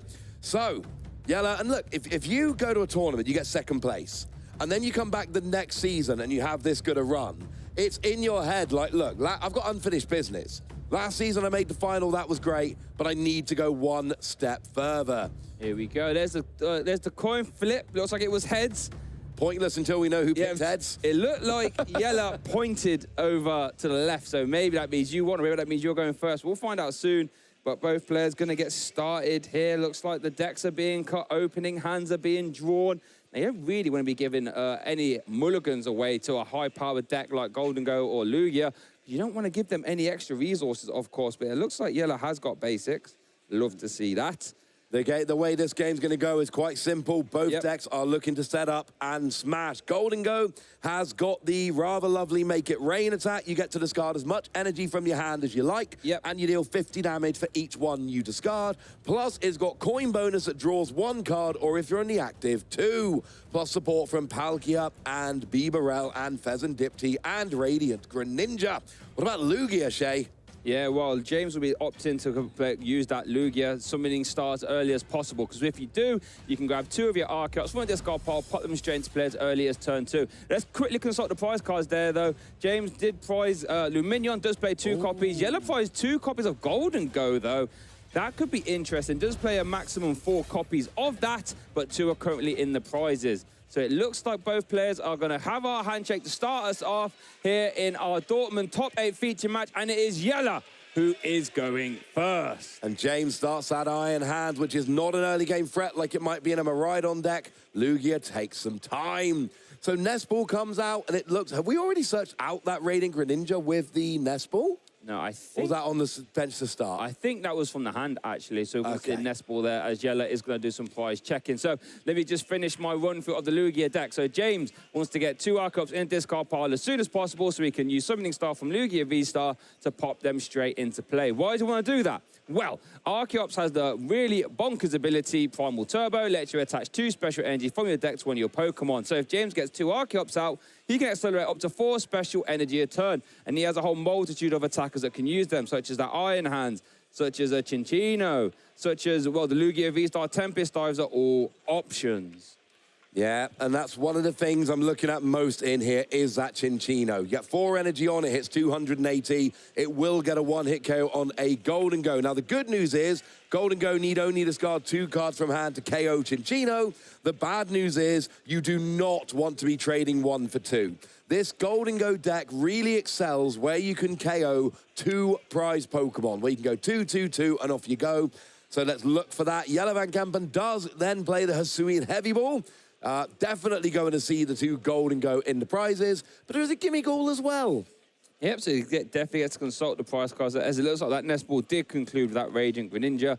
So yeah, does gonna at least have 2 Gimme-Ghoul to start the game off, what we like to see. It's really important to get those Gimme-Ghoul down, because obviously Golden Go does evolve from Gimme-Ghoul, and you want to try and use as many coin bonus in a turn as possible.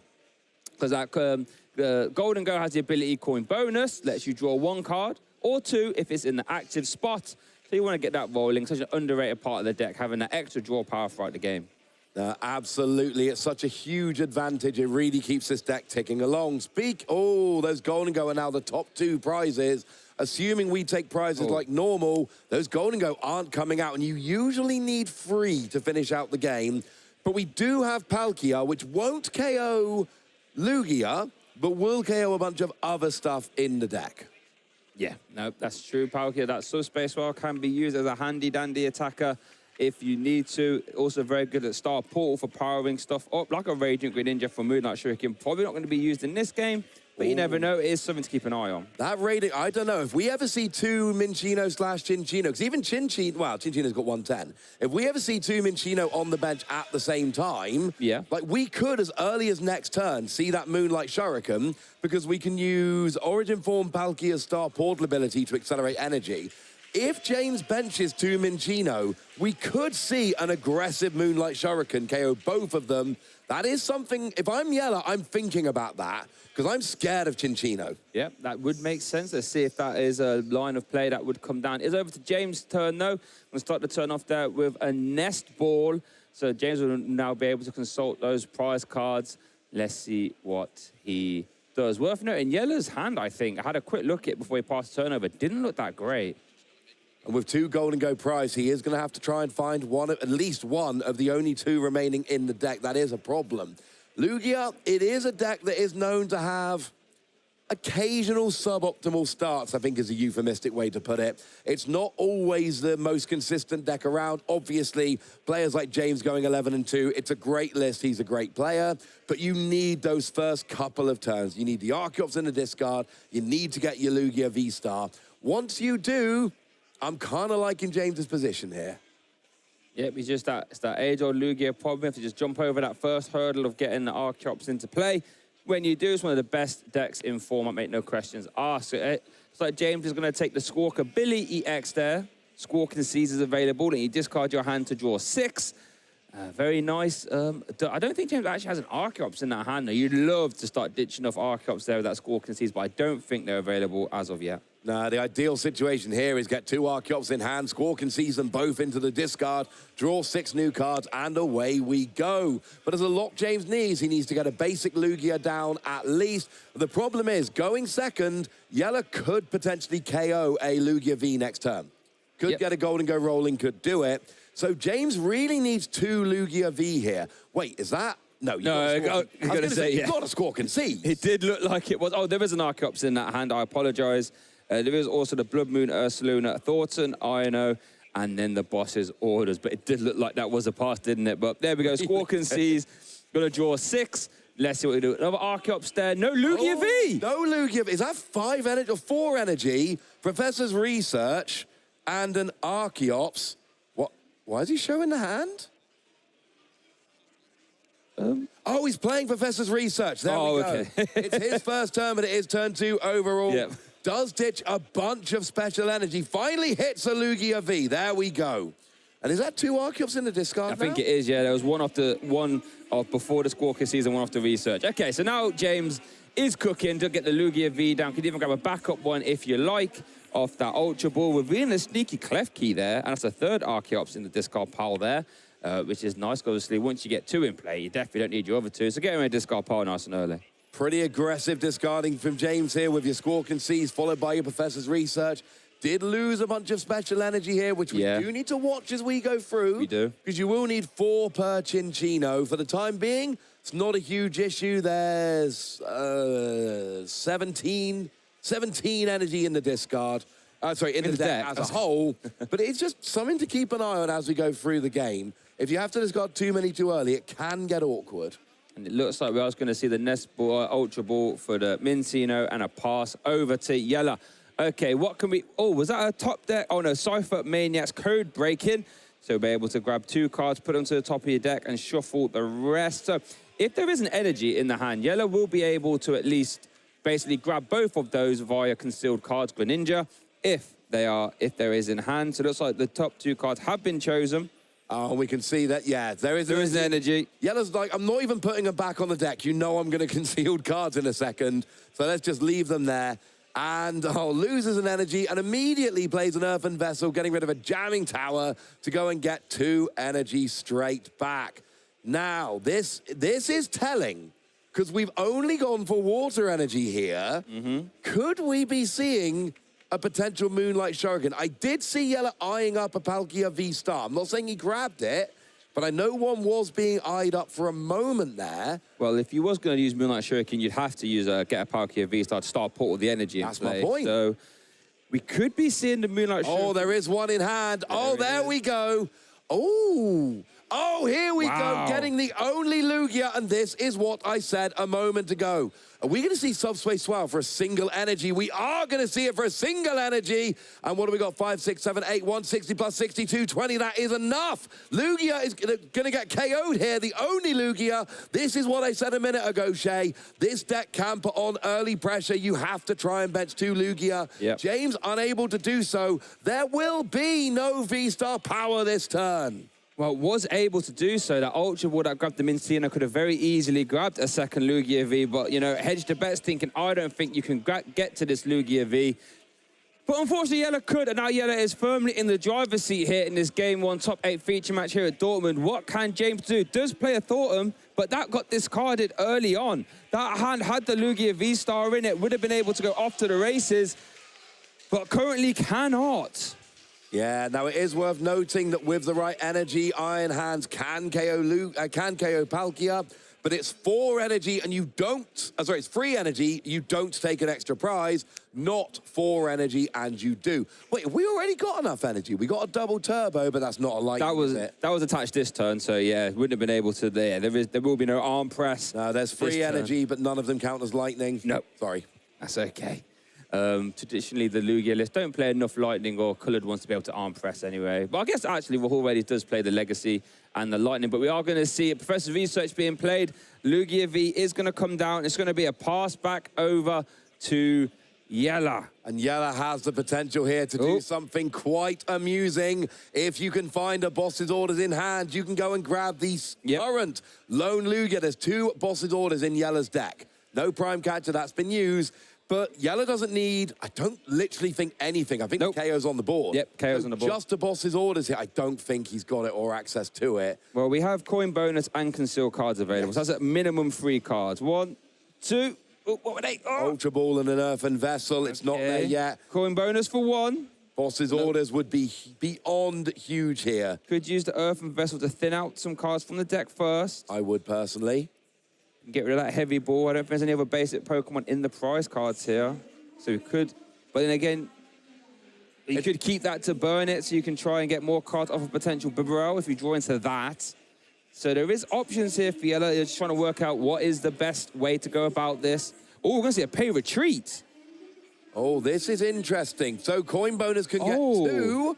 Because the superior energy retrieval, then we get 4 energy from the discard pile. And remember, Make It Rain is a... Oh, and that was a basic energy from the... I think we can get a Make It Rain for a big KO here, because Earthen Vessel will grab 2 basic energy from the deck. Superior energy retrieval will get 4 from the discard, and that would be enough to get this Iron Hands in the discard pile via a big Make It Rain KO. It absolutely would. You've still got a Palkia. You've got 2 Gimmighoul ready to evolve. There's still a Golden Go in the deck as well that you can go for here. You've got options. The problem is, next turn there is going to be a Cinccino in the active. So you're going to need Gusting. Your best... Getting Gusting this turn is better. Yes. Because then you turn off the Lugia. Yes. But you will need Gusting to win next turn. There is also an argument that if you go up 4 prizes, just KO the Cinccino. You're far enough ahead in the prize race. It doesn't matter. Here we do see the superior energy retrieval being played. Discard 2 cards from your hand, and then you can get back 4 basic energy from your discard pile. So there goes Gimmighoul and Hisui and Heavy Ball. Going to grab those 4 basic energy from the discard pile and pop them in the hand. Yeah, and that is already KO on the board there. Iron Hands has 230. There's 5 energy in hand. There's actually 6 energy in hand. Yeah. So it might be 7 energy in hand, actually. Wow. Either way, there's definitely enough. So Yella has got the KO here. Going to go up 4 prizes to nothing. I am now no longer scared of Cinccino. I've realized it's actually pretty cute, and it means me no harm. Okay, is over to James. Still wasn't, Yella wasn't able to grab those Golden Go out of the prize cards. James does promote the Cinccino. We do know that Lugia V Star, is in hand. So Summoning Star is live now.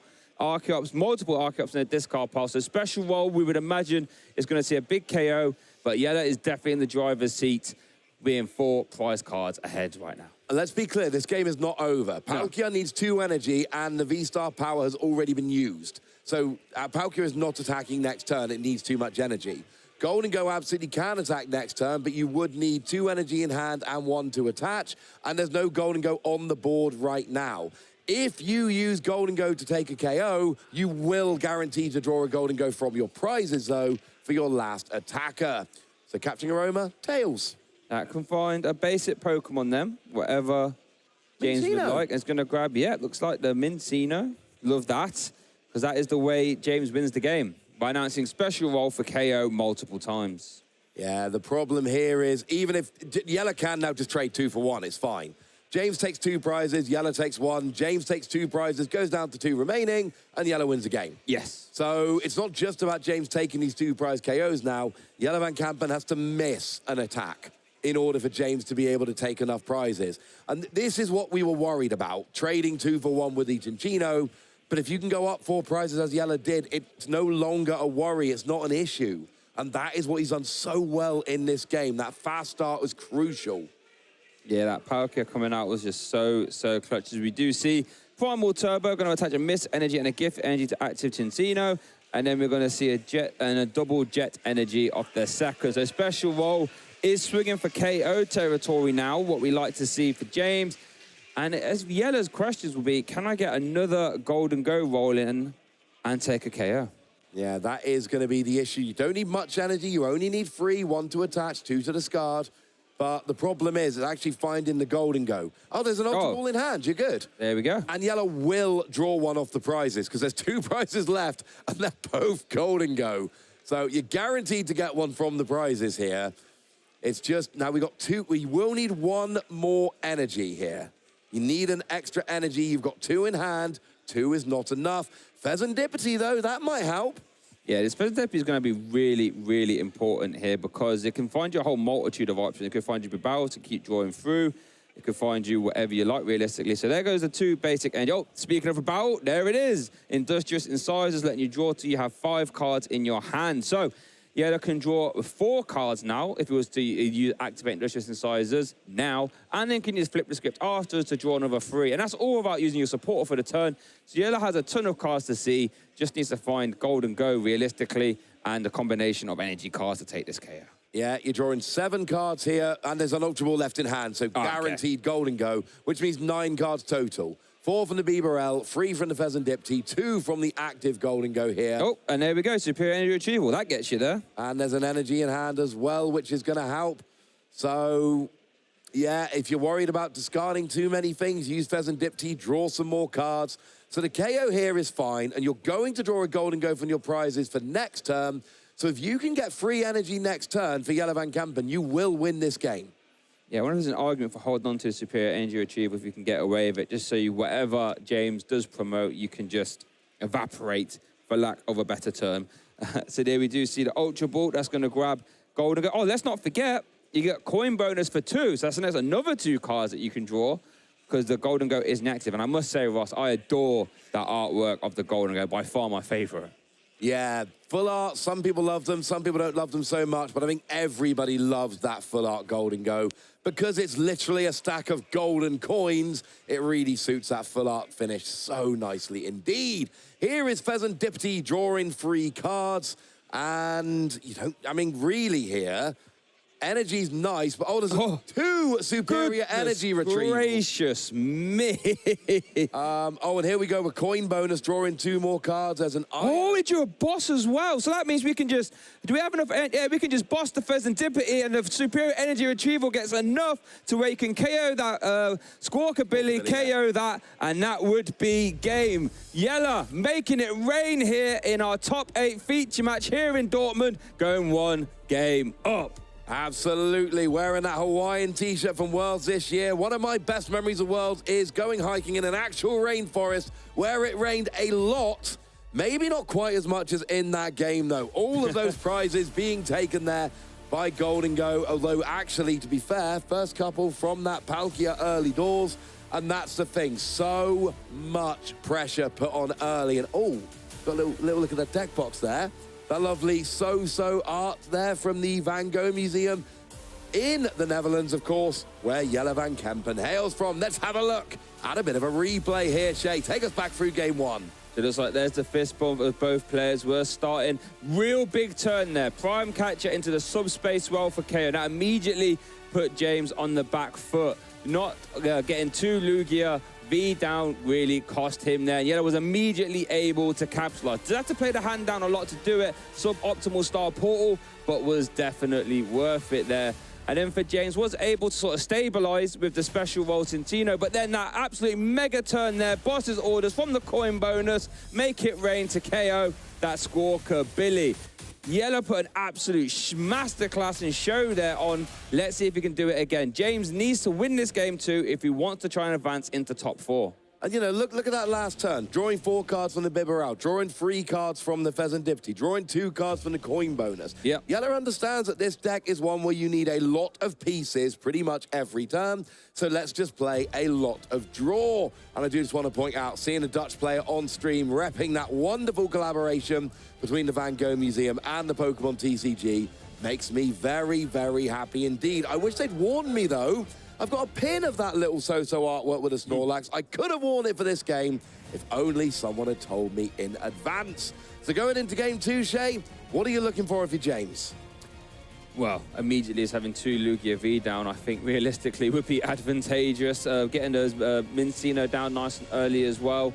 I think it's just business as usual for James. We know how Lugia plays. Just got punished for not putting down 2 Lugia V. If there were 2 Lugia V, that game could have went a bit differently. Agreed. So if you're James, just try and get down 2 this time. But then again, you are probably going first, so then chances of you getting, you know, turn 2'd, probably, well, a lot lower.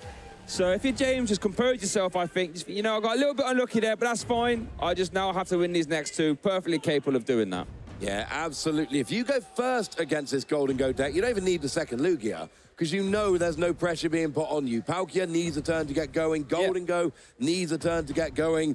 What am I calling it? Greninja, you need your Palkia, which needs a turn to get going. You're not doing very much. So it's only when you go second that you need that second Lugia so drastically. Yeah. Was that a mulligan from Yellow there? That's the second mulligan, Oh, I believe. my word. You do not want to give Lugia going first extra cards. No, that is definitely low down your priority list when you're playing against Lugia.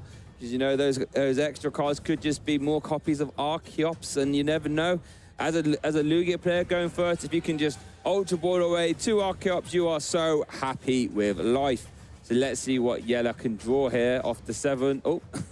There's an Io, I can tell you that much.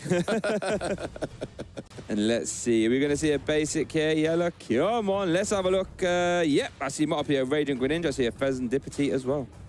Yeah, Radiant Greninja needs to be the opener here. Pheasant Dipty's good, but it can wait a turn or 2 until your opponent starts taking KOs before it hits the bench. Well, I see 1 Archeops at least in hand, 1 in the prizes, but only 1, and nicer prizes for Yellow there. Because you really actually want multiple Golden Go set up and ready to Golden Go. I went there, Shay. You went there? I like it. I like it. So let's go. Is James's first turn here? Did leave the Mincino in the active. That's fine. That mean you don't have to maneuver it around, start attacking. And it looks like James did have a Lugia V on the bench there as well. So immediately doing well. We're just trying to get some Archeops in the discard pile. And we do see an Ultra Ball going to discard a Lugia V-Star and an Archeops immediately.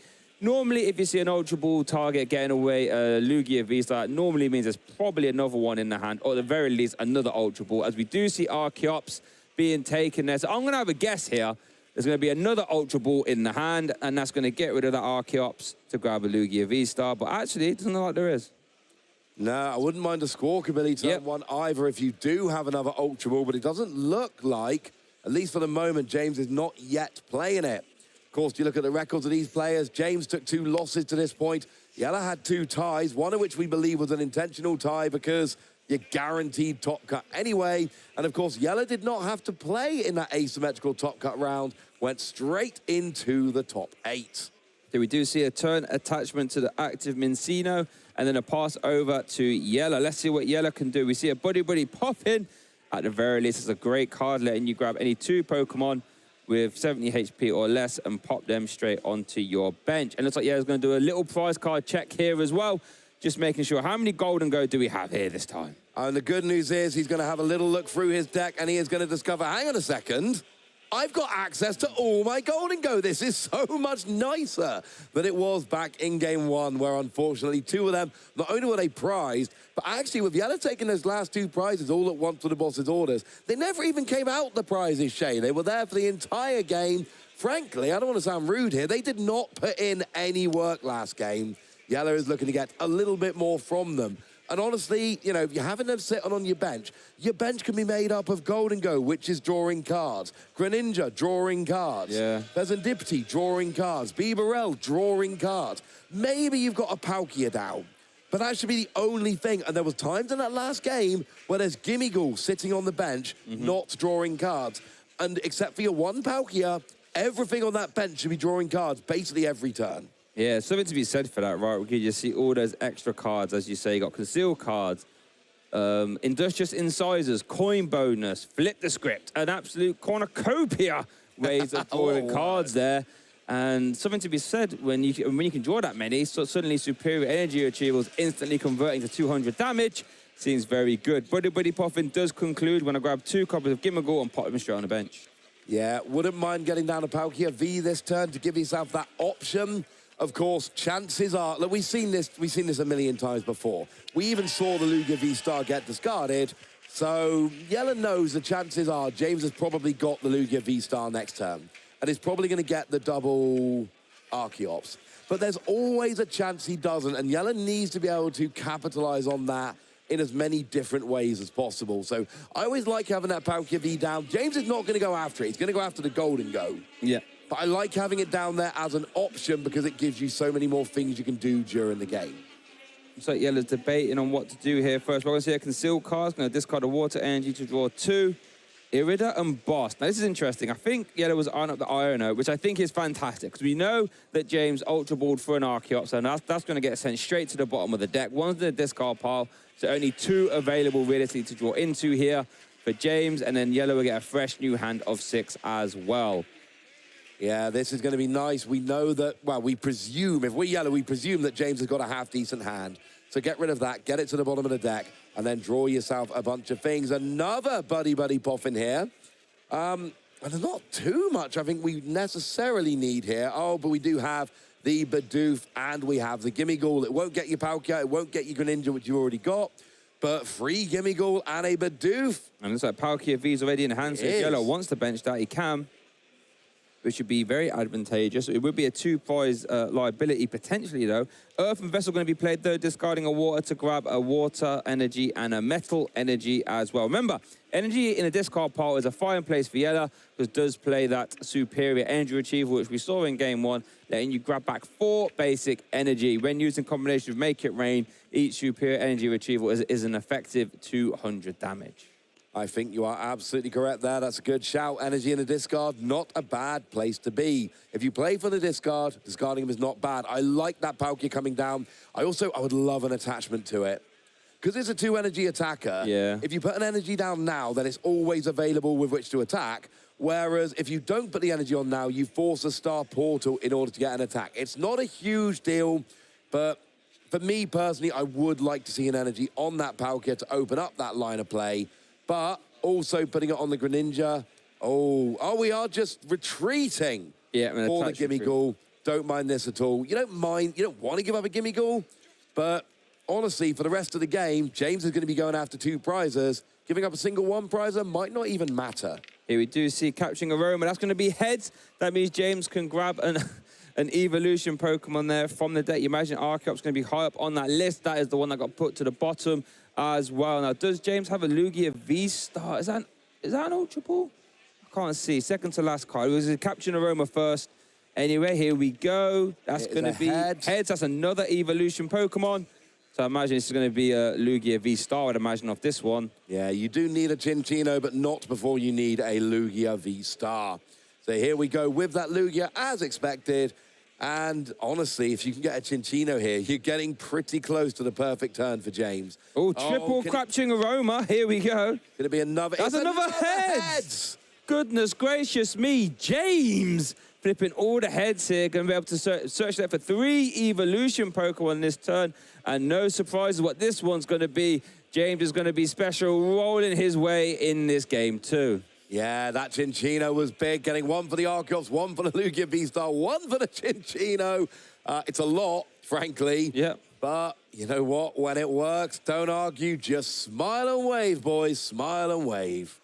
I wonder if we're going to see like an Ultra Ball for Lumineon here to maybe grab a boss's orders, perhaps, and take 2 prize cards on the Palkia, potentially. Let's see what James does. We are going to see that Ultra Ball being played here, though. Oh, no. Looks like another Minchino, which I don't think is a bad idea here. That Chinchino is going to be your main attacker. Like we saw in Game 1, you want to trade 1 prizes for 2 prizes. That's your goal here. Didn't work in game 1 because in game 1, Yella had too good a start. But if it can work here, that is going to give James a big advantage. Good news is, if Yella is unsuccessful, if Yella loses this game, they'll go first in game 3. And given that these are both decks that take a turn to get rolling, going first in game 3 will be a big deal. Really well, as we do see the Cincino there being evolved into. Special Vault is now live. Haven't seen Summoning Star used yet, but I'm sure that'll be coming on. We do see the Professor's Research here being played. Discard your hand to draw 7 more. Goodness gracious me. James, what else can you manufacture this turn? You've done everything you need to so far. It hasn't even used Primal Turbos yet. Yeah, this was looking pretty good. You honestly don't really need too much. Here comes your Summoning Star, getting your 2 Archeops onto the bench. When we first saw Lugia V-Star, I was like, think about all the different options. There's so many different colorless Pokemon. And the community as a whole went, no, Archeops. And that's it. I don't think I've ever seen Lugia get anything other than 2 Archeops, except those sad games where it only gets 1 and normally loses. So there's an energy onto your Lugia. That was from the hand. Yep. And are we... Okay, here comes the Archeops. So it looks like we saw a retreat there. And we're going to see Primal Turbo so we can start attacking with Lugia. Now, I don't mind this. Tempest Dive will do enough to KO. Can even utilize some double turbo energy if you like here. And what this does, this just protects your Cincino from getting KO. Because like you said, you won't be taking 2 prize cards with them. Lugia can't take a 2 prize KO. So how about we just let Lugia take this 1 prize KO here and just make it really hard for Yella. I don't think that is a bad plan at all. Here we go with the 4 energy, including a V-Guard energy, which in this matchup, it will protect against Palkia, which isn't one hit KOing you anyway. It won't help against Golden Go. So here it's more just an energy. We saw it be big against Regidrago earlier on in the stream. This matchup, shall we say, bit less exciting, but it is going to get a KO on the Gimme Ghoul. James is going to go up by 1 prize. And if you're Yella here, the downside is there are going to be 1 prize Pokemon that James can try and gust up and KO, like the Bibarel and the Greninja. So this could still be relevant to the prize map. Really could. We do see a Tempest Dive going to carry that Gimme Ghoul there. And let's see what Yella can do. The problem is for Yella that he has to use 2 prize Pokemon to KO, where it looks like after this Lugia V-Star goes down, I should say, James could just operate on a single prize board state and make it hard for Yella to sort of leapfrog back into this game. So Ultra Ball is going to be played though, discarding 2 basic energy to grab that barrel, which will draw up to 5 cards as well. It will, and while we're doing this, I have a quick update from the top 8. Bit of bad news for me and my predictions. Rahul Reddy has won with Archeops Lugia against Glenn Bowen's Miraidon, and will be facing Stefan Ivanov. So we've got our first top 4 game already set. Rahul Reddy's Archeops Lugia against Stefan Ivanov's Palkia. So just to interrupt you there, sorry, the Cypher Maniacs code breaking was played there. It looked like Prime Catcher and Palkia V-Star being taken, going to be popped to the top of the deck. Now, of course, with Industrious Incisors, Yella will be able to draw straight back into them. And it looks like he has an empty card hand right now. We'll get 3 other cards. So Yella will be able to do exactly what he wants this turn thanks to that Cypher Maniacs code breaking. Yeah, that Cypher Maniacs code breaking. I mean, it's especially good in this deck because you've got Bibarel and you've got Greninja and you've got your coin bonuses on your Golden Go.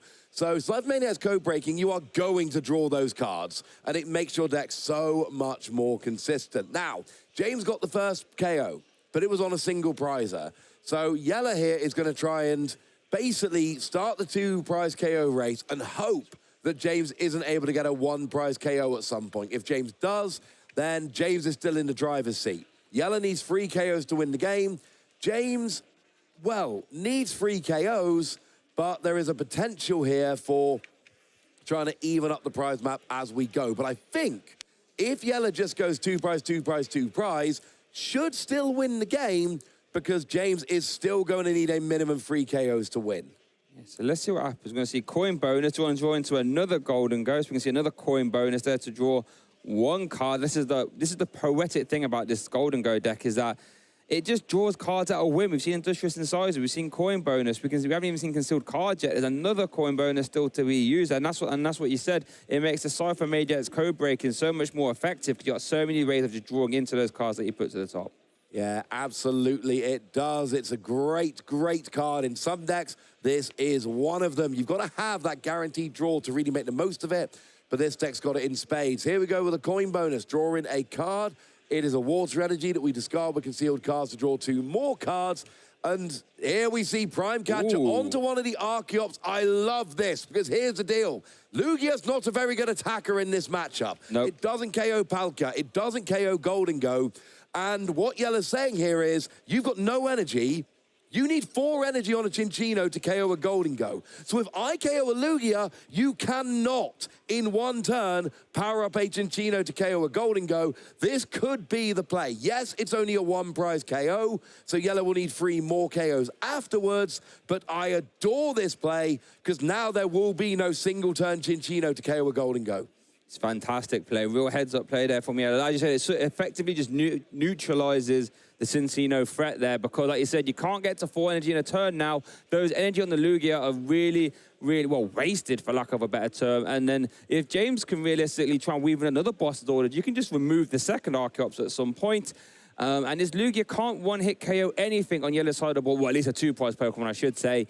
So Lugia just might have to just swing into the active at the very least. What a heads-up play there from Yella. Really like to see that. Let's see how James can respond. Yeah, now the prize race here actually still goes in James's favor, because they both need 3 KOs, including a 1-prizer to win. But the big difference here is Yella is going to be able to fire off big 1-hit KOs on 2-prize Pokemon using Golden Go's Make It Rain, and Lugia is not. Yep. Sure, Lugia can take a 1-prize KO to even it up, but that's not going to win the game. It's those 2-prize KOs you need. Good news is you can Archeops onto a Cinccino this turn. Yep. Hit with Lugia, and then do it again next turn, and your Cinccino's rolling. Yep. But that second Cinccino, trying to get it to 4 energy, not going to be easy. It's not, as it looks like James did top deck the Blood Moon Ursaluna. That is a card that can attack with low energy. Problem is, it only does 240, which again isn't going to be one-shotting any Golden Go or Palkia V-Star. It's a card that can very efficiently almost do enough damage. Yeah. But not quite. It comes very close, but not quite. As we do see Ultra Ball being played there, getting rid of a Lugia V.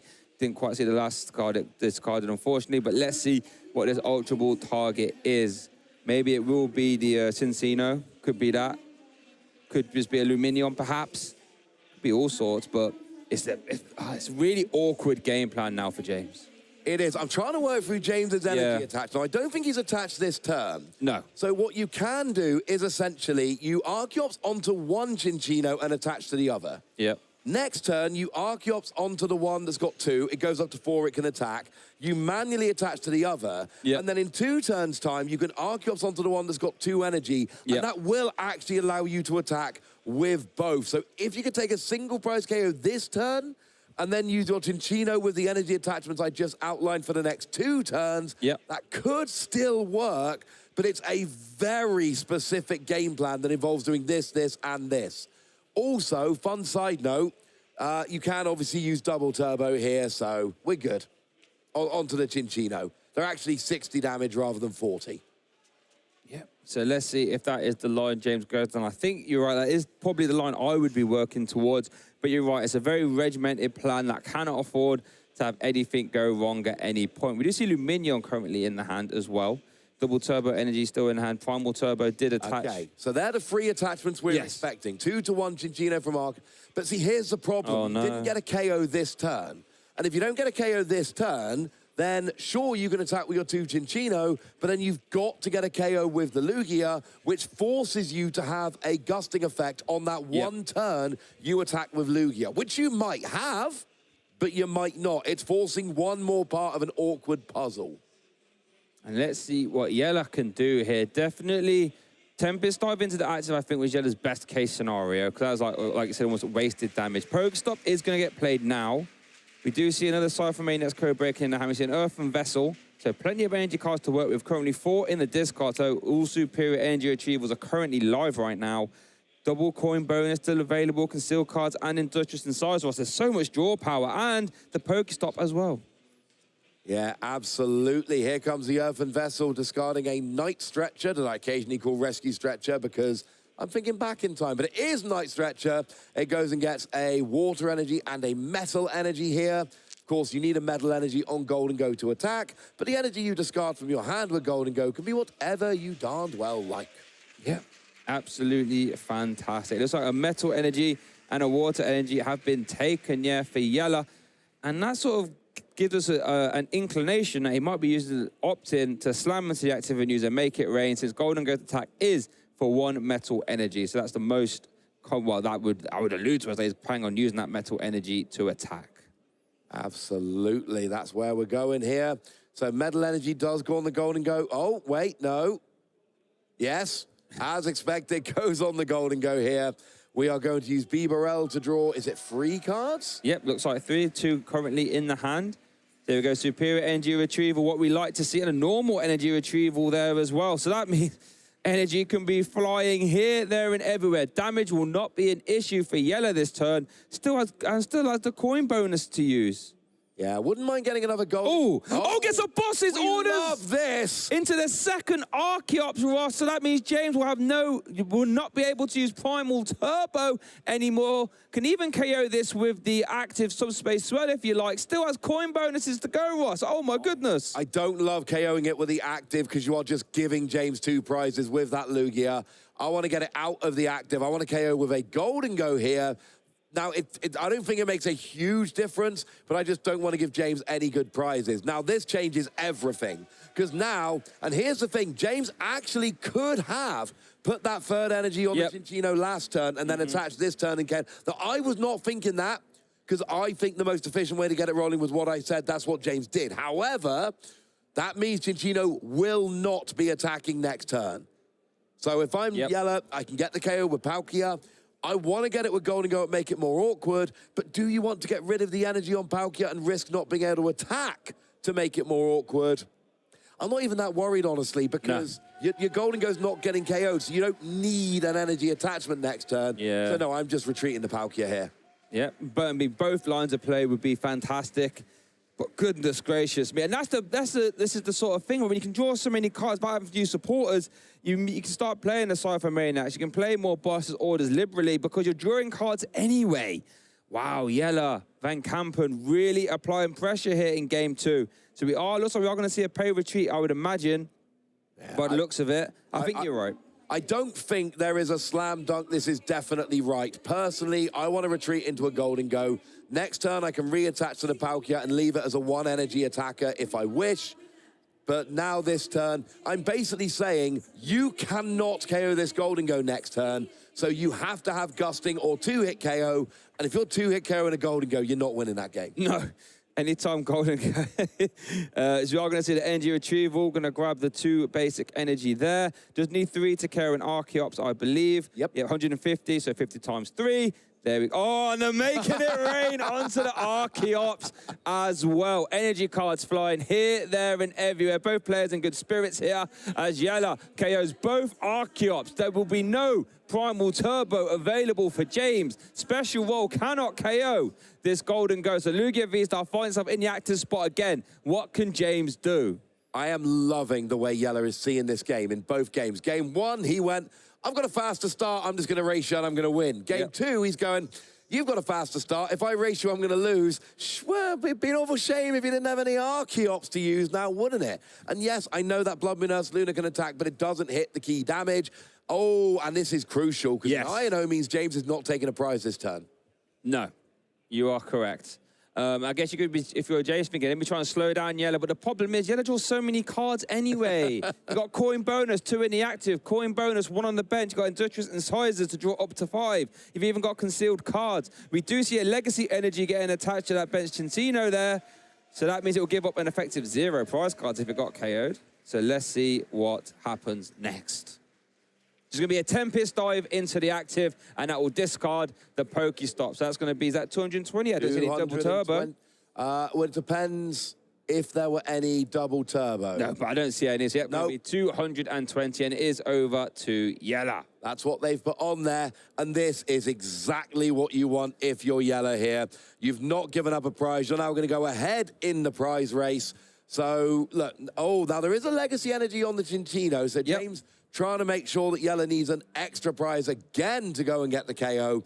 The problem is, if I'm Yella here, we see how many cards he draws. That Blood Moon Ursaluna being benched from James could be the thing that actually ends this game a little bit earlier. Yep. If I'm Yella, I'm just like, I'm going to dig this turn. I'm going to dig next turn. Yep. I should have one boss's orders left in deck, because we've seen Prime Catcher and one boss, I believe, but there's two in the deck. So you dig, you find your boss, and then next turn you boss the Blood Moon Ursaluna. I think we're going to see Yella winning next turn. I think you're correct. We saw the Cancer Clone getting played there, and then a Night Stretch going to grab back one basic energy. But look, even after the Iono, we've got a Cypher Maniac as well. So there's so many ways of doing exactly what you need. So let's see what Yella can do. I think you want to try and save the Cypher Maniac if you can, because what you could do next, if you can manufacture a knockout without playing Cypher, you can end the turn with your Cypher Maniac just to put a Boss's Order to the top and say I'm guaranteed to win next turn. Let's see what happens here. But Barrel first, Industrious Incisors. We just want to see basic energy, realistically. And what you said there was really big. Playing Cypher Maniacs to leave it on the top rather than drawing into it means that if you get Ionode, you draw into it. Doesn't matter. You don't put it to the bottom of the deck. So here comes a coin bonus, and it looks like, oh, it's been a good year down at the factory shade. There's a big bonus being given out. There are two being drawn here. Actually, a couple of basic energy.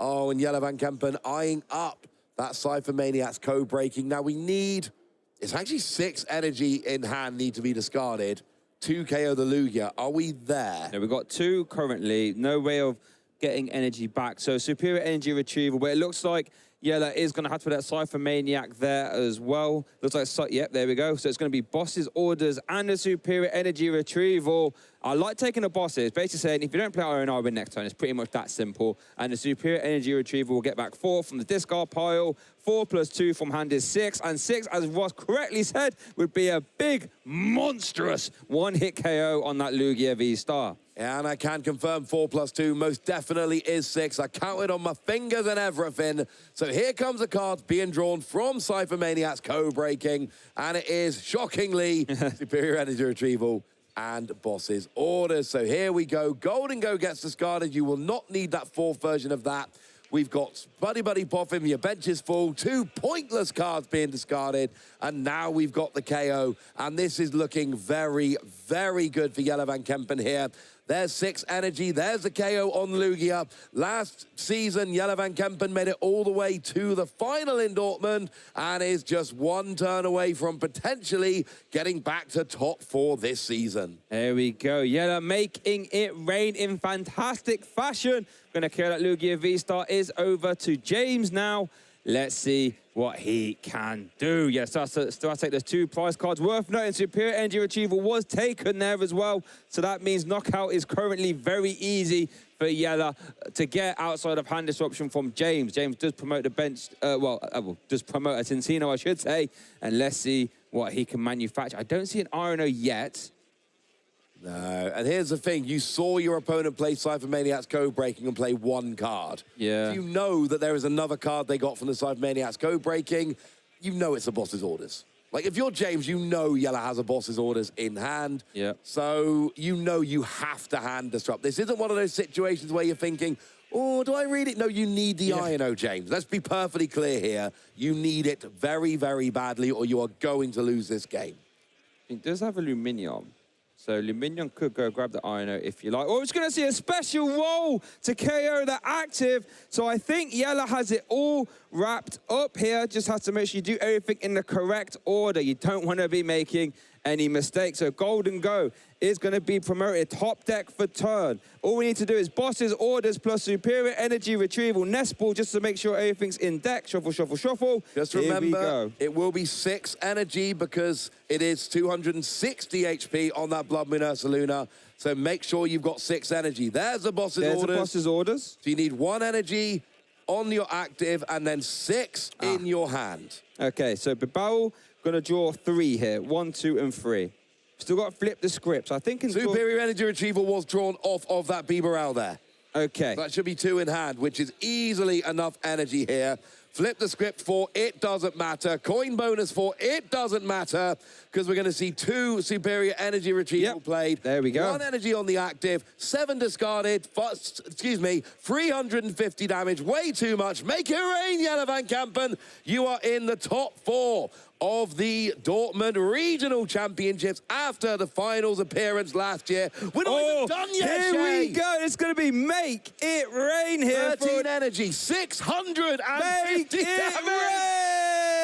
And now, Jelle van Kempen advances to the top 4 of the Dortmund Regional Championships. I went a little bit early there. I didn't realize the forecast was quite as bad for Lugia as it was. That was a lot of rain, and that was a fun game to watch. I always love it when you can see the players having fun, win, lose, or draw. Everybody at home, everyone here in Dortmund, everyone here in Europe, everyone needs to go grab yourself an umbrella, because Jelle is making it rain here, there, and everywhere, and especially in this venue as he marches on to top 4, only 1 win away from matching his previous Dortmund regional performance, 2 wins away from being our first EU regional champion here this season.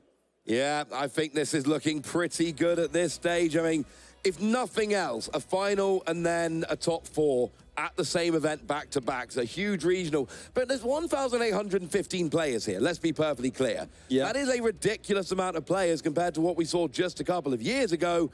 And then to actually come in and make top 4 after making the final last time with such a large, diverse field and with the same deck, no less. Yeah. I mean, what an achievement. It seems to, yeah, like you said, so Jelle's been doing this again with Golden Go, and we saw already with Lugia coming straight back from Worlds and just winning it back here. It just seems to be, you know, tried and tested. Play the decks you know, you'll pilot them correctly, make less mistakes, and over the course of a long event, the less mistakes you make, the more chance you have to win, and the more games you win, the more chance you have of doing well, and Jelle currently in top 4.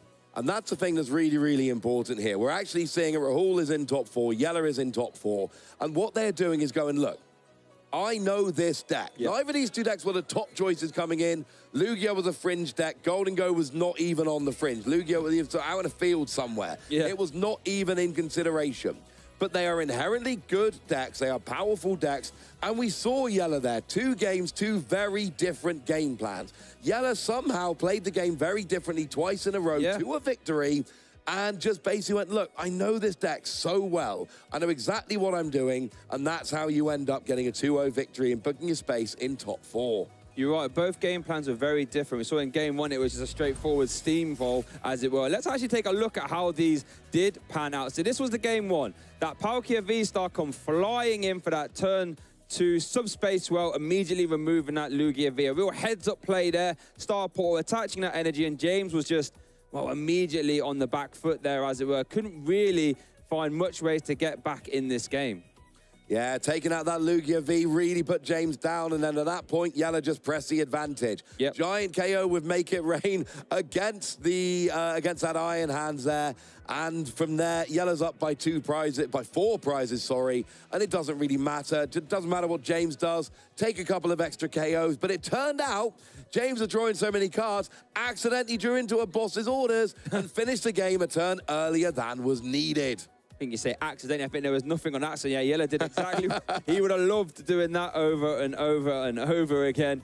Let's make no mistake about it. Here we do see, here in game 2, where James was flipping all the heads off Captured Hero. I think it was 3 heads that turn. And then was able to do some Tempest dive here. But again, Jelle said, okay, you can flip your heads. How about I'm just going to start taking out your Archeops here instead, as we do see that Prime Catcher. And, you know, when Lugia had all that energy on, you can take away the Primal Turbo. All of a sudden, James just wasn't able to start powering up those offensive threats. Jelle again then said, you know what? Let me get rid of that Archeops as well with the Make It Rain. 1, 2, and the 3rd. And Jelle was just in the driver's seat. Yeah, we see a big KO on the Lugia there, going down to just 2 prizes remaining. And of course, when we're saying, is Jelle going to draw into... is Jelle going to draw into the boss's orders? Of course, because he played Cypher Maniac's code-breaking last term. And then it was, well, hang on a second. Here we go. Why get enough energy when I could go over the top? I believe 13 energy, 650 damage here. And it was a big Make It Rain here from Jelle van Kempen. Let's say it together. Make it rain! And huge damage there.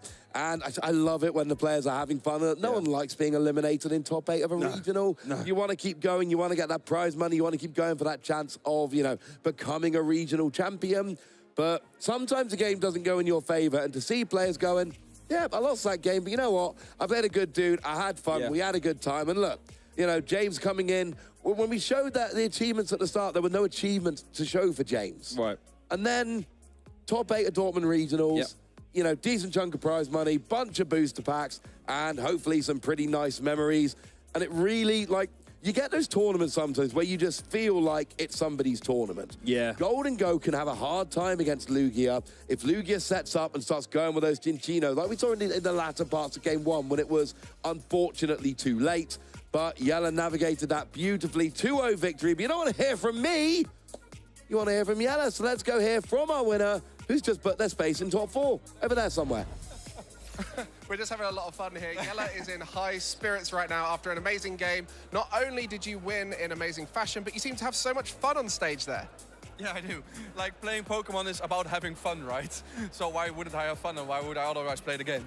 Well, you seem to have a lot of fun with Golden Go. It was only last year in Dortmund you made it to the final with the exact same deck. A few changes now, but you've been playing it ever since. What is it about Golden Go that you love so much? It's like there are so many things to Golden Go. Everyone calls it a D tier deck or like a low tier deck or like a bad deck. And it's really fun for me when I do well with it. I see how good this deck is. If the other ones don't see that, it's fine. I just have a lot of fun. I just draw a lot of cards. I can do whatever I want. So yeah, and the best part, people don't know how to play against Golden Go most of the time because they don't test against it. Exactly, and we could see that in the game. Like, you're navigating that matchup, you know it inside out. You're playing it exactly how you want to, and you're catching people off guard. I've got to ask you, when you're coming into a format, do you just know you're playing Golden Go, or do you think, do you know what, now's the right time for it? I've actually just been. It's all good. I've actually Carry on. I've actually just been doing also some other things, and I know my deck is just still really good. And I know how to play it, and I like playing it. So me with my friend Ruben, we always like talk about the deck. He put some cards in. I'm like, is that good? He's like, yes, it's good. And okay, I'll play it. That's what happened. That's what happened today. And now you're top 4. Yeah. So the night last sketches time, are doing great. Yeah. Well, last time you made the final, are you going to try and make it all the way to that winning spot and book your ticket to Anaheim? I'm saying to people today, last time I was here, I want to approve my spot with only 1, and then I'm happy. And now you're going to be trying to do that. We're going to be following you the whole way through. I'm very excited to watch you competing the whole way through, Yella. You mentioned a few people who've helped you out along the journey. Oh, yeah. Is there anyone else you want to shout out? I would definitely want to shout out Ruben for testing with me and putting in some really good cards. I have a girlfriend back at home who supports me really much, and I have so many people that are like on the Golden Go hype train, and I got to give it to them as well. And of course, the friend group I'm traveling with, they're always like, you have a bad deck. But it's really funny to me, so. Well, now you can prove them wrong, and I love how much energy you have and how much fun you're having here. Yes. And I'd say 2 people had a lot of fun during that last game and a lot of energy. Oh yeah, he was Shay. amazing. He was a really nice guy. I liked it. Well, your opponent, of course, and Shay and Ross, they're having a great time casting it too. So I'll turn it back to them now. Oh, thank you. And they can take us through to the next step towards top 4. Thank you very much, Mike. Always nice to hear from our winner, and lots of Iron Hands going on in the background there, but I hate to say it, all Iron Hands did in that matchup was get KO'd. The good news is, Shay, we do have our top 4 set now. We know what the matchups are. So just to quickly run through the top 8, we saw Rahul Reddy beat Glenn Bowens. That was Lugia taking down Maridon, sadly. But your pick, Palkia with Stefan Ivanov, took down Stephen Law with Iron Thorns to go into top 4. Akana Ryuki, who we saw on stream the previous round, our Japanese player, came over from Tokyo, took down Jan Hausman's Raging Bolt to put a Dragon Bolt into top 4. And then obviously we just saw on stream Golden Go making it through, which sets up the following games in top 4. Right, well, you know what? I've actually had an idea, or a little... So my card's prediction was Palkia. V-Star, yes. Right? He said, you know, currently being piloted by Stefan in top 4. However, what did Yella KO Lugia V with game 1, just what we just watched? What did he KO with? Palkia. So I've got 2 Palkias actually knocking about in the top 4, so I'm feeling a little bit more confident in my chances there. Right, I'm going to go and find a replay. We've got lovely replay people in the room. I'm going to find them in a minute. Because you sat on the couch a minute ago and you told me I pick a deck. Yeah, I do. I'm not just going to pick a couple of cards and start yelling when they've turned up in other decks. No. I'm only picking Lugia. That was not a Lugia deck. That was a Golden Go deck. If you take that as a Palkia, you are just being hypocritical, Shay.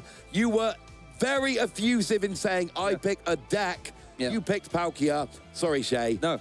Look, you've still got a Palkia in top 4. No, I'm not having it. I'm not being. Need to cheat. No. I'm not being the only one here who's gonna. I'm not gonna be the only one who has a one deck. I'm gonna do everything I can to get my card to prediction. But here is our top 4 and how it is panning out. There we've got Rahul ready, that Lugia V-Star deck, facing off against Stefan Ivanov, back-to-back NAIC champion with that Palkia V-Star. And then we've got Okada, who's playing that Dragapult EX deck, versus Yellow, who we just saw on stream, piloting that Golden Go. Wow. What a top 4. With a lot of decks, I don't think a lot of people realistically would have expected. No, I think the only deck in this top 4, well, so Dragapult and Lugia were both seen as contenders here. Yeah. Not necessarily the number 1 and 2 decks out there, but they were very much seen as contenders. Palkia, very much on the fringe of the metagame. We knew it was running around, but we didn't really take it seriously as the top deck in the format, and Golden Go was just nowhere to be seen. So yeah, Dragapult was seen as like a top 3 or 4 deck. Lugia was seen as kind of a, what are we looking at? Maybe a 6th, 7th best deck in the format coming in. And then, like I say, Palkia way in the back, and Golden Go completely off the map entirely. So, once again, like Dortmund last year, where let's not forget, we had a Golden Go Chen Pao final. Yep. One set before they were supposed to both get good. This is not the top 4 we expected when we came in this weekend, and that does make it a lot more fun. You know what isn't in top 4? What? Most played deck in day 1. Yep. Most played deck in day 2. Presumptive number 1 deck coming in. Amy's choice for this weekend is, well, not very good. Currently not there in top 4, unfortunately, for Amy there. That's no fun. So, well, it's sad for her, I guess. I mean, you've already won the caster prediction. Even if you don't cheat and you just take the actual Palkia deck, you still have the last remaining caster prediction in the bracket. Terapagos didn't make it into top 8. Raging Bolt lost in top 8. Miraidon lost in top 8, and that just leaves Palkia as the prediction. So, congratulations, I suppose. But you did kind of cheapen it by trying to claim Golden Go as well. But I'm greedy. This is not the only competition going on in the hall this weekend. There is another competition going on, which we're going to tell you about. We're not ready yet, Shay. Oh, we're not ready for that one. In a little bit. Well, I'm excited for that one, though. But I just want to mention it just quickly before we throw over in a little bit. Okay. We talked about the side events earlier. Yeah, we did. I got ambushed with cake. Going to be honest with you, one of the better ambushes I've had. I was about to say there's worse ambushes. You make it sound like a name again. Before I was ambushed with cake. Goodness gracious. As far as ambushes go, ambush with cake is pretty gosh darn nice, I'll be honest with you. But there's all kinds of side events going on. People are playing Labyrinth over there, which is a game my wife and I have taken to playing quite a lot lately. Yes, Pokemon Labyrinth, obviously. There are all kinds of side events going on, like Pack Rush, and there was a cup going on, like an actual league cup in the venue. And then for those of you who don't want the dynamic gameplay, there's been competitions like a drawing competition going on. Now, we've done some Picture Me on stream in the past, Shay. Yeah, we have, yeah. How's your drawing? My drawing is awful. How's your drawing? We both did Picture Me at EUIC. We weren't even casting EUIC. No, we got dragged up for Picture Me. Go and find the VOD of that to see how bad our drawing is. But standing by with people who can actually draw, a lovely co-caster, Amy. Welcome, Poke artists. My name is Amy, and I am here with some of our most talented artistic, absolute gems of the weekend, over with our coloring and drawing competition. Now we have lots of incredible entries, such as Diglett Whack-A-Mole, Wiglet Large, some amazing Pokemon. Wow, like just incredible. Look at the details on all of them. We've got this amazing Mega Gengar, but we also have some winners from this weekend over here as well. Winners of the artistic variety more than the trading card game, video game, or Go variety. So I'd like to welcome our juniors winner of our art competition. Can you tell us your name and how old you are? I'm Danai, and I am 9 years old. Amazing. And could you show us your drawing, please? Yes? Yeah, which one's yours? This one. Can we get a big old close-up? So can you tell us about your drawing and why you wanted to draw these characters? I have no idea. No? Do you like these Pokemon, or are you a big Lily fan? Yeah? Oh, that's amazing. Have you got a favorite Pokemon overall? Lopunny. Lopunny! Oh, that's so cute. I love it. And you wrote out their names yourself as well? Yes. Incredible. How are you feeling with your victory today? Yes. Amazing. And I believe we have a prize for you for winning, which our lovely judge is going to present. Amazing. Now, Sprigatito has a friend. Congratulations. Thank you for being one of our amazing artists this weekend. Thank you for blessing us with your talent. And I hope that you go on to draw many, many more pictures for us. Thank you so much. Lovely. And of course, we also have winners in our seniors and masters division. Sadly, our senior winner couldn't be with us, but they did some incredible art this Sunday. But we do have our masters winner. Come on over, friend. So I'm going to do it with you as well. Can you tell us your name and how old you are? Yes, of course. I'm Servando Pascual from the Netherlands, and I'm 23 years old. Amazing. And how long have you been a professional artist? Just today. Just today, a brand new professional Pokemon artist coming your way. Why Bulbasaur, Venusaur, and Ivysaur? It was the drawing closest to me. I just took the colors I like and think, yeah, I draw this. You're a natural. Nothing special. Nothing special. Oh, so modest. Oh, my goodness. Well, thank you so very much for drawing our beautiful trio in all their glory. I feel like these could be some regional variants. Where do you think they would come from? Ooh, the Netherlands. Yeah, the Netherlands. So we also have a little treat for you as well. We're going to get little Pichu. Thank you so much for joining us. Sadly, we are out of time, so we're going to have to head back to the desk. We'll see you guys soon.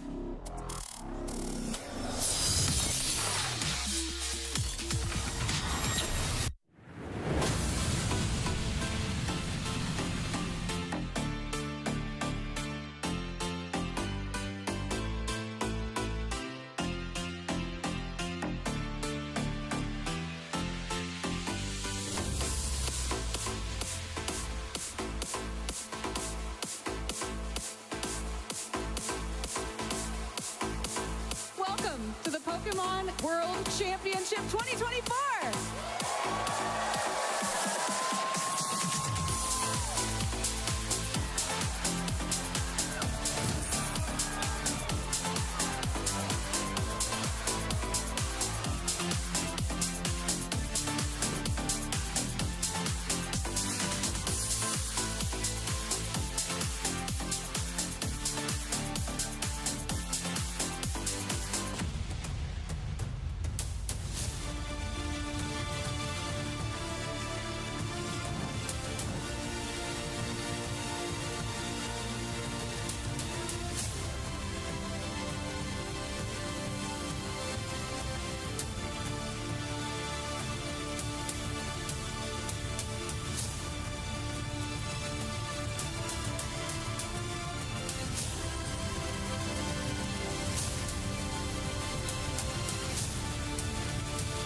excited to come together and celebrate Pokemon.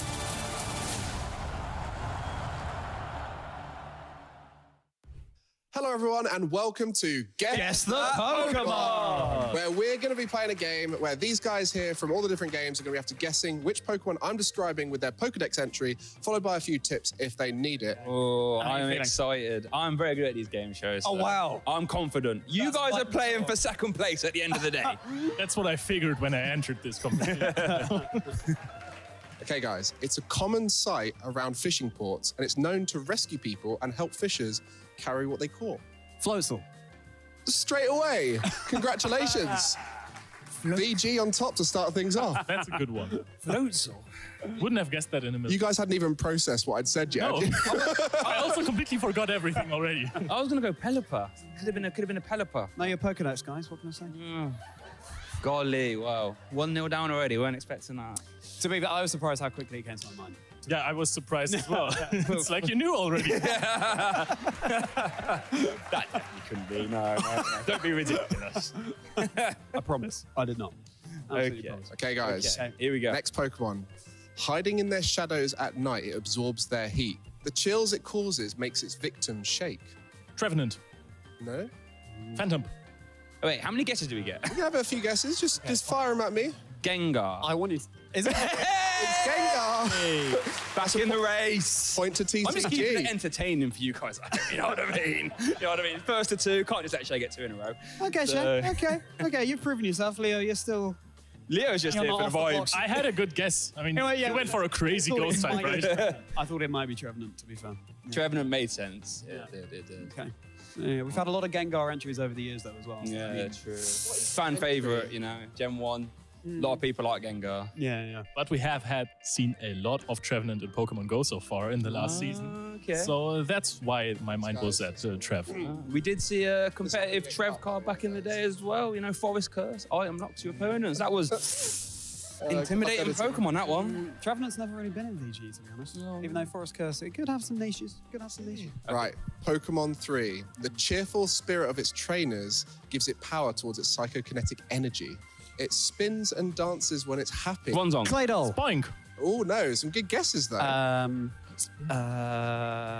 Or Grumpig. No, not quite. Jinx. Psychic. Hatena. Well, Hatterene. I'll give you your first tip. Okay. It's a psychic and fairy type. Yeah. Psychic. So. Hatterene. Not Impidimp. Oh, I don't know these. I'm not even close. Two new fairy types. Psychic Fairy. There are loads of those. Gardevoir. Curlia. It's It's Palia! There we go! That's very Let's good. go. Very popular Pokemon right now in the TCG, Yeah, so a bit of an advantage there for our TCG you know rep. actually how I got that one? Because in the Curlia card, the refinement card, it looks like she's dancing. I thought, psychic fairy dancing? Yeah, Why did you get it straight away then? Fair enough. I don't play Gardevoir, that's why. Carry on, or is that? So that's that round there of Guess the Pokemon TCG coming out on top with 2 points there. VG just the one and go. Unfortunately. Oh no. But I'm sure we'll be having more fun with the rest of the regional, so go enjoy yourselves, guys.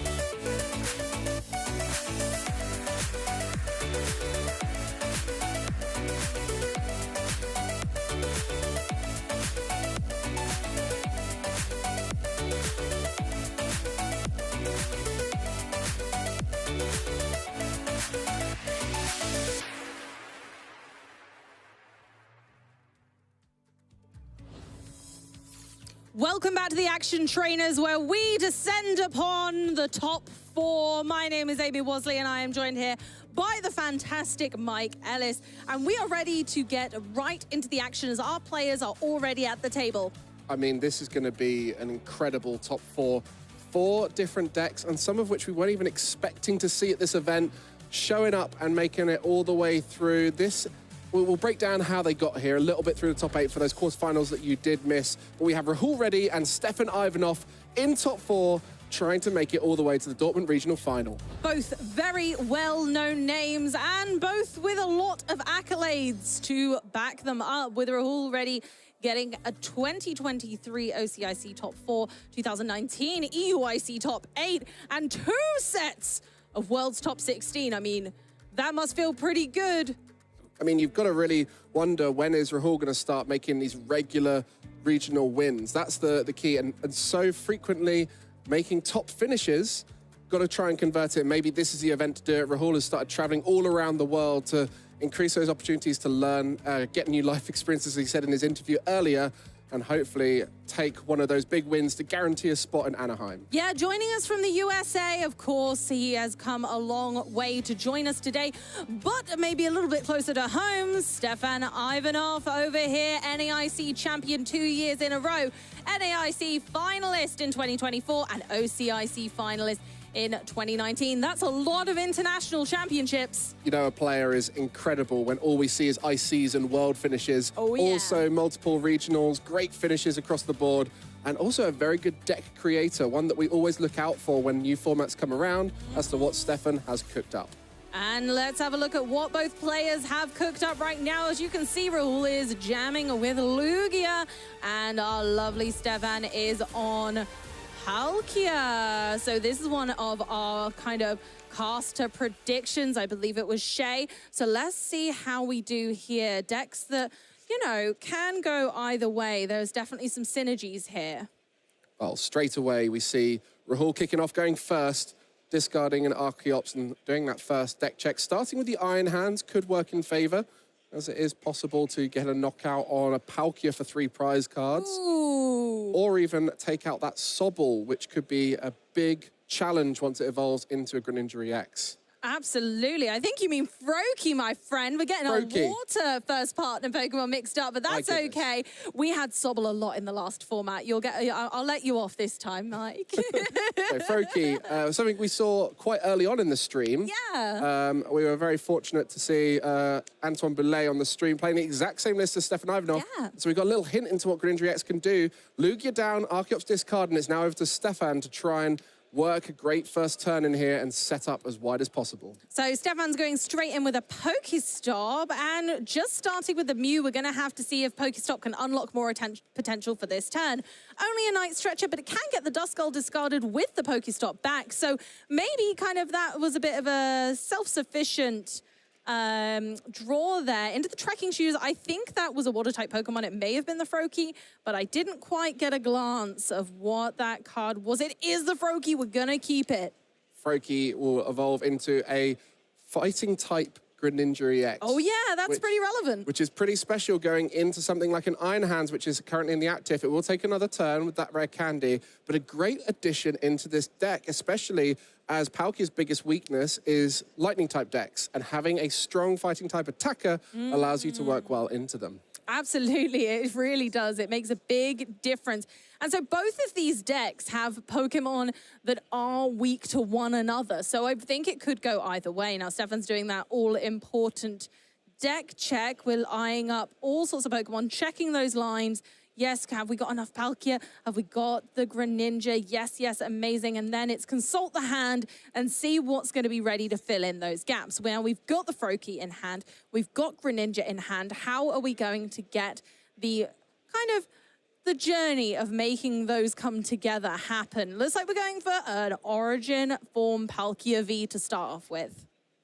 While we watch these two players setting up in the top 4 match here, it's always interesting to look back at how they got here. We know they had a great Swiss, as you can see by their results just below their names at the top, but their quarterfinals were both interesting. We had a Miraidon EX into Rahul Reddy's Lugia V-Star, typically a very tough matchup, and then an Iron Thorns was beaten by Stefan Ivanov. So both of them taking out Lightning-type attackers, which are typically strong, into Palkia V-Star and Lugia V-Star. Absolutely. It just goes to show that those international championship finishes were no joke. These guys are some tough cookies. Okay.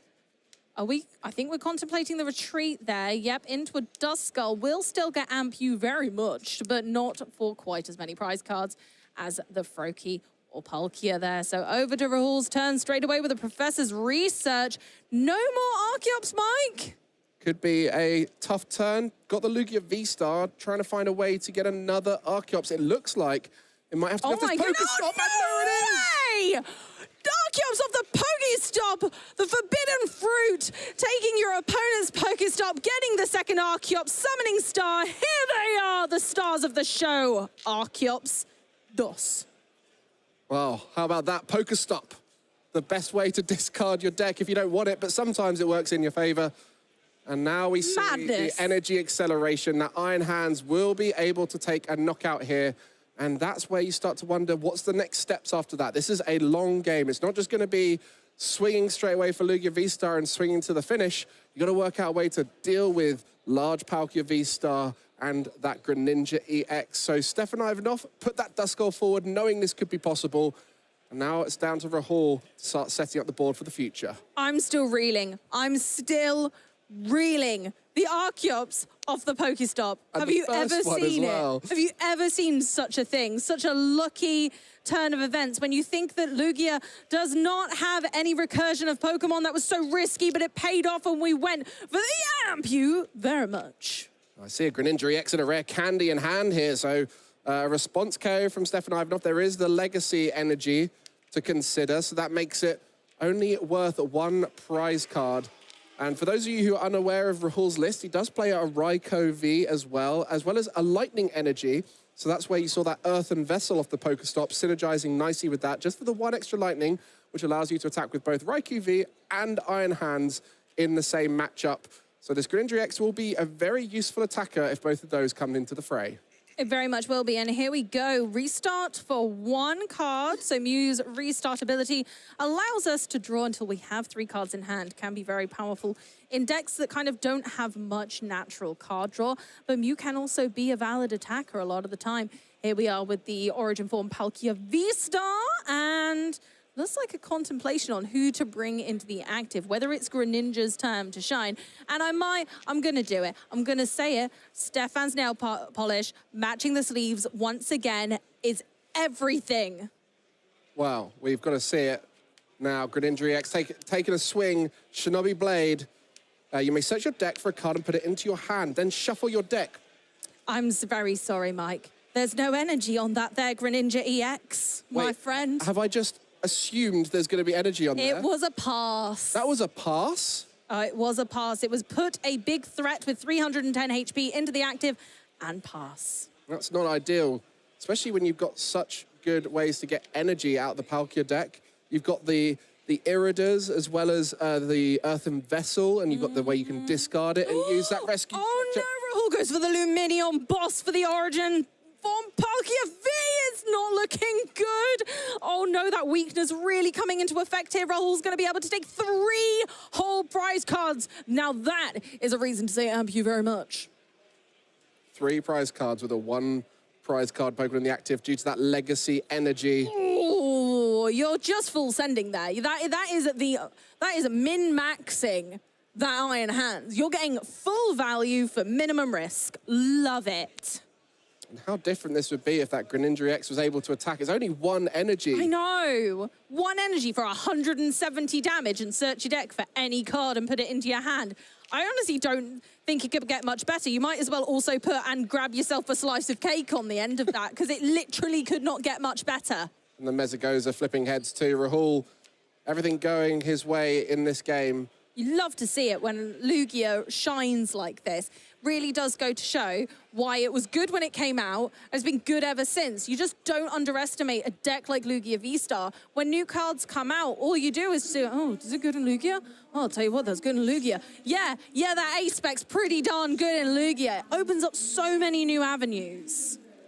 And Lugia has consistently been one of the strongest decks when you're able to get the Summoning Star off on your second turn, and that is exactly what happened here. And now you can see Rahul able to attack over and over again with everything that's on board. Doesn't need to worry about finding anything crazy, just has it there available. And there's that Earthen Vessel we mentioned. Another way to discard Archeops, but also a way to get that lightning energy for many other attackers. There you go, Amp you very much for 3 prize cards. And now it is 1 prize card left for Rahul, hoping to try and find that final knockout. My goodness, Dust Noir can't even work now because there's only 1 prize card left. I know, honestly, that is devastating. I suppose from Stefan's point of view, there's no reason not to use the rare candy. We want to get cards out of our hands so that Mew can work. But also, Dust Noir is just a larger target. It's a bigger threat, and we can't amp you very much that. Looks like Pheasantipity EX going to be taken off the Mesagoza. And, I mean, this is a challenging position to come back from. Disruption is possible, but with Lugia, you have your energy acceleration on board. It will just be then that there's no attackers on board that could knock out the Palkia V-Star or the Greninja EX. Honestly, I'm not knowing. I'm struggling to see a way out of this for Stefan. Now, yes, there's Pokemon with high HP around, but Rahul runs a lot of boss's orders. We know that typically nowadays Lugia is rather bossy like that. And so unfortunately, I feel like the Iron Hands with the extra lightning energy means that we can arm press a Palkia V-Star, which I'm not loving the kind of potential of, to be honest with you, Mike. And with the gift energy on that Iron Hands, if you try and disrupt and knock it out, the gift energy will just bring it back up. There's a gift energy on the Lugia V-Star, so if you try and knock that out, even the Luminion has a gift energy on it, so you can try to disrupt, but gift energy will just bring you straight back in. Yeah, Rahul's just gone, you know what? Well, if you're going to knock me out, I'm going to have a gift, and that gift is going to be up to 7 cards in my hand. And draw for turn. And draw for turn 8. Crazy, crazy numbers. But I think you're right. The biggest challenge for Stefan here is not being able to use that Dusk Noir, because really that's what you're using alongside Palkia, alongside Greninja EX in order to deal more damage each turn. Well, we knew Palkia V-Star had a chance to resurge back into the format thanks to Area Zero Under Depths. But what we've seen here with Stefan Ivanov is a completely different way to play it, similar to what we saw towards the end of last format, using that Dust Noir alongside Palkia V-Star. Doesn't even have an Area Zero Under Depths in it. So Palkia V-Star with the typical limit on 5 bench, and that damage output will be changed through the Dust Noir with the 13 damage counters and that Cursed Blast. But unable to do it now. This will be go to game 2. That is it. The pressure was on. Rahul had that absolutely in his hands. And I reckon that Pokestop spelled it out. That Pokestop, you spun it and it spelled out W-I-N-N-E-R.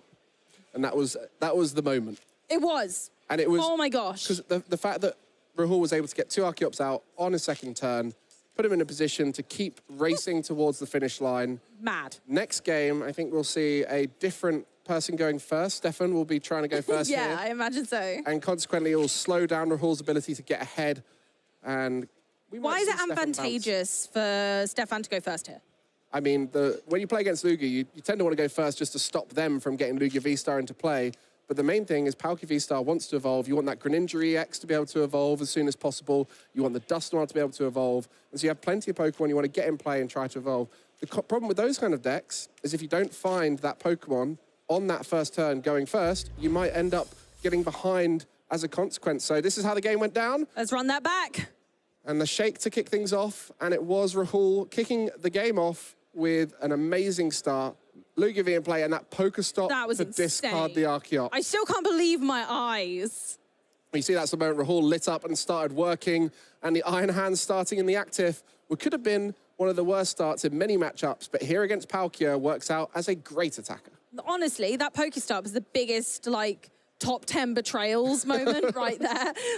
Honestly, Stefan's own Pokestop coming to bite them like that. Not what you want to see. I mean, sometimes Pokestop can be one of the best milling cards for your opponent's deck in your favor. Get rid of important resources for them. On this occasion, it was the final option for Rahul. As we see, the Duskull starting the active versus the Iron Bundle. And it will be Stefan kicking us off here with plenty of cards to play. Let's go, Stefan. Let's see how we go. We're gonna go for a little jog first. Let's jog through that deck and see what we got. Now, Stefan does have some potential with this hand, but it's not exactly the fluffiest. There could be some better. There could really be quite a lot of better cards here. But we do have Ultra Balls. We have Ultra Balls multiple. So at least we can get started. And discarding energy isn't too awful for Stefan. Remember, we've got that Star Portal V-Star ability, so we can get 3 energy back and pop it on a Pokemon. So energy's okay. We can say goodbye to it for now. And with 4 night stretches, you can discard Pokemon, and it's almost the best place to leave them in that discard pile. It's almost easier to stretcher them out of there than the deck half the time, isn't it? A little deck check here for Stefan.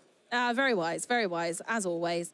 Some of our best players making sure they're taking their time, especially since we have the extra time in top 4 to be able to have a little look through and just make sure we've got those important lines. Obviously, Stefan's going to be making sure we've got that lovely throw key through Greninja, seeing how much potential there is for Dusk Noir shenanigans. And yeah, Rahul sitting pretty with just the Iron Bundle right now. At least it isn't prized this game, and unfortunately it has given the Ghost away in that regard. So Stefan now knows that that is an option, and that Rahul does have a little bit of gusting ability by discarding the Iron Bundle once it's on the bench. Yeah, just trying to get a little glimpse of Rahul's hand, see what the potential is there. I think so much of this matchup, if you go first and you get set up well, it puts you in such a strong position. So we're really looking towards Stefan now as to what is possible with these Ultra Balls, discarding a lot of cards, and that is the challenge with Ultra Ball. But if you can discard some energy along the way, it's not all too bad. No, and we look at, ooh, I quite look at the like of that. I like this Squawkabilly potential here, actually. I know it seems scary because of Iron Hands, but if there's Squawkabilly potential up in here, I'm not upset about it. We're going for an Ultra Ball, another couple of cards that we're not going to be using, and then if you Squawk and Seize, absolutely. We're looking at a fresh hand. We said that that hand wasn't looking too great, and this is the kind of response that I would expect from Stefan, being able to go, okay, no. We're just going to start again with that. I'll take a new one, please. Thank you. Also, Lugia V-Star, if there's just the lone Lugia V down, you can often keep him out of the game by just targeting that specifically. The Palkia V-Star stops Rahul from overbenching, because if you overbench, you then increase the damage. But it will also, if you underbench and only have one Lugia V in play, and the Dusk Noir is potentially used, then that will completely ruin your chance of getting a Lugia V-Star off unless you find... is there a Thornton in Rahul's list? No Thornton. No Thornton. So, I mean, yep, a buddy pop in here. Let's go wide. Let's keep going. Keep up the pressure. Again, Froakie, fantastic addition for this deck. Really, what Palkia needed in this format was partners. Palkia needed something to keep it going. And not only did we get that into Terrapagos with making sure that your opponents are having these gigantic boards, so your damage output is heightened, but also it gives more potential to yourself with pairing it with cards like Greninja to pump out damage on some of your weaker matchups, like Lugia. Or even the Iron Thorns that was beaten in the previous round. I'm sure Greninja EX became a big part of that game. And the same thing would be true of Miraidon matchups, right? Having such a strong fighting type attacker that is also consistent. And there's the Pokestop. Oh. No, don't put the Pokestop in play. Not them. Not for Rahul. No, please. No! Why? Pokestop, you're so mean! Stefan needs to have a chat with his Pokestops as they are being awful. Yeah, I think we need to go. We need to go speak to the Pokemon Go casters about this one and ask why they're not working correctly. I think they've been misprogrammed. Now, we got a Tails on the Capturing Aroma, so we're looking for a basic Pokemon. Not too bad right now. I haven't got a glimpse of Rahul's hand. Is there a Lugia in there? I think there was a Nest Ball, so that would be able to get a Lugia out. Okay, so we're more so looking for Archeops here, you think? Yeah, so there we go. There's that Lugia V coming down from the Capturing Aroma. First piece of the puzzle, let's go. Now we need 2 Archeops. We want them in the discard pile. Let's see how Rahul can piece it together from here. Interesting how the Nest Ball is in the list. Typically not a ball search used in Lugia due to how important it is to find cards into your hand rather than down onto your bench. But you can see the consistency it can provide in those early turns if you've got more ways to find your Lugia. Absolutely. And it shows here. I mean, maybe 2 Lugia wasn't exactly what Rahul was looking for, but again, sometimes it's the safe way to go with Lugia, is just make sure you've got enough, especially since we're discarding things. Professor Sada swinging into action, discard the hand, and draw 7 new cards. Yeah, with the Squawkabilly as well, that Nest Ball allowing you to discard still and keep swinging. There's the Pokestop. This time. 2 boss, and I think that was a gift energy. That's kind of big. Pokestop heard our cries and didn't want to work against its user. Rahul, bosses are so important for Rahul in this matchup, so having those discarded from the Pokestop could be massive. And that's just a pass. Whoa, no Archeops in sight. Oh, they're staying in their fossilized form right now. They are not coming out to play. And we move on to Stefan's turn, going straight into the Origin form. Palkia V-Star here. Stefan's hand also not looking too hot, but we do have Trekking Shoes. We do have Pokestop. Let's see how Stefan chooses to sequence this turn to perfection. Starting off with Greninja. There was an interesting route with the Mirage Barrage from the Greninja EX that could take out the Iron Bundle and the Minchino in the same attack. Oh, Mike. Mike, that is a filthy turn. Yeah, you'll be able to get the Palkia V-Star Portal activated before you evolve the Froakie, as it's still a Water type then, and then once you evolve into Greninja EX, it becomes a fighting type attacker. Here we are, top 10 villain of the year comes by. Pokestop, why? I mean, it's not that bad. We have Night Stretchers, but ouch. Is there a Night Stretcher I don't know if there's one. There is one in hand. There's one in hand. So the rare candy, the Night Stretcher, we get the Greninja. Now we need the energy, baby. But Palkia can help us out with that. Our good old pal, Kia. Helping us out. Get the energy on. Oh. Well, trekking shoes. What have we got there? I didn't see it. The trekking shoes, so good for the consistency here. And a lot of people kind of consider trekking shoes as like the 59th, 8th, 7th or 6th card of your deck, thinking actually it kind of just increases your consistency. Is literally walking you closer to the cards you need rather than the ones you don't need. Yeah, it's a brilliant card to have in your deck, especially when you want to be motoring through it as fast as possible. Oh, okie dokie. We're going for the Night Stretcher for the Dusk Noir. Interesting. That will be able to switch a new active in, so it's going to be putting that onto the Lugia V, and that will put the Greninja forward. Oh, Mike, you were so close. So wrong Greninja. Wrong one. Wrong Greninja. The Radiant Greninja. He's so rad that he's Radiant. We're taking it even further. I love the way the nest ball was grabbed off of that trekking shoes. You could see Stefan working out how to get that nest ball active, and the Mew's so good in this deck because you see the hands get so small. Masterful. Beautiful. I love it. And like you say, Rahul doesn't want to bench too many Pokemon right now because it just increases Stefan's damage output. And that was the weakness of Origin Form Palkia for so long, was that your opponent could affect your damage output. No one wants that. You want to be in full control of your own damage output, not them.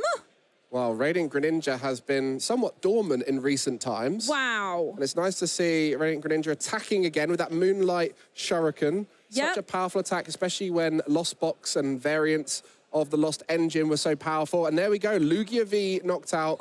And the Minchino. So 3 prize turn there for Stefan Ivanov. My. Giving up 1 prize with the Curse Blast, but so powerful at this stage. Honestly, that just puts Rahul on a massive back foot. Not only has Stefan taken 3 prize cards to Rahul's 1, but also Rahul's going to need to now find those Archeops. Again, biggest traitor of the year 2024 is this Pokestop right there on your screens right now. Pokestop. I need to get a medal. Creating highlights here, and that's going to be enough for Rahul to scoop up and go to game 3. I don't blame him. Pokestop taking away the options. Honestly, Pokestop, I don't know who's the bigger villain at this point. Like, honestly, it's going for the best villain arc that I could ever think. 3 energy, including the legacy. It's really not spelling out good stuff there. It's dictating the results of the game on its own. It's crazy. I'm like, these are skilled players, but they're at this beck and call of these Pokestops right now. They are just showing us how far the game can go. But that's 1-1 to our players. Either of them could win it. We've seen the potential. Let's see this game 3 out, and let's see what the Pokestops let us do now. This is the important one now. Rahul going first and setting up quickly will traditionally go very far ahead in every matchup. Oh, yeah. This one, it's very different because you've got so many comeback mechanics with the Dusk Noir and also the ability to not trigger the gift energies. But last game, it was that Radiant Greninja that came in alongside the Curse Blast of Dusknoir to knock out Alugia V, as well as the most threatening attacker of Rahul's deck in the Minccino. Wow, and that Radiant Greninja going in for Moonlight Shuriken, an attack that we've seen so many times before, and yet it just kept going. And then the Pokestop just spelt the end when Rahul thought, you know what, no, this is not working out. I can't come back from this. That is too many energy, including my legacy. Let's round it up and move along. Well, these guys want to zoom into the final as they are progressing through this semi-final quite quickly as we start game 3 here. Plenty of time on the clock. The prize cards are up. Nothing too crazy. There was a Pokestop in there. I'm hoping that's Hold it the back. one. That's the one. That's the naughty Pokestop. Stay in the prizes. Naughty There's Pokestop. a Weird Deer in the active. Not an ideal start. No, Weird Deer is not ideal. Weird Deer's Frontier Road isn't really ideal. It can take some early game knockouts. You can utilize it. Its HP isn't bad, but it's just an awkward kind of blockade in the road almost. Instead of being a Frontier, it's kind of in the way. I'm sorry there, Weird Deer. It's very much one you want to hold in your back pocket and bring it out later on. And I think it's one of those as well where we speak about the bench wanting to go wide for Palkia V-Star. By having the Weird Deer in play, you can't get rid of it. So it's going to be there adding damage to Stefan's side. And just an attach and pass from Rahul. I don't think any Archeops to discard, just the Nest Ball played. Just the Nest Ball for So next turn will have to be quite explosive. It looked like a couple of energy in hand, unfortunately, from Rahul. So we'll have to see whether that kind of continues to come through. In the meantime, over to Stefan, and we've got a Buddy Poffin. And with that Froakie, great little combo. Having Buddy Poffin and the rare candies already in the deck for the Duskull. Why not chuck in that Froakie? So going to be working out what the best 2 Pokemon to put down here would be. Yeah, there's only a couple of Pokemon you can take with Buddy Poffin in this deck, though. I think it's literally just the Duskull and the Froakie. So maybe 2 Duskull, maybe a Froakie and a Duskull. I don't think there's anything else that they can take. And there's only one in the deck. Thankfully, you have cards like Irida to find exactly what you need. So you can get an Irida that finds you the Buddy Poffin, that finds you the 2 less than 70 HP Pokemon you want. And as you can see there, Duskull and Froakie find the bench. Yeah, Buddy Poffins are only for 70 HP or less. If you're over 70 HP, you're not allowed a Poffin. They are not for you. But a Nest Ball will summon Radiant Greninja back onto the bench, one of our strongest attackers last game, rearing its head once more. I love the way Stefan Ivanov builds his decks, having all of these cards that are super consistent in your deck, like Trekking Shoes, like having those Night Stretchers to synergize well with the Pokestop, but then also having lots of one-off cards that can be tutored out through your other search to find a way to accelerate your board state into a more stable situation. As you see now, Duskull, Froakie, Radiant Greninja, Palkia, all in play. This is a great-looking board for Stefan. And so cleverly constructed, as you say, Mike. So very well analysed there. And I like the early Radiant Greninja for being able to not only discard energy ready for Palkia's Star Portal, but also to draw you extra cards. It is a huge win-win situation. Looks like it's going to be an attach to the Origin Form Palkia V there. Might just be... Oh, I mean, it might just be an attack and that's it. A little Rule the Region, maybe find one of those Pokestop for next turn. Yeah, we haven't had a Rule the Region in a while over here. I don't think I've announced that attack myself since 2022. Well, I dabbled with Palkia in did you? 2023, so I had a few Rule the Regions here and there, but Wow. you seldom do it as you hope to go first in most matchups. Yeah, of and so you don't normally get a chance to attack with the Palkia V before you evolve it. And you can see the top deck there from Rahul, I believe was an Iono. And so we'll be able to progress through the deck, but you want to be discarding Archeops this turn. And Iono is very much a card to see more cards, but you want to find ones that are a little bit better. So it's actually going to go for a Boss's Orders and try and stall Oh, it. no, yeah, we're going to knock out the Duskull with Weird Deer. See, I told you Weird Deer could take an early game knockout. Not the most ideal use of it, but we can. Wow, manual attachment to Weird Deer. Yeah. Very few cards in hand to really get going. So actually, this is an interesting early game. You know, Yeah, you can we got start a side shield bash. We weren't expecting to get bashy and smashy up in here. Well, you did see Stefan picking up that Weird Deer. I could probably guess he was looking at the weakness. Trying to see if we could knock it out with a Greninja. So he's going to be trying to look for that rare candy in Greninja EX this turn. Yep, so it does have the fighting type weakness. So Weirdeer being a colorless Pokemon sometimes can have different weaknesses, so it was definitely worth a check. But indeed, this Weirdeer is going to be weak to that Froakie's evolution. So can we find the big brother Greninja of Radiant Greninja, Greninja EX? I wonder how many people thought we'd be seeing Greninja EX in our top 4 in Dortmund. A great card that no one really found the right deck to play it in. They tried to play it on its own, but actually it seems great as a little 101 line with Palkia. Yeah, absolutely. Like that, this is the kind of deck that it really does synergize with, and I think it's because it covers its back, it covers its weaknesses.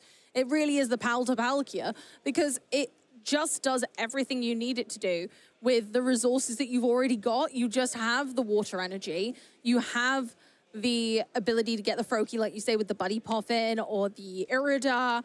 You're already running most of the cards you need. It's just the rare candy inclusion, which again, you want for the Dusk Noir anyway. Flip the script. Is there a Greninja EX? There is. Oh my goodness gracious, there's a Greninja, no. Does he have the rare candy? Oh my gosh. Might have to get it through the trekking shoes as an INO in hand. Oh, and we do have the 1 energy, so we're fine. We don't need Star Portal because Shinobi Blade will be enough.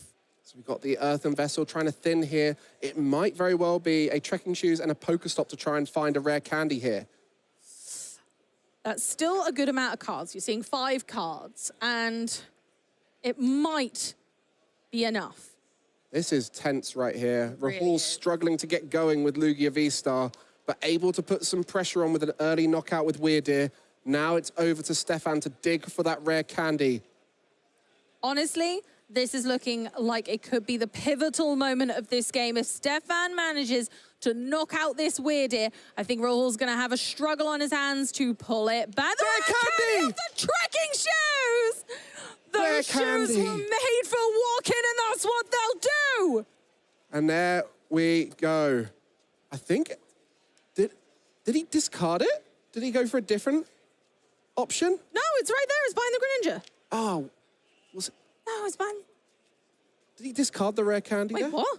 My goodness, I thought this was the... I'm confused. What's happened? Have we missed it? Is Stefan being even more clever? Is he trying to make sure to get the Lugia V at this stage? Is there a... No. We Mirage barraging? Oh, there was a rare candy in the hand already, I think. So we're going to be seeing a knockout here on the active and the bench Pokemon. Oh, my goodness gracious me. Mirage Barrage. We haven't announced that attack yet today, but that will not only put damage on the active, knocking it out as the weakness is there, but it'll also set up that Lugia V for a potential knockout with either the Greninja or the Palkia V-Star. So we've Star Portal to put 3 energy from the discard pile onto Greninja EX, attached for turn, because Mirage Barrage, you discard 2 energy from the Pokemon when you use it.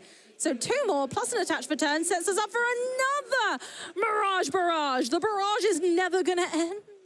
And that Lugia V is going to be stuck in the active. Oh, there's a flip the script. Rahul is going to have to restabilize here. A lot to be asked. 2 Archeops need to be discarded. We need to find a Lugia V-Star, and there's not really much of that going on in Rahul's hand right now. And the Greninja has a gigantic 310 HP. Surely Rahul can't deal with that in one go. So it looks like we're going to minimize the impact of Stefan's choices here. I think that's the route we're going to go with the INO attaching Legacy Energy to Lugia so that it only counts as 1 prize card, trying to slow Stefan's barrage down. Is that just more energy drawn off of that INO? It looked like it, honestly. And now we're going to go with some more. We got some Archeops. Double Archeops off the flip the script. That's what we wanted to see. And then we're going to go for a Lugia V-Star, and we can finally get rolling. Wow, now we are back in the game. Oh my goodness, that was a barrage of anxiety for me. The flip the script seems to just draw everything you need. Pheasantipity EX, the MVP of recent times. And now we're going to have to see those come out onto the bench. And the question is, how do you get rid of this Greninja? Because that's still a threat in the active there. It is. The only thing that is capable of taking a knockout like that in Rahul's deck is currently Chinchino. However, we can do our best to make this a meaningful KO. If our opponent is going to take out our Lugia, we want to gift energy on that, and we want it to be a single prize Pokemon. I think Rahul might be satisfied here with just doing some damage. We've also got to bear in mind Pheasantipity EX weak to fighting 2. So Greninja EX could potentially take that out. We also have the resistance of Lugia being fighting. So a lot to think about in these mid-game changes of pace. Honestly, this game has been so back and forth so far. I don't know what's going to happen next. I'm just shaking with anticipation. And there we go for the attack. Yes, of course, on Greninja EX. Tempest Dive doing 200 damage thanks to that double turbo energy, reducing it. But realistically, it was just to soften up that Greninja EX and put it in range of most of Rahul's attackers. And now it's back to Stefan. What can you do this turn to really put it back into your favor? You started so strong while Rahul was struggling, but Rahul has found it out of that situation. It's up to you.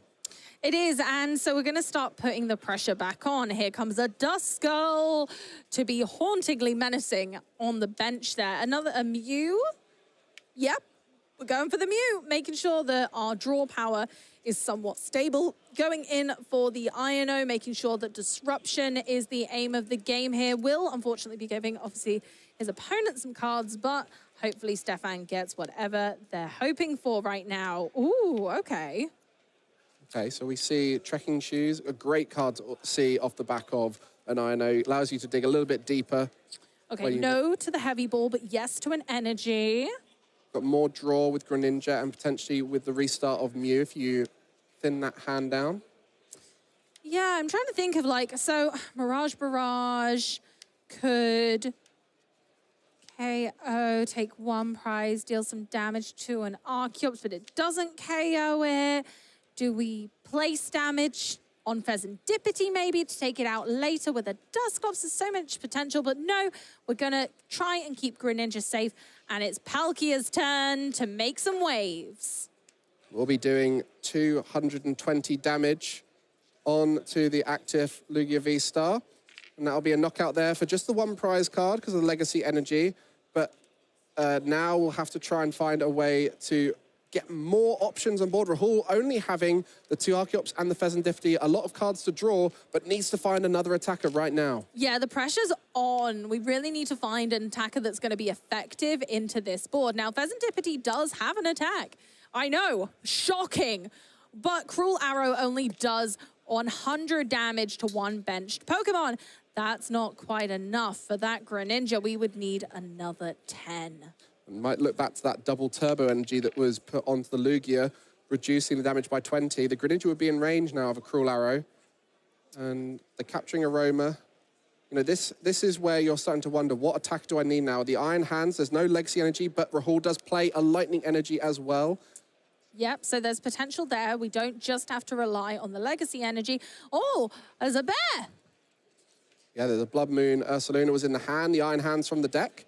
Great attacker, especially towards the end game when you run out of energy for Lugia. Absolutely, and you know, it's a good attacker. Even so, even if you have to use energy on the Blood Moon Ursaluna, it's still a really great attacker. Although it's nice when your energy kind of consumption is reduced by its amazing ability, it's still going to have less work to do than normal, and the Archeops can help out with the attack cost. So just going to make a decision on this basic Pokemon from the Capturing Aroma, flipping a Tails. Looks like Luminion V is the preference, but just double checking. Show the discard pile. And there's, you know, the Minccino can be a great attacker. And I think the Squawkabilly would also just be a great way to thin your deck as well. Absolutely, yeah. Making sure that when you're taking all of your cards off your gift energy and such, you're able to grab Pokemon that are going to benefit not being in the deck anymore. And it's a really great Ultra Ball target, so that if you don't kind of want to get rid of genuinely useful resources in your hand, you can go, okay, Squawkabilly, it's time to go. Your time is gone. Oh, here we go with the flip the script. What you've drawn there looks like a Minccino, but you don't want to overbench because then that increases the damage output of Palkia. Palkia just hitting too hard at the moment. Poor Pheasantipity only has 210 HP, which isn't going to be quite enough to keep going. I mean, the Blood Moon Ursaluna at 260 HP is a great number when playing against Palkias. You just don't bench your full bench and they can't knock it out. Absolutely. Okay, Ultra Weak to Ball. fighting, though. There we go, getting rid of a Lugia V, and of course the said Squawkabilly from earlier to go ahead and continue thinning the deck. might take the Luminion now, may not use it yet, because again, you don't want to leave vulnerable 2-prize attackers on the board too much. Serendipity already a bit of a liability, but like you say, Blood Moon Ursaluna's got that high HP to keep us going. Yeah, when you start to look at it, there are so many fighting weak attackers and support Pokemon in Lugia V-Star, and that consequently means that Greninja EX is going to be the MVP potentially here for Stefan.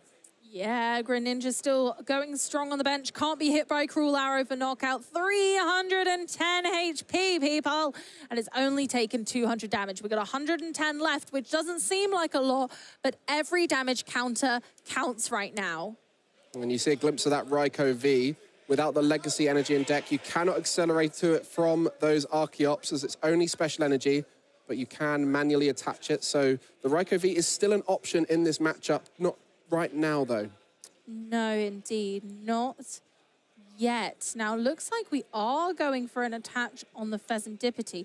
Pheasantipity has a retreat cost of 1, so whether some of this is going to be used or not for a retreat cost, we don't have a Thornton, so that can't be our play. I'm just curious of whether we're going to Cruel Arrow or whether it is going to be that Ursaluna.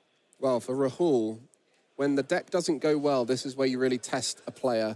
Lugia is one of the strongest decks when everything works, but when it's not working, only the best of the best find a way out of it. And I think that's what Rahul's trying to do now. Navigate a route to victory that isn't of the typical fashion. And a boss's orders onto the Greninja EX. It's a very good attack, taking out Greninja EX with a Ursaluna, so we don't have to worry about that weakness anymore. There we go. That could be a huge turning point. As we mentioned, Blood Moon Ursaluna, very big, 260 HP, out of range of a Palkia V-Star. And so the attacks now will have to go around that if Stefan Ivanov wants to try and win this. Absolutely. So with Greninja out of the picture, it's going to be a good day to be Rahul ready. And there we go. We see the Minccino hit the bench. Ursaluna takes care of Greninja. And we're off to the races once again for Rahul ready. And that free retreat of the Mew EX, a great way to start your turn. Find out all the information you need before you start making decisions, as there's going to be some tough ones at this stage. Absolutely. Now it's again on Stefan's feet to consider how we're going to bring this back. And as we follow suit, once again, flip the script. What are we seeing off that flip the script? There's an Ultra Ball trekking shoes vessel, earthen vessel there.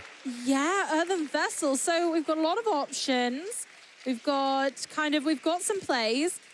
It's all going to be about how Stefan chooses to sequence this turn to perfection. We can do some Dusclops shenanigans. We've got Palkia, Greninja, and we have, yeah, wow, there's just so much to consider, but we don't have Star Portal anymore. And you've also got to consider if you ever take a knockout with the Dust Noir, you're reducing your bench size and your opponent's bench size, so that could majorly affect your Palkia V-Star's damage output. So having basic Pokemon to put down for Stefan's going to be key here. And the gusting options are going to be key here as well. The Prime Catcher in there would be a great option. So there is a route to victory here for Stefan. So keep your eyes peeled, watch the moves. Is it going to be happening now, or is it going to have to be a stabilization turn, take a knockout, maybe do it next turn? Honestly, this back and forth is driving me crazy. There's so much to consider. And with the weakness element being taken away from Stefan, from that really high vantage point of Greninja, it'll be so interesting to see how he manages to respond. And Rahul thinking, okay, this is probably the safest time for little Minccino to come down before he probably gets KO'd. So again, masterful plays, making sure that the Pokemon they need are safe and sound. Ino and Nestball, Ino at this stage would reduce both players' hand size quite significantly. And trekking shoes, what are you going to find here? Ooh. Is that a Dusclops maybe? It looked like one of the evolution line. Didn't look like a Dust Noir. I'm not certain. I don't think it was a Pokemon. Oh, it was. It was a Dusclops. And there's a Dust Noir off the top. Get out of here. That's amazing. Well, the rare candies. Oh, my gosh. Now the next thing is, have you got a rare candy? There are 4 in the deck, so you've got to try and find one of those to get the Dust Noir down. Oh, okay. We're still fishing around for that then. I suppose maybe that wasn't the best time because if we INO now, poor Dusclops is going to the bottom. We have Night Stretcher though in hand, so maybe put it in the discard pile? I don't know. There's so many choices. Oh, if there's ever going to be a player who can navigate this scenario, the multiple North American International Champion winner, back-to-back North American International Champion winner, Stefan Ivanov, is the person to do it. He certainly is, honestly. And here we go with a nest ball, thinning the deck, maybe getting another valid attacker. We can kind of get anything. Maybe we're going to see some very good choices from Stefan as well. I don't know if it's a bit too early for that for Stefan, but they do run the Ursaluna also, so we need to remember that play for later. It's starting to get to that stage where I feel like Stefan doesn't have enough to work out this turn-winning play. Maybe have to go for a way to do it next turn. Yeah, maybe. Or maybe we do go for it. Oh, he's being considered. Is he coming out to play? It's going to be a teddy bear picnic. Yes, it's bear time. Oh, I love Blood Moon Ursaluna. Great card. Absolutely amazingly versatile with its seasoned skill ability. Every time your opponent takes a prize card, this baby gets stronger. Yeah, the amount of times we've seen Blood Moon Ursaluna take a knockout with 0 energy attached to it. Oh, yeah. Thanks to that ability. So a great option and also a way to increase the damage output of the Palkia V-Star at this stage. Oh, and don't forget that you can also use your Dusclops line to influence that ability. You can force your opponent to take prizes on advantageous turns for yourself to power up your big bear. I'm intrigued now what Stefan Ivanov is thinking. Maybe looking to try and thin that hand down to get a Mew restart off. Oh, okay, an Ultra Ball. Are we thinning? Are we going for the... I think we're thinning. I think, yeah, we're going for the Palkia. We're getting thinner. We're getting there. We've drawn as many cards as we can without the use of Mew thus far because we've flipped the script. We've concealed the cards. Next up, we're going to want to restart if we can. What's Stefan looking for? We've also got to look at the Ursaluna on the other side. It has just attacked, so the secondary effect of Blood Moon not allowing it to attack during the next turn will be a factor. And potentially make it tricky for Rahul to get another big swing. Here we go. Okay, yes, we're going into the Dusclops. Great. INO. Oh, I like this. Here we go. Popping Rahul down to 3 cards, making sure your opponent is low on resources. Maybe they'll try and dance around the gift energy. Maybe he won't. Oh, okay. Wow. I don't love that. I don't love that. No, and I think that Dusclops is being put in play to allow it to be evolved next turn. And, you know, swinging into the active could be good here with the Palkia V-Star, because then it'll be in range of the Dusclops next time. But if we were to see Rahul take a knockout, then the Dusclops and Dusknoir Curse Blast would not be accessible, as there'll be 1 prize card remaining for Rahul. And so you cannot give away a prize card in that situation. Stefan has so much to think about right here, right now, because realistically, that Minccino is a problem. That is a problem waiting to happen. We really don't want to leave it there on the bench and like being ready to evolve and take out, well, probably this Palkia V-Star, right?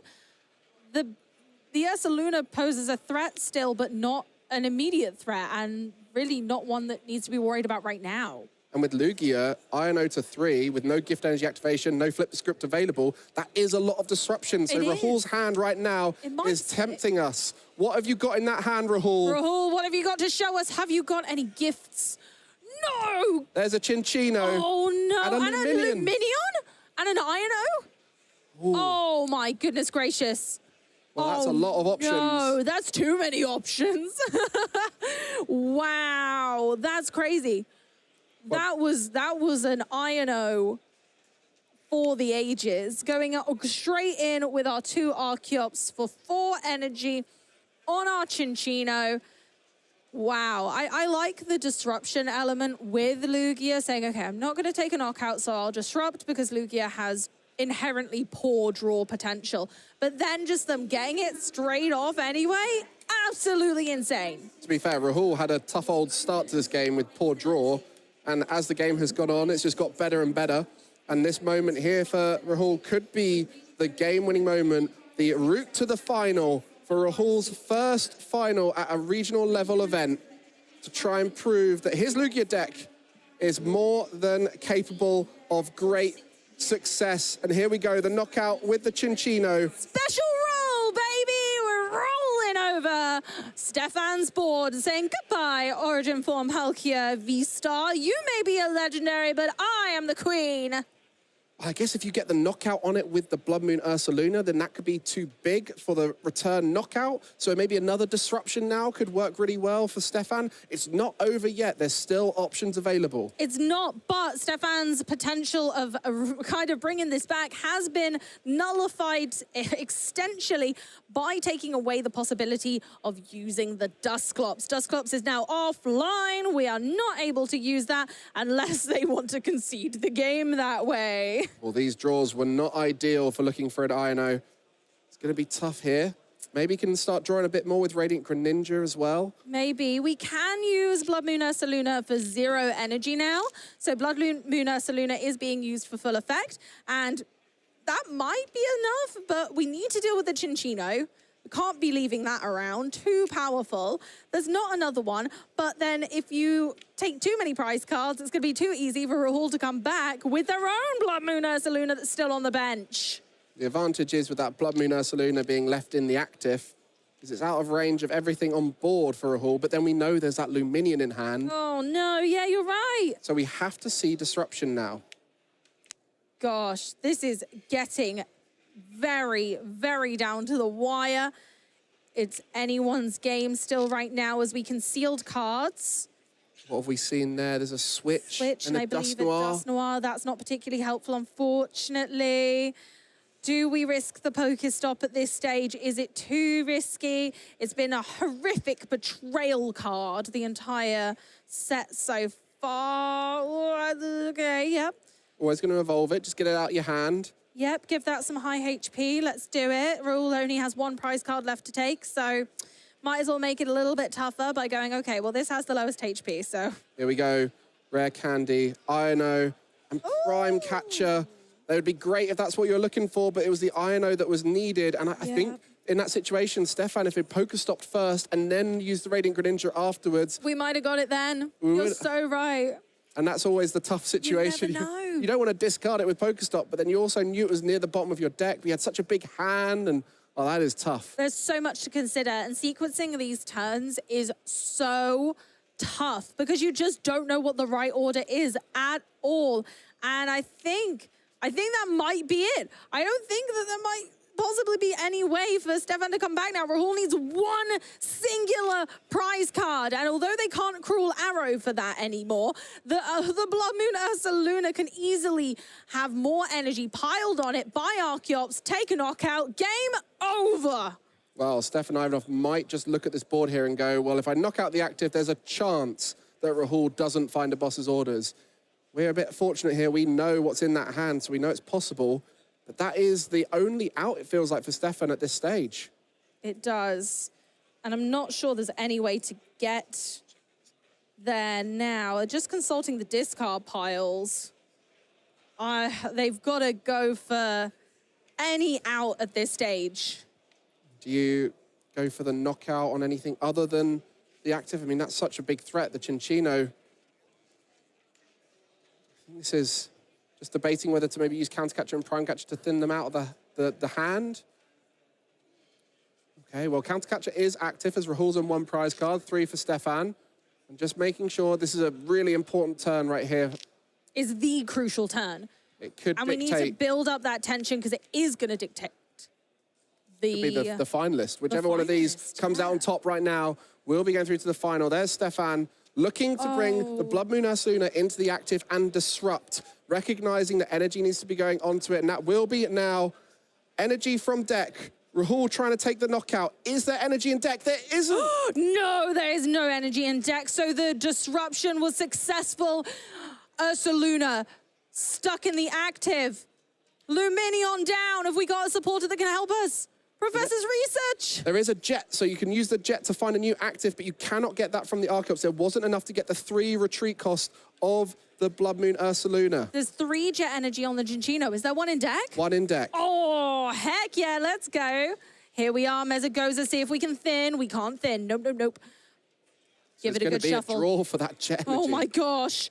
I'm on the tip of my toes. Professor's Research, let's see them. There it is. Oh, there's a Jet Energy. Lugia summoning his lucky stars to victory. Rahul Reddy is making his way to the first regional level final here in Dortmund, all the way from North America. It's his time to shine. It very much is, and shine, Lugia, shine. A deck we've seen do phenomenally in previous formats, but it's not over yet. Rahul, congratulations, moving on to our finals, our first finalist of the first European regionals of the season. And of course, Stefan Ivanov, what a play. You could see the genius behind him in those final turns, looking like there was no way to get back into it, but recognizing those outs in the final moments. A historical player, one who's won many tournaments, trying to make it again here in Dortmund, but just falling short, making a top 4, though, of the first event of the circuit here in Europe. That's going to be a great way to solidify him at the top of the leaderboard. Absolutely, and that's the thing. It's all about that leaderboard now. Whoever wins this, absolutely, auto-invite to the World Championships. But getting up to these high placements will make or break your stance on that leaderboard for the rest of the season. And this is going to be a very strong start for Stefan, no matter what. And I'm so pleased to have seen that match come out into fruition, seeing the amazing Greninja and its ninja skills, and using both of them as well. I mean, I just love the way he builds his deck. Stefan is such a creative player, and consequently, you get to see very creative play. And this is how the match went down. A very quick first game and a very quick second game, and it was just due to this explosive start of Rahul with the amp you very much. Yeah, we amped for 3 prize cards. You don't get to see that very often, Mike, because a lot of people have found lots of ways to avoid that happening. But here we go. We see the scoop. It just wasn't going to be possible. We pick up our cards and move on to the second game, where Stefan had the flurry of fantastic blows in the early game. Oh, look at those poker stops being so mean at the start of this game after being so kind in the first game to Rahul. And it was in the second that Stefan came out on top, and Rahul recognized it was game 3 he needed to win it in, but started so slow using that Weird Ear.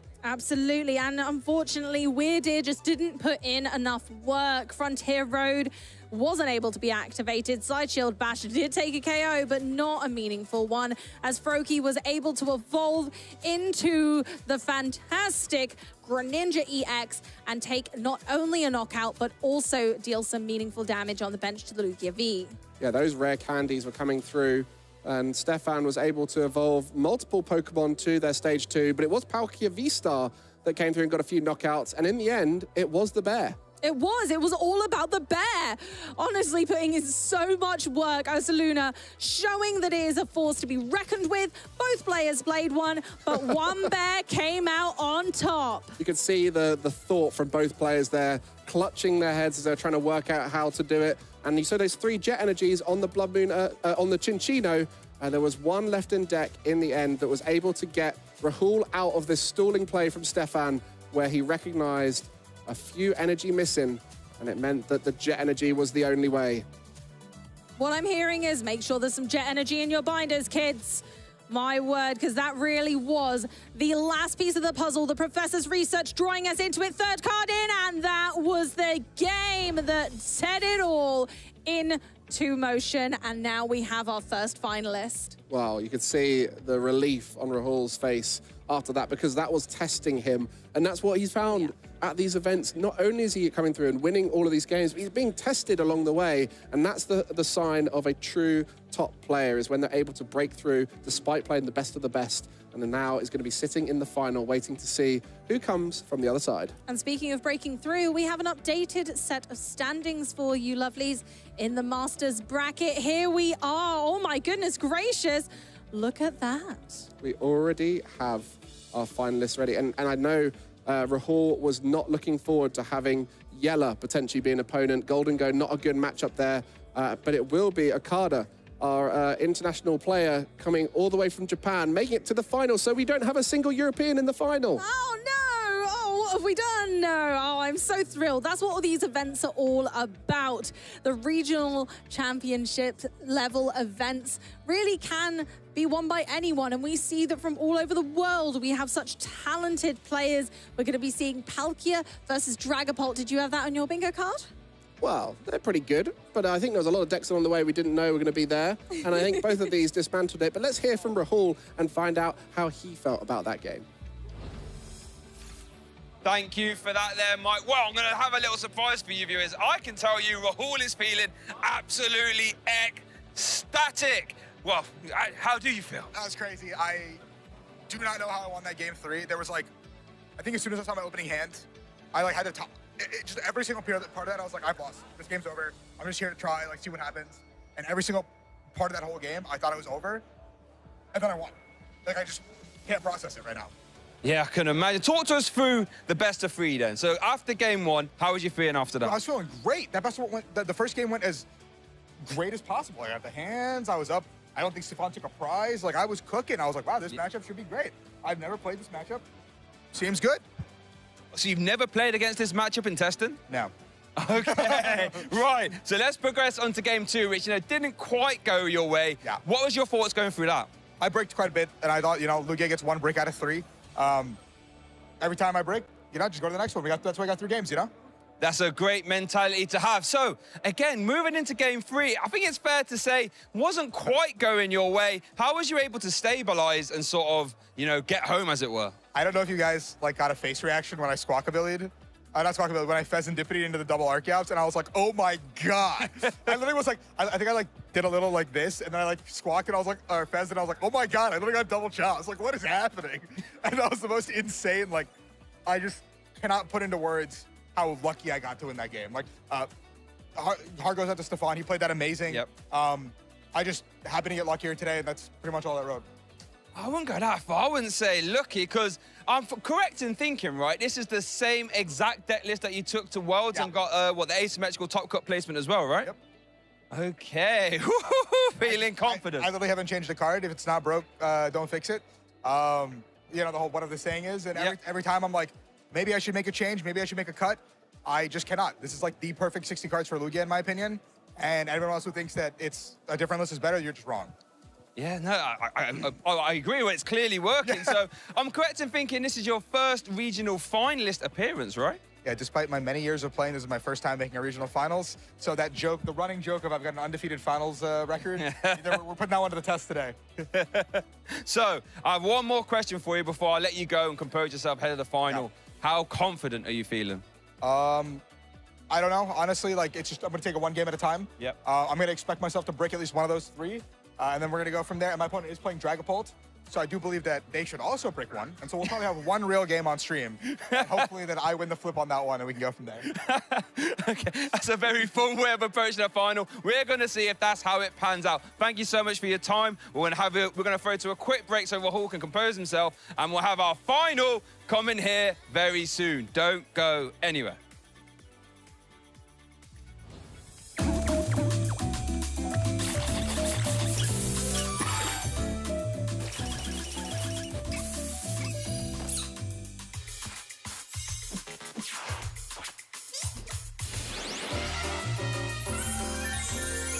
Shout out to all the ones who came before. You showed the way, you opened up the door. Now we stand among legends and shout your names. Your light will never fade away. Shout out to all the ones who came before. You showed the way, you opened up the door. Now we stand among legends and shout your names. The world will never be the same.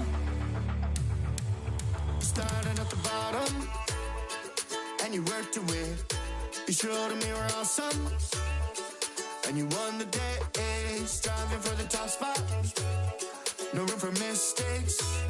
Yeah, you showed us the way. You showed us how to train up, how to pass the test, how to make your mark, be the very best. And when the lights are up and the pressure's on, how to push and push till you're the only one. Making friends all along the way, memories always here to stay.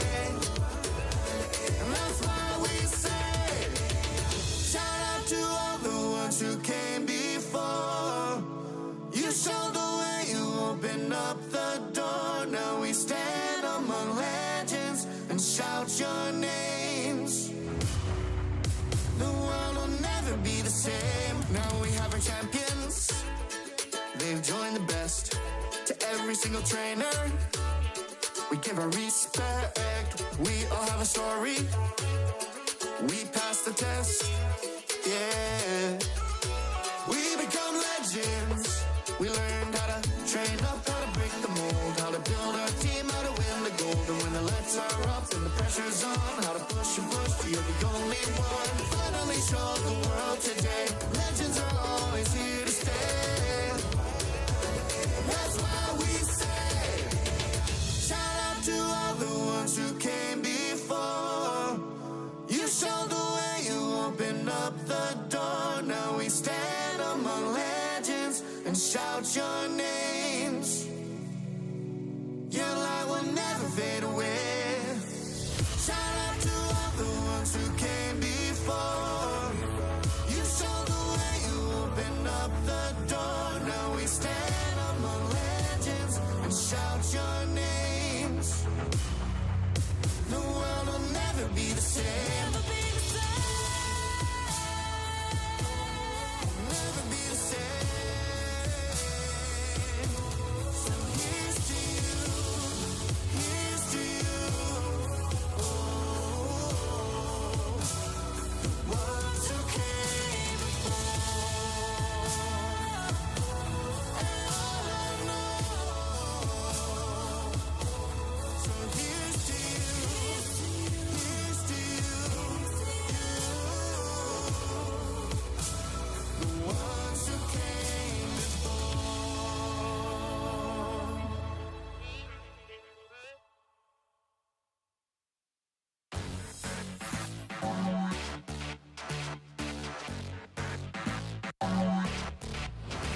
So usually I really like to use online resources. There are a lot of phenomenal ones for Pokemon Go. And in addition to that, I talk to a lot of my friends, play a lot of practice games with them, and get feedback from them, see how we can improve a team and work towards a team that is difficult to beat. So the way that I build the best team is just hit hard, hit fast. So you either win fast or you lose fast, but either way, it's quick. To build the best deck, for me, I play in a lot of locals, including cups and challenges. I also do a lot of play testing with my friends. Shout out to 88 Card House. I also, of course, watch regionals and look at the meta and, you know, make changes to my deck to whatever is great. And lastly, I watch YouTube, a lot of YouTube, just try to learn a lot from there. When I build teams for an event, I just go with what I like mostly. I mean, I consider the meta, but for example, for this tournament, I really just wanted to bring Charge-a-Bug. It actually does pretty well right now, but it's also just, it's an unstoppable bus. A lot of times I'll start with what my boyfriend or one of my friends is using, and then I'll play with it, see what I like, see what I don't like, and maybe make some changes based on my own style, since everyone plays a little differently. I like to listen to podcasts. There's 3 different podcasts I follow. Uncommon Energy, Metapod, Lake of Rage. Do a little bit of reading here and there, seeing what, you know, other people are looking at. And then asking my friends what they have of opinions on my deck. Pretty much just staying with what I feel most comfortable with. I like to be able to play what I like and make sure I'm comfortable the whole time competing. Hey Pokemon trainers!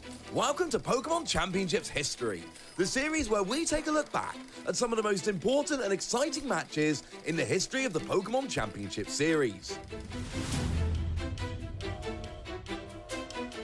This time, I'd like to focus on a deck that nobody could have predicted would be a world champion before it won in 2016. Shintaro Ito's Mega Ordinary EX deck. The deck was especially notable as nobody saw it coming. The deck saw no success before the 2016 World Championships and was never played to any competitive success again. In fact, the only other notable finish the deck ever achieved was when Shin Akiyama piloted the deck to a 22nd place finish at the same 2016 World Championships.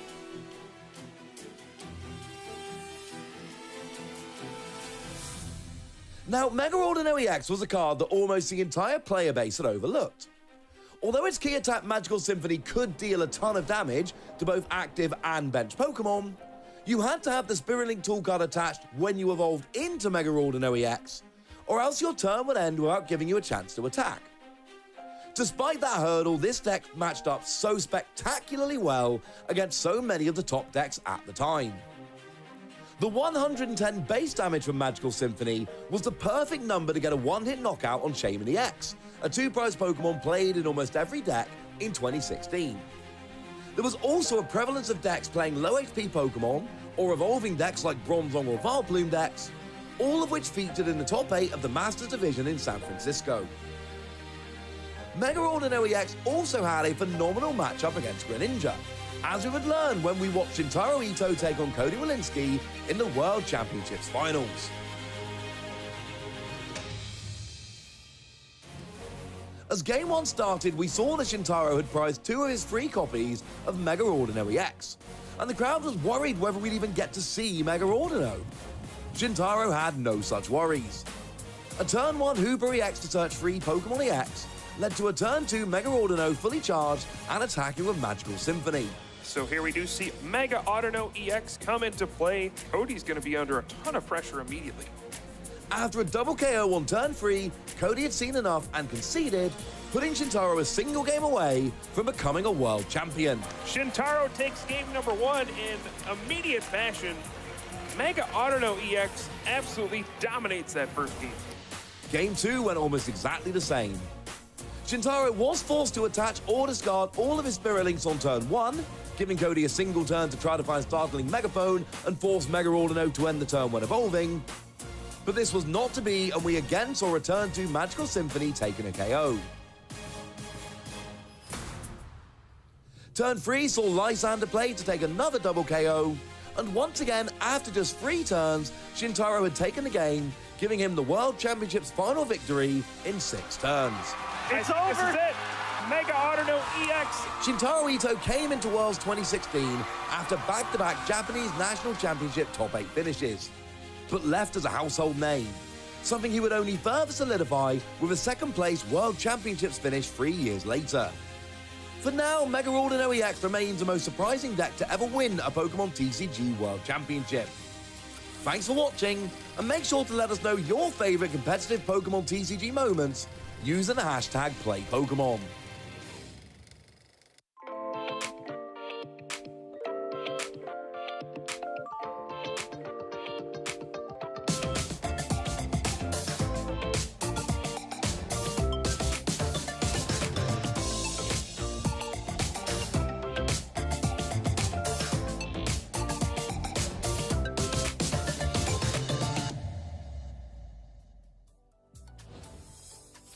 Welcome back, ladies and gentlemen, to the final of the Dortmund Regional Championships. And you might have seen on that video, Mega Ordino is the most surprising deck to ever win the World Championships. The surprise we've got here is the first European Regional of the season will be contested the final between an American and a Japanese player. We will not have a European winner. We will, however, have myself, Ross Gilbert, and the lovely Shea Burton taking you through this final.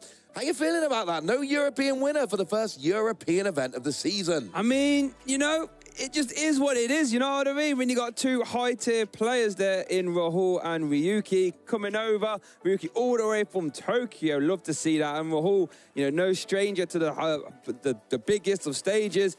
You know, I have nothing but respect, realistically. And so fair play. You know, it's Stefan Ivanov there, and Yella did topple in top 4. I tell you what, though, that last top 4 feature match, what an absolute barnstormer that was. So Rahul, and I was just speaking to him, obviously, in the interview, on top of the world, first regional final for Rahul, which is funny considering how long he's been playing and what a high-caliber player he is. So, yeah, it's going to be a real entertaining final. 2 high-powered decks. I can't wait to get it started, quite honestly, Ross. I think one of the best players in the world to not have even a regionals final before this weekend. Everyone knows Rahul is great. Yep. Rahul got 9th place at the World Championships just a couple of months ago in Honolulu, Hawaii. Yep. Rahul has gotten good result after good result after good result, but never even making a final. Well, there's one hurdle, but I got to say, I actually really like the fact that we have got top-level Americans coming over to play in the European Regional. We've got top Japanese players coming to play in the Regional. Brent Tonneson is not here this weekend, but you know, one of the best players in the world, a lovely Australian chap, turned up at a bunch of regionals last year. And as time goes by, these regionals get more and more like international. Yeah. Because the early international championships were very heavy on the home region. The early European regionals were very heavy on Europeans, and as time goes by, we get more North American, Oceania, Latin American players coming over. But even, you know, a couple of years ago, regionals were very much in region. And now there's an automatic Worlds invite at stake if you win a regional. There's $10,000 at stake if you win a regional. Free booster boxes, although both players have already secured them, don't worry. But the point is, the prizes now are so fantastic that it is worth the top players coming over. And I kind of love the fact that now we are actually saying all these different players from all these different regions are coming. It's making regionals better and more competitive, and I love this. Tell us about the championship points, Shay. Yeah, well, you know, if you're in the EU region and you're a master, you have to finish in the top 125, and same in North America, actually, as well. But both our players here will be looking more at that first place placement. We get 350 championship points. In second place, you get 325. However, the winner of this event will actually get their auto invitation to the World Championship if Rahul wins. So yeah, it's all to play for here. I was just thinking, imagine going to, well, first regional or second regional for Rahul, and you get your invite straight away. It almost makes the rest of the season, well, you know, let's just see what happens. But of course, it's not just championship points, though, because we get that cash money as well. The winner of this event, well, the winner of this game, I should say, this next best of three, will get $10,000, and the second place person here will get $7,000, a $3,000 swing game. Oh my goodness gracious. I mean, it's really nice to have $7,000 already banked. Like, if I lose this game, I'm up $7,000 and free booster boxes, but free extra grand and a place at the World Championships. I mean, they seem like pretty good things to win as far as I'm concerned, Shay. So it's going to be really interesting. And yeah, they're going to have both of these players, Rahul Reddy and Ryuki Okada here, who are going to be battling. Rahul's come over from the US. Ryuki has come over from Tokyo in Japan. And I think I had the pleasure of interviewing Ryuki earlier. You've just had a chat to Rahul as well. So it's going to be interesting to see the way this goes. We've got Dragapult up against Lugia. Any predictions for this game? Oh, let's talk about Rahul first. Yeah, let's talk about Rahul, As it says, no finalist there on that achievement board. OCIC top 4, EUIC top 8, and 2 top top 16 at 2024 and 2018 World Championships. One of the world's most decorated players to previously never make a regional or international final, but now can scratch that off the resume. Yeah, and that's the thing. When you see a player with multiple world's top 16, they are right there in terms of how well they should be doing. Ryuki here, the Fukuoka Champions League top 16 this season, Kyoto Champions League top 16, Latin America Internationals top 32, and a Kyoto Champions League top 32. And remember, those Champions League, I mean, the one in Tokyo last weekend was 5,000 players. That's ridiculous. Normally, they're closer to the kind of 3,000 player range in the past couple of years. And their lottery entry, they are so sought after entry in. You actually have to enter a lottery to try and get entry into them. So when I call those Champion League competitive, I really need people at home to realize quite how difficult it is to get a top 32, top 16 finish at those events. It is incredibly difficult. And when you've done it multiple times... I was about to say, it's hard to do it once, let alone multiple times, right? So yeah, that's going to be...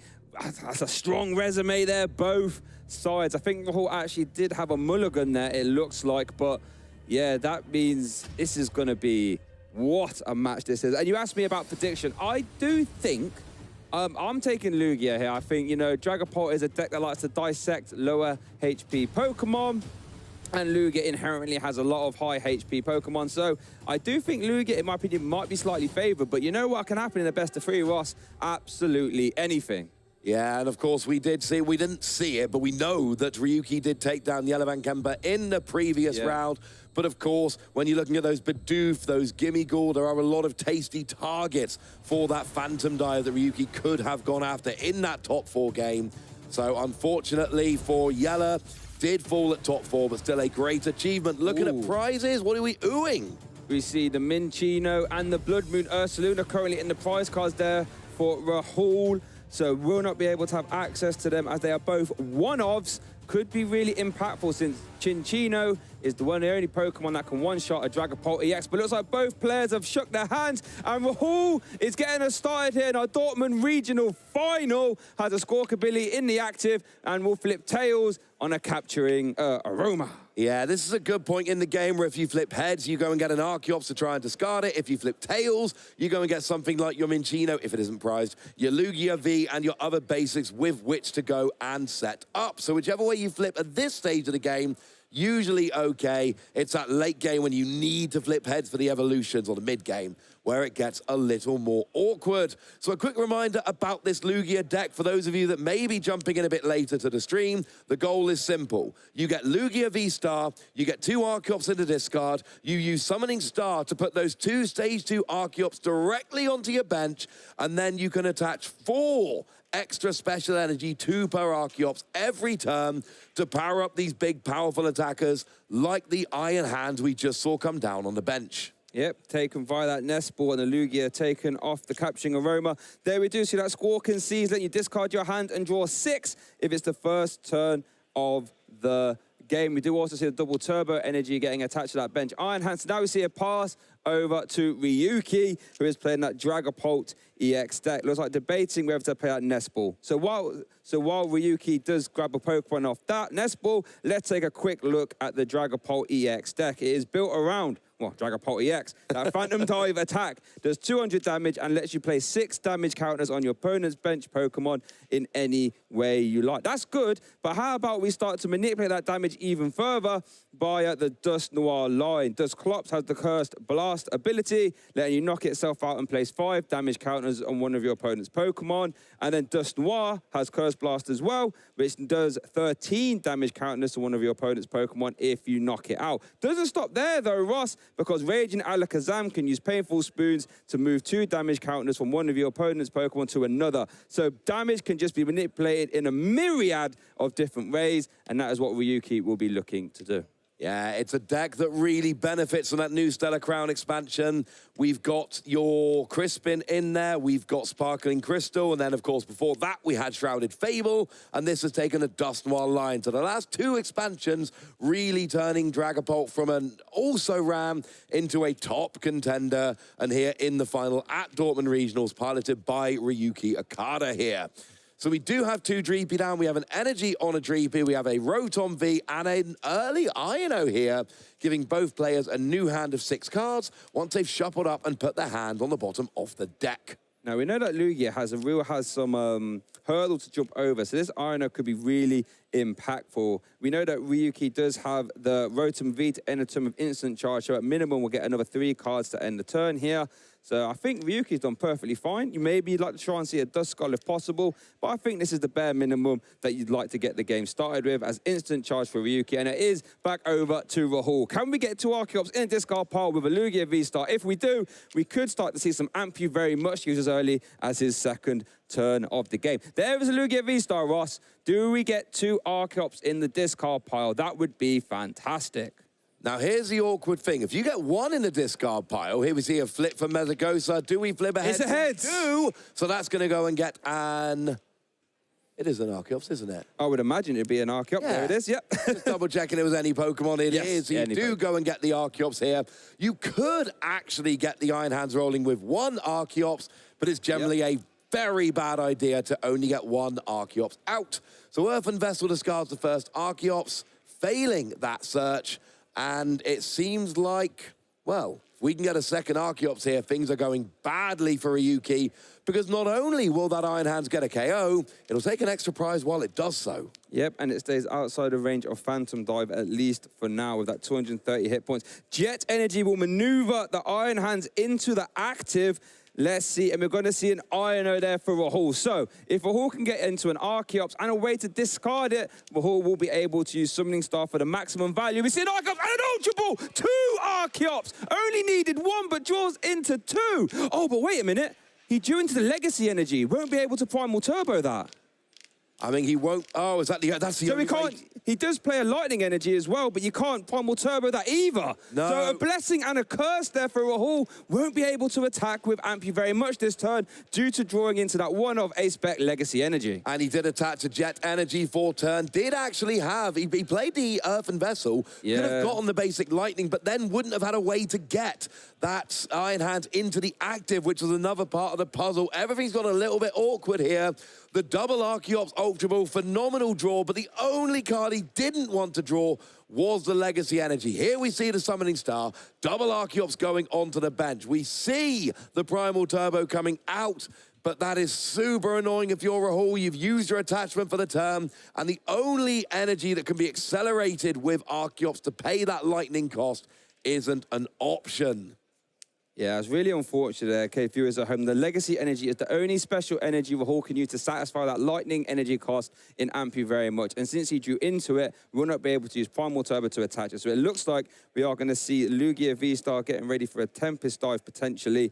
We did see the Iron Bundle being taken there.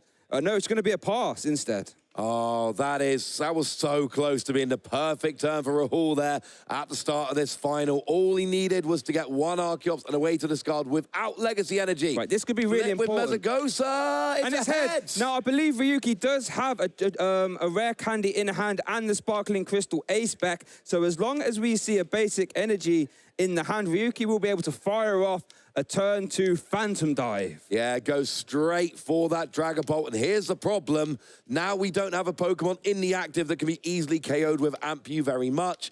We've got a very large Pokemon, and then we've got a lot of damage going down on the board, as we also see a Buddy Puffin going to grab a couple of those smaller Pokemon. No mucking about here, double Duskull. Yep, and that's how the Dragapult players can opt to sort of bolster their Phantom Dive output damage by using Curse Blast to, factor in an extra 5 damage counters. Or there's the rare candy, there's the Sparkling Crystal, there's the energy from hand. Phantom Dive, Shay. Yep, turn 2 Phantom Dive, that's the aim of the game for a Dragapult EX player. 200 damage into the active, and you can spread 6 damage counters to the bench. I wonder if Ryuki, with so much bench damage manipulation, can even start trying to go over Archeops if you like. The Squawk ability is a very soft 160 HP 2-prize Pokemon, so there's a multitude of options there, as it looks like all 6 will be on that Squawk ability. If you think you're going to get 3 Phantom Dives off during the game, then it's absolutely worth putting it on the Squawk ability. Tails on Metagosa for Rahul here. No extra Pokemon this turn. So let's see what else Rahul can line up here. We do see Iron Bundle. That's going to be used with that Hyper Blow ability. That's going to force Ryuki to promote another benched Pokemon. Pushes that Dragapult out the way. Ryuki does get to choose. Now, worth knowing, anything that promotes it outside the Rotom can get KO'd very easily via Ampu very much. Well, here's the problem. If you put up one of your smaller Pokemon, it gets KO'd with Ampu very much. But if you put off the Rotom, it gets KO'd by Tempest Dive. Either way, you're giving up 2 prizes to Rahul this turn. So, I mean, I'd be tempted to put the Rotom up. But the problem is, you're then giving up 2 prizes anyway, and that can be useful in the late game if you have those turns where things aren't going your way.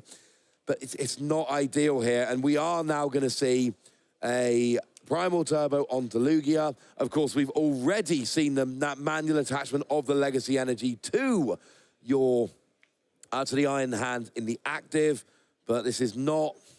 I mean, here's the thing. Ryuki can make these 2 prizes back by taking out the Squawk ability with the residual damage, the extra 6 damage counters from the Tempest Dive. But you're not KOing much with the active, the 200 damage. So the prize map is awkward for Ryuki here, and Rahul's taking a cheeky 2 prizes off this Duskull. So Rahul's got a much easier prize map here of just, I'm going to KO this small stuff. Hopefully, Ryuki's going to make it more difficult with a Dragapult. So we do see Ampu very much going to carry that Duskull. Worth noting that Legacy Energy will reduce the amount of prize cards that Iron Hands will give up if it is KO'd. So Rahul's taking 2 prize cards to start us off here. Ryuki going to start the turn off there with a Metagosa. As enthusiastic roll. That's gone off the table. Ew. Looks like I'm assuming that's a Tails. Yeah, it was a 1. So let's see what Ryuki can manufacture here. That Legacy Energy reducing the prize card is really interesting. It means that the Iron Hand's taking an early hit isn't as disastrous as it otherwise would be. Now, we do evolve into a Draklock here. It does have the Recon Directive ability, letting you look at the top 2 cards of your deck. One goes in your hand and one goes to the bottom of the deck. Yeah, this is what we see. Stage 2s with built-in draw engines tend to just be better. We see it with Gardevoir.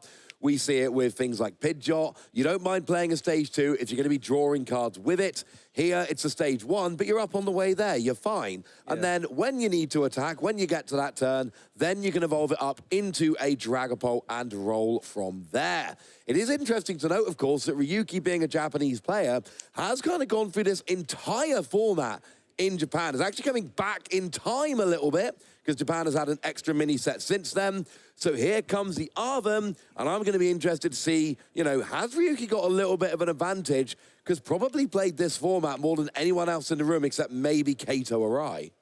Yeah, that is very true. So it looks like the Arvum is being eyed up here. Going to grab a Forest Seal Stone and a Rare Candy.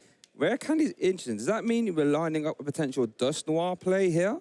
We could be lining up a Dust Noir play here. That is because Dust Noir would actually KO bench Squawkabilly, right? It would indeed. Also, I'm going to read you some text of Legacy Energy here, Shay. Okay, as Ryuki does take the Dust Noir. If the Pokemon this card is attached to is knocked out by damage from an attack from your opponent's Pokemon, that player takes 1 fewer prize card. Oh. If you KO with Dust Noir, you don't get the effect of Legacy Energy. Also, if you KO with bench damage from the Phantom Dive as well, that won't work as well, right? Here we do see the Cursed Blaster. That's going to target into the Lugia V-Star on the bench. Rahul takes a prize card down to 3.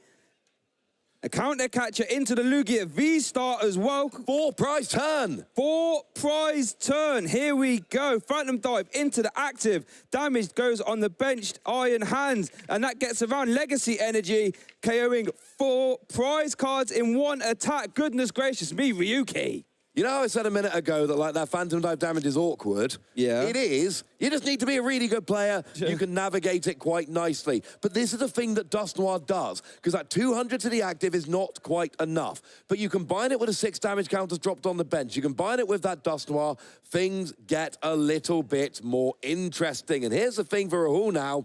There's no attackers on the board. Oh. You've lost your Iron Hand. You've lost your Lugia. And you have a 320 HP Pokemon with no weakness sitting in the active. And also, not for nothing, that Squawkabilly only has 80 HP remaining. It's not a lot of HP remaining, is it? Let's be honest. Now, Rahul does... Oh, we do see him as it goes, or I should say. That's going to be a heads. Okay. So whatever Pokemon Rahul likes can go and grab here. Now, there is no Duskull established for Ryuki, so there will be no Cursed Blast next turn. As we do see Mezagoza going to grab the Fezandipity EX. That Flip the Script will be live now, so we'll be able to draw 3 cards since one of his Pokemon was knocked out on the opponent's last turn. But yeah, this is going to be an uphill struggle here. It really is. If there was a Duskull down, Ryuki could have game this turn. Yeah. All you would need to do is Curse Blast from a Dusclops onto a Squawkabilly, and then the 6 damage counters from Phantom Dive would be enough then to get the KO. But of course, Rahul did KO that first Duskull, and it is no longer an option. So here we do see the flip with your capturing Aroma. It's a heads, so it has to be an evolution Pokemon we get coming out now. Yep, and it looks like it will be the Chinchino being taken there. That would be a great attacker in this scenario, but, well, you can't use Chinchino if you have no Mincino in play. So it looks like, oh, maybe debating on to grab a Lugia V-Star instead. Yeah, either way, that's not a terribly useful Pokemon right now. No. Rahul is choosing between 2 Pokemon that aren't going to do anything right now. Lugia goes and hits the board, and now we do see the Primal Turbo. Ryuki, if there's any gusting option, will win next turn by just KOing that Squawkabilly. Otherwise, we can just set up for a win the following turn. Rahul is going to need to take 3 prizes in 2 turns here to stop Ryuki winning, and I don't see how that's happening. Now, is we going to attack with Lugia V here? Use an Aero Dive, perhaps, doing 130 damage and lets you discard a Stadium. Not an attack we see too often, but, you know, would actually do 110 after that double turbo energy attachment. If we do see Flip the Script being activated there as well, and now Rahul's playing an Ultra Ball. Oh, are we seeing a Weird Ear play? Oh, we could see a weird ear play. I'm going to have to do some maths on this one. It's 40 damage for each energy attached to this Pokemon, but if it's a double turbo, it's 60 rather than 40. Here's the boss's orders onto the Dracloak here. Actually gets KO'd. By a speed wing on that Archeops. And wow, okay. That's really clever from Rahul. So now he has set up the free prizes in 2 turns. He's got a weird ear play for next turn. And what we got? 1, 2, 3, 4, 5, 6, 24 plus 20 extra for each of 2 double. And we're not there yet, but we will be after another promo turbo. There's a Metagoza flip heads for Ryuki. So it looks like Luminion could be grabbed. Luminion boss's orders into that damaged Squawkabilly EX. And Ryuki takes game 1 here in our Dortmund Regional Final and did it with an absolute masterclass, completely dissecting Rahul's board. Game 1 goes to Ryuki. Yeah, that was a fantastic play there. And like we said, if Ryuki had the boss's orders, any gusting effect would have ended the game. Yep. Rahul did a great job in that final turn, setting himself up for the following turn. Couldn't win then, but basically said, look, I've taken an easy prize. I've left a 1 prizer in the active, forcing you to have some kind of gust. I have set myself up a board where I can win with a weird ear next turn of an extra primal turbo. I have done everything that I can. Please don't have boss's orders. And Ryuki went, sorry, actually do have boss's orders, or at least Luminion therefore. Let's take a look at the replay. Rahul exhales, and we get rolling. Here we saw a big flip on the Metagoza, which was enough to go and actually get that Dragapult rolling, and a giant 4 prize turn getting around that legacy energy in the process. What a turn that was. Completely swung the game there. And Ryuki was just in the driver's seat immediately. Rahul didn't even have any attackers left. You know, tried to set up a decent attack and play with the weird ear next turn, but Luminion, boss's orders, bringing up that Squawkabilly EX, and that was all she wrote there for game 1 as Ryuki steamrolls into head and did it in a rather fast game, actually. So plenty of time left in this round. I think if you're Rahul now, Ross, what do you think is going through your head? I'm just thinking, I played well that game. I set up quite well that game, and it didn't even matter. Rahul played very, very well, gave a great account of himself as a player with a really strong Lugia deck list, and Ryuki was just able to navigate. But, 2 Dracloak prized is not ideal, nor is that one of Weird Ear prized either. All right, so it looks like our game 2 is getting started. Rahul is starting us off here. Has led that 1 copy of Blood Moon Saluna. Benches Lugia V. Has a Metagoza. Now, worth noting that it works really well for both players, of course. And let's see, is it heads? Okay. Go search for any Pokemon you want. And to finish my 4th from a moment ago, if I'm Rahul, I'm also thinking, I've taken 1 loss. I'm 14-1. I have taken 1 loss this entire tournament since I started early yesterday morning. And yeah, I had a game where my opponent just did better. Won that game, but I'm a phenomenal player. I've got a great deck. This is far from over. I'm also thinking I've never had a final before. I've never had a big victory before. I need to make the most of this. This is my time. Frankly, Rahul has waited long enough, so I expect to see a great game here. And if I'm Ryuki, I'm thinking, hey, I like this Dragapult deck. It's pretty good. Yeah, as we do see Rahul going to take the Squawkabilly off the Metagoza. Jet Energy, get Lugia V in the active, and Squawkin Seas going to get rid of a Chinchino, a Boss's Orders, an Earthen Vessel, and a Lugia V Star. There's that Legacy Energy again in the hand, but we don't want it in the hand. That was pivotal for Rahul in game 1. Is over to Ryuki, who's actually led that 1 copy of that Tatsugiri, of that Attract Customer's ability, letting you look at the top 6 cards of your deck and grab any support you find there and put it in your hand. I love Tatsugiri. It's a wonderful card. And also, it must be noted that, yes, that 1 turn with getting Legacy Energy in hand was pretty bad luck from Rahul. But then again, that was weighted by getting the rare can, the Ultra Ball and the Archeops. So good luck and bad luck rolled together. So Tatsugiri is going to give Ryuki a guaranteed supporter if there is one in the top 6 cards. But now we get a Buddy Buddy Poffin coming down, and it looks like at least 1 Dreepy, but I think we might be going double Dreepy. Yeah, it looks like we're going double Dreepy here. Yeah, I think you have to go double Dreepy with 2 of them currently in the prize cards. You can't really afford to just be... Oh, the Dracloak prize, not the Dreepy. Oh, I thought it was Dreepy. I thought it was Dracloak. I thought it was Dreepy. We'll get some confirmation. Yeah, we'll get confirmation on that. So it looks like we are going to grab at least 1, 2... from the deck there of that Buddy Buddy Poffin and get them early into play. Love that attack name. It was 2 Dreepy, it looks like, in the prize cards. And that Roxanne as well, actually. So that's I apologise. Eye out for. I could have sworn it was Draglug. Thank you for the correction there, Shay. Okay. But we got 2 down for the time being. That means that we can at least get some rolling, and hopefully you start taking some prizes, and then from there, you liberate your Dreepy friends from the prizes. There's no Hisuian Heavy Ball, though, so you will need to take prizes to actually get access to them. So we are going to see Dreep. We did see a Tails on the Metagoza. Here we do see the attract customers. Let's see, is there a support? I think there was a Crispin at the very least. And yep, there we do see a Crispin. Not something you want to use. Well, I mean, you could use it this turn if you have no other option, but something you realistically want to use when you have a Dragapult EX out. Yeah, Crispin is perfect for those turns where you've got a Dragapult, no energy on the board, and you can't find your Sparkling Crystal or you've already used it. Io, however, that'll do very nicely. And there's something about a turn 1 Io. Like, your opponent plays their entire first turn. They're often holding cards in the hand that they want for turn 2. They play as if this hand is going to be around. Sometimes a turn 1 Io can be really annoying for your opponent, as we see a Nest Ball here. And because Dragapult has no real turn 1 attack, looks like we're going for Rotom V. Yep, Rotom V, fantastic. Letting you end your turn, instant charge, draw 3 cards. We saw it get used in game 1, actually. And yeah, like you said, resetting your opponent's hand, making them play a little bit suboptimally, perhaps, as we do see instant charge coming over. Right, Rahul, can we see the turn 2 summoning star? There's at least 1 Archeops in hand. Here goes Metagoza. That's Tails. Not ideal. There's 1 in hand. There's some Iron Hands with that lightning energy now, and it's just to read the wind, Ross. That is not the turn that Rahul really wanted there. Read the wind, discard an Archeops, draw 3 cards, but it is not that turn 2 summoning star for which all Lugia players wish. So we're now back over to Ryuki. Can he get the turn 2 he's looking for? And it looks like we're going Metagoza to begin.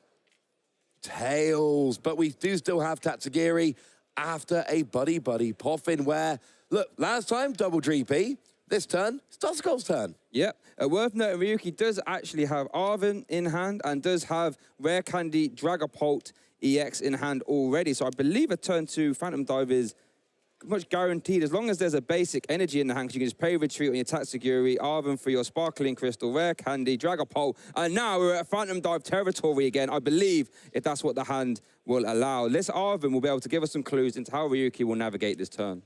Yeah, here comes the Arven. We're expecting that we're going to see that Sparkling Crystal Ace-Spec come out, but we're going to have to wait and see if that is exactly what... Oh, has the switch in hand, sorry, so I don't even need to use Sparkling Crystal this turn if he doesn't want to. I never want to use Sparkling Crystal unless I absolutely have to. Yeah. Because Sparkling Crystal is perfect for those, oh no, I need 2 energy and I've only got 1 kind of turns. Yes. Like, Ryuki put an energy on Dreepy last turn so that he didn't need to use Sparkling Crystal. So I would not expect to see that come out if it's not needed. So we Rare Candy Dragapult, attach energy, switch, attack. Worth noting that Sparkling Crystal was a stellar crown card, reducing the attack cost by 1 energy of the Terra Pokemon it's attached to. And that's one of the sort of awkward things about Dragapult, as we do see the Arven looks like going to grab the Forest Seal Stone and an Ultra Ball, is that one of the limiting factors has been that it attacks for 2 awkward energy, 1 Psychic, 1 Fire. Sparkling Crystal just erodes that.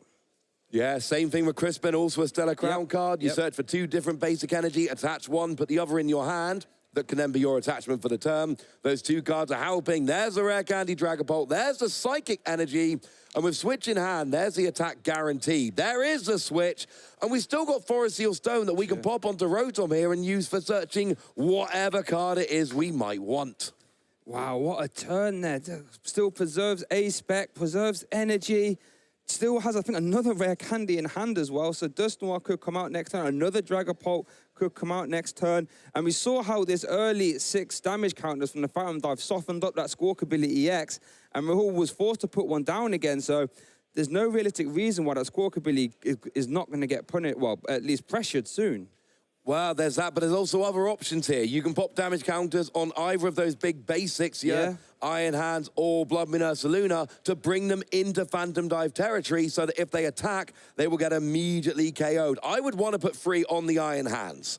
Yeah, and then 3 onto the Squawkabilly. That would be my preference here. Yeah, wow. I'm saying to my opponent, look, I know you're probably going to use Iron Hands, fine, but I'm not 2-hit KOing it again. If it attacks, it goes down. We do see it. Metagoza head split for Rahul. We know there is 1 Archeops currently in discard pile already. I think there's a Lugia V-Star in hand, so... Oh, no, we are going to grab a Lugia V-Star, so let's see what Rahul can do. Does evolve up that Lugia V into a V-Star, giving it a nice HP boost at the very least. Is there another way to discard an Is there another Archeops in that hand? Wait, is there a playable supporter, actually? I can see Boss's Orders at the very least.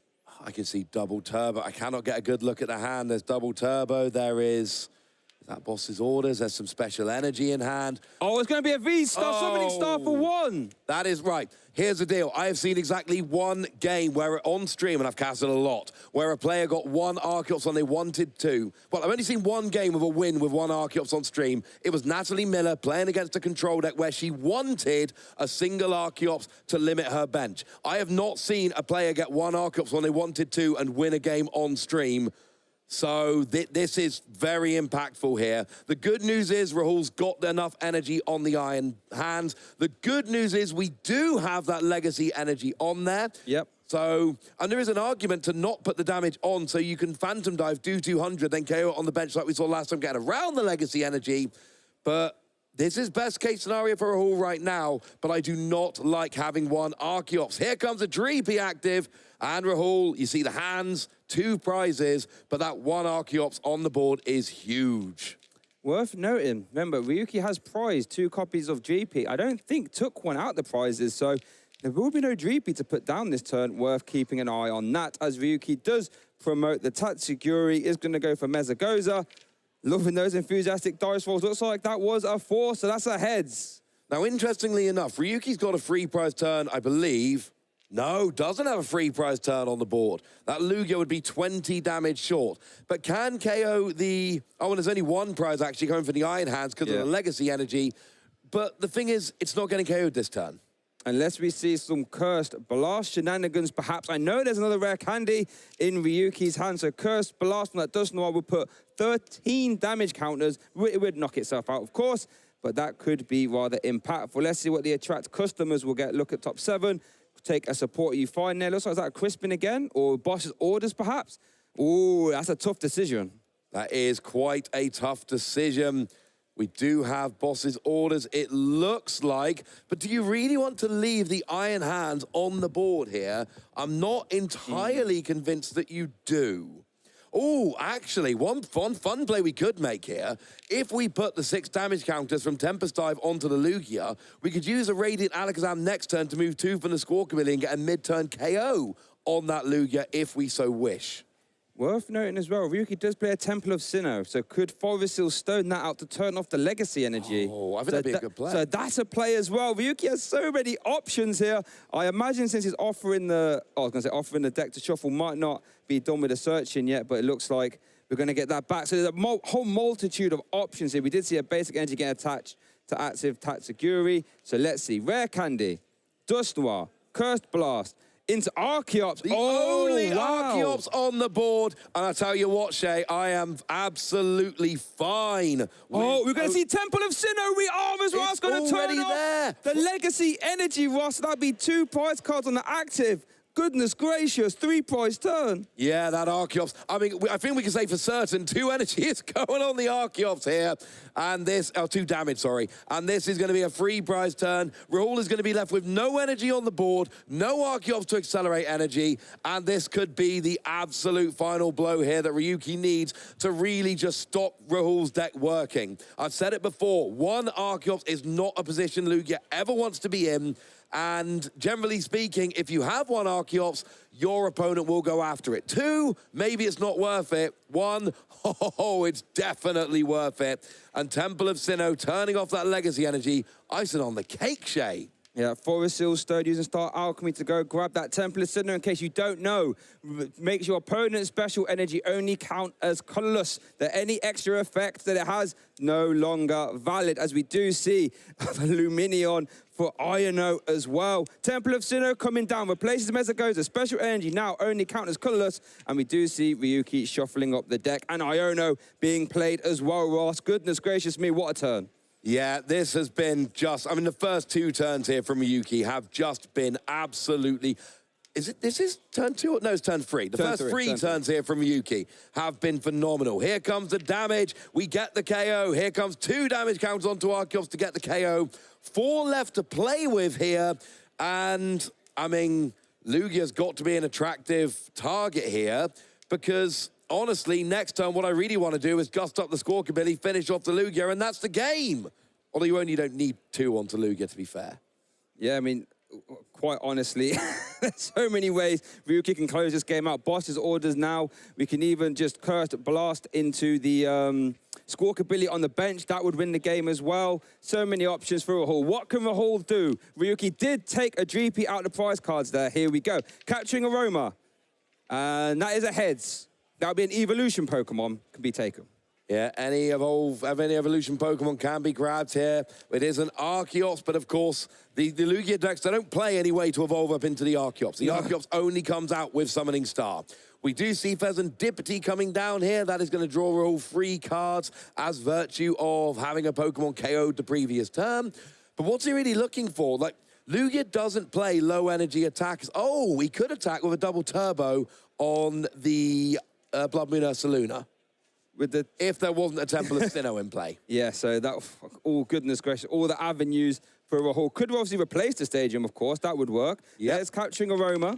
That's going to be heads, another evolution Pokemon. Flip the Script was used, was able to draw 3 cards. So a Stadium replacement, and then Blood Moon Ursaluna could attack with that Blood Moon.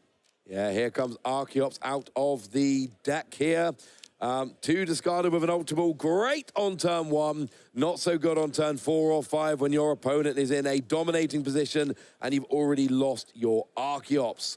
Does look like we're getting a Luminium, which is going to immediately get a Professor's Research. So Rahul is going to have a new hand of 7 cards. What is he looking for here, Shay? What could get him out of this?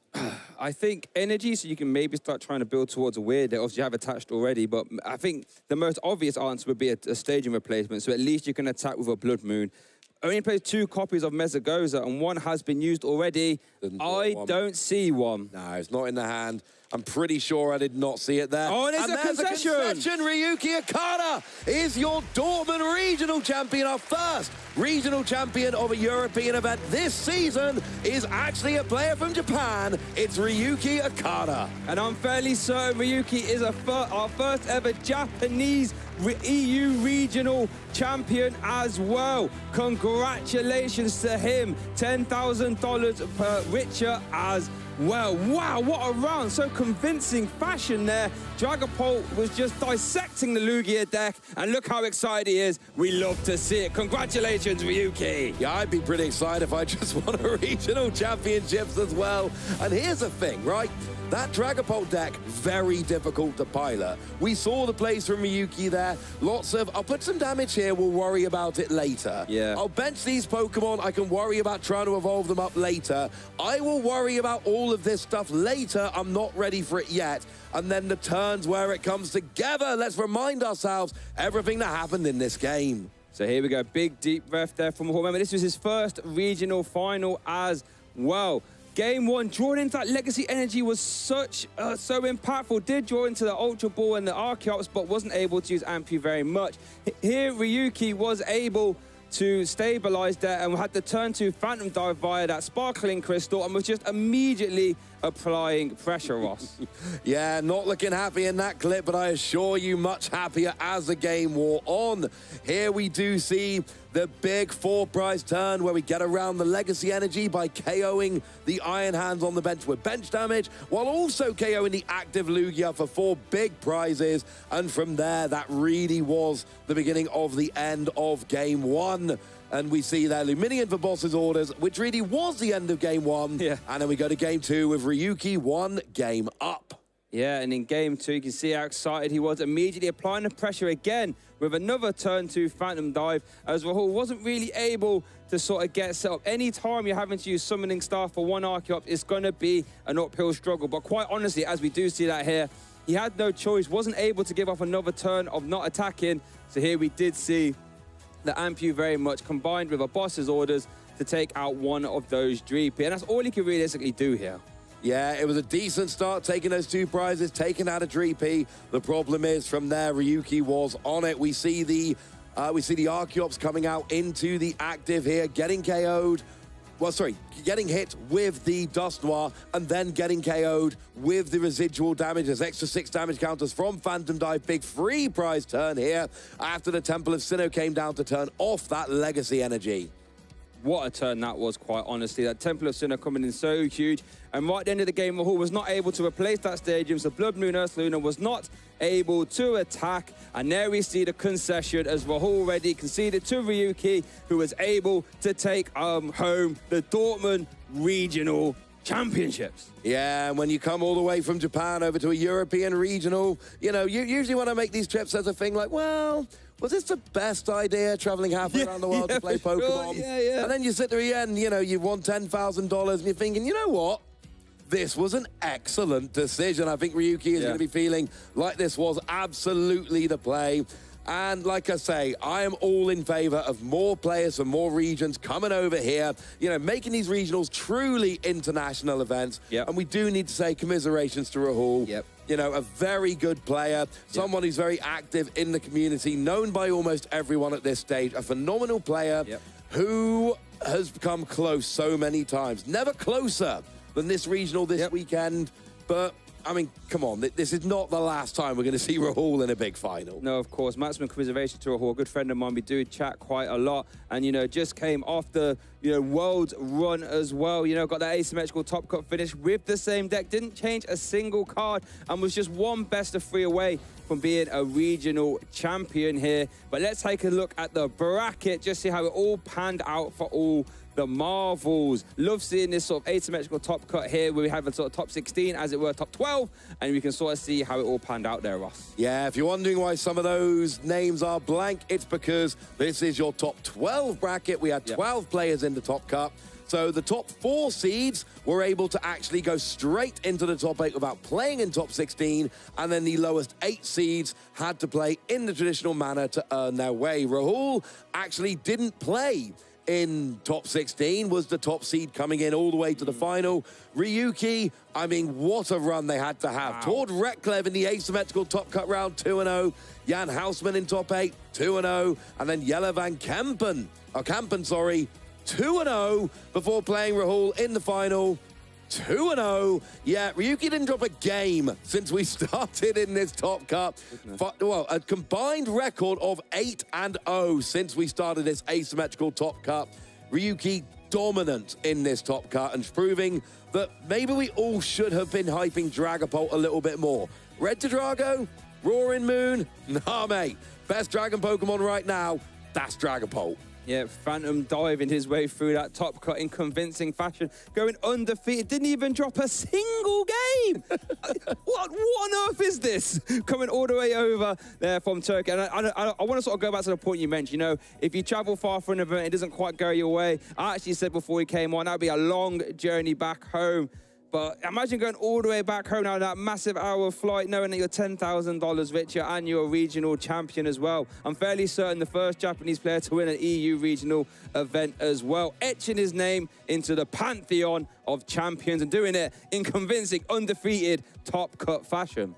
Yeah, and when I interviewed Ryuki earlier, after their, I believe, their asymmetrical top cut win against Tord. Yes. When I interviewed them earlier, one of the things they said was, well, you know what, I'm in top 8, whenever it was. One of the things they told me was, well, we've had this format in Japan for a while, and my friend told me Dragapult is the deck. And that's the thing.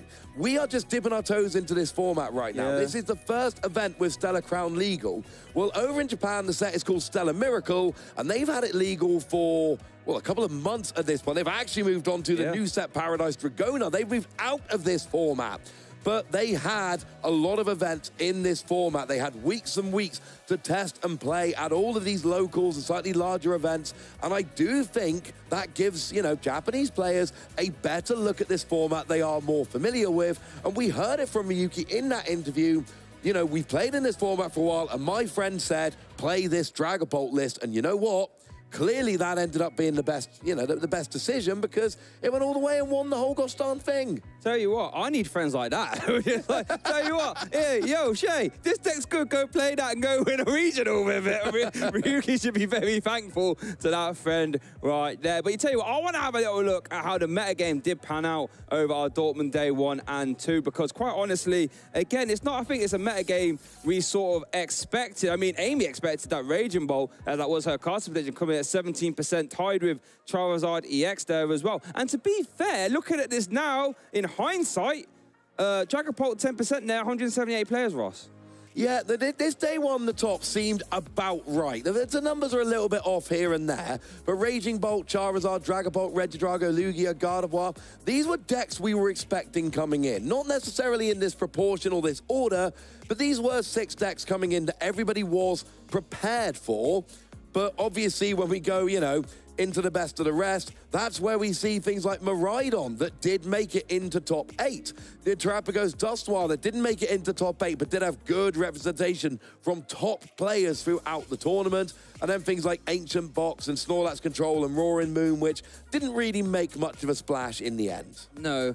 But yeah, it's just interesting to see, you know, the Terrapagos there did only just narrowly miss out the first page, but did have a really good conversion into day 2. Yes. Funnily enough. But in hindsight, seeing the Dragapult there at 3rd place, you know, it is just interesting how it all panned out. Speaking of day 2, this is how it panned out. As you can see, Terrapagos absolutely flung itself up there as the most popular deck. Raging Bot loses a couple percentage points. Charizard moved on. But Dragapult EX, you could argue, from moving in from day 1 to day 2, was one of the biggest losers, going all the way down to 6%. Yeah, it's the same 6 as we saw on the day 1 bracket, but we swapped out Gardevoir for Terrapagos, and Terrapagos has jumped right up to the top. But it's still a lot of what we're expecting to see. We're not seeing Palkia on here, we're not seeing Golden Go on here, you know, we're not seeing Miraidon on here. These are all decks that are represented in top 8 of this tournament, and they're not even on the day 1 or day 2 deck analysis. Golden Go wasn't even on the best of the rest. It's not even on this one. No. Golden Go didn't even make the 2nd page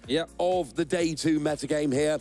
Palkia, there's only 3 copies in there. Miraidon, there's only 5. Iron Thorns made it into top 8, but there's only 7 of them in day 2. We had a weird tournament here where the top decks were what we expected in terms of numbers played. Yep. But the top 8 was just a bunch of random stuff no one expected.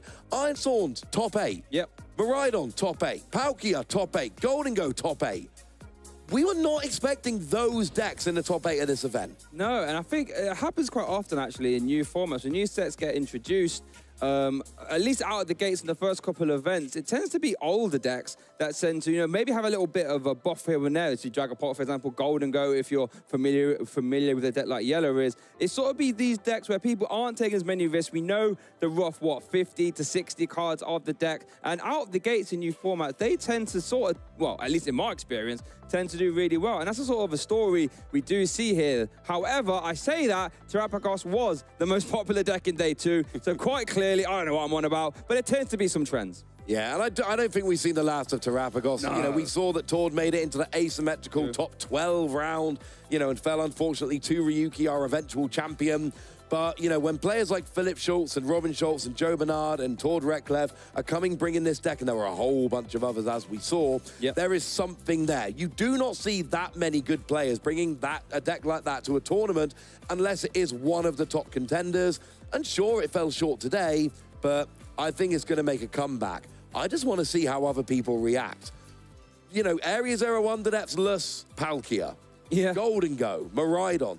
Are these decks here to stay, or did we just see 1 or 2 players having particularly good runs? And Iron Thorns, I mean, look, yeah, I rocked it on my pin a bit this weekend. You know, just showing a bit of love to it, winning the World Championships. I didn't think that stood any chance coming in this weekend, quite frankly. No, neither did I, realistically. But, you know, that just goes to show you the format we are in is highly entertaining, and I cannot wait to see how the rest of it pans out. But you know, there's something else I can't wait for us, and that is to hear from our winners and our winner ceremony, which I believe is ready. So let's go down to the stage and see how that all pans out.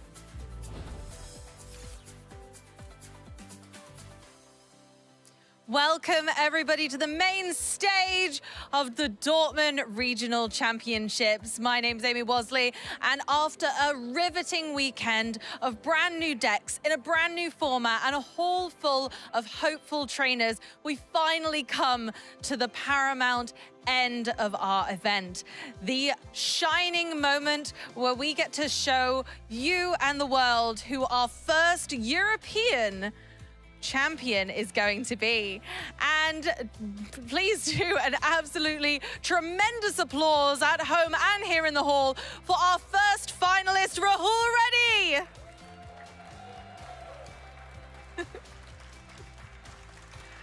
Congratulations, Rahul. All the way from the US to win the European, to be a finalist in the European event. Yeah. First of the year, how are we feeling? I've been on an insane run for the last 3 tournaments. I came into this tournament thinking I was not going to go that well, and then I don't know. I didn't expect a lot coming in, and this has been a phenomenal weekend. Thank you all for the support. Oh, that's absolutely incredible. Can we get another round of applause for Rahul, please? Absolutely incredible run with Lugia. And I saw your tweet that you only changed your sleeves from the Worlds deck. Is that accurate? Yep. I have not changed a single card from my list. I got 9th place at Worlds on the asymmetric cut, top 8 at Baltimore, and a finals here today. I'm a one-man limitless page builder. That is absolutely phenomenal. Congratulations. Lugia, definitely the favorite going forward, do we think, in this format? I'm going to keep going until at some point it stops working. Not in the finals, though. Like, I think this is a success, but at some point it'll stop working, and then I'll stop. That's incredible. Thank you so much, Rahul. It's been great to hear from you. Can we get one more round of applause, please, for our finalist, Rahul? First finalist in Dortmund here in Europe. Thank you so very much. And as we've seen, from all over the world, people come and compete. It doesn't matter where you're from, you are still welcome to be our European champion. And just as I mentioned European champions, Ryuki, please join us as our champion from Japan. Everybody, please welcome Ryuki. How are we feeling after your glorious win? Sorry. Sorry. English. Sorry. It's okay. Hi. The question is Okay.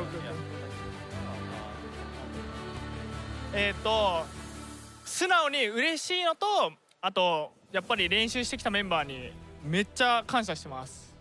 It's very happy and then also very thankful for the member to train together for this game. That's amazing. Thank you so much for being our champion. Thank you for bringing the glory of Dragapult back to Dortmund. Thank you so much. Thank you for being our champion. Thank you. Amazing work. Thank you, everyone who came to the tournament. Thank you of all the staff who have made this excellent. And don't forget to get yourself down to the next regional event in your area, or maybe not in your area, as we see our 2 finalists, not from Europe, but always in our hearts. Thank you so much, everybody. For now, we're going to throw to a short break, but we're going to be right back, so stick around.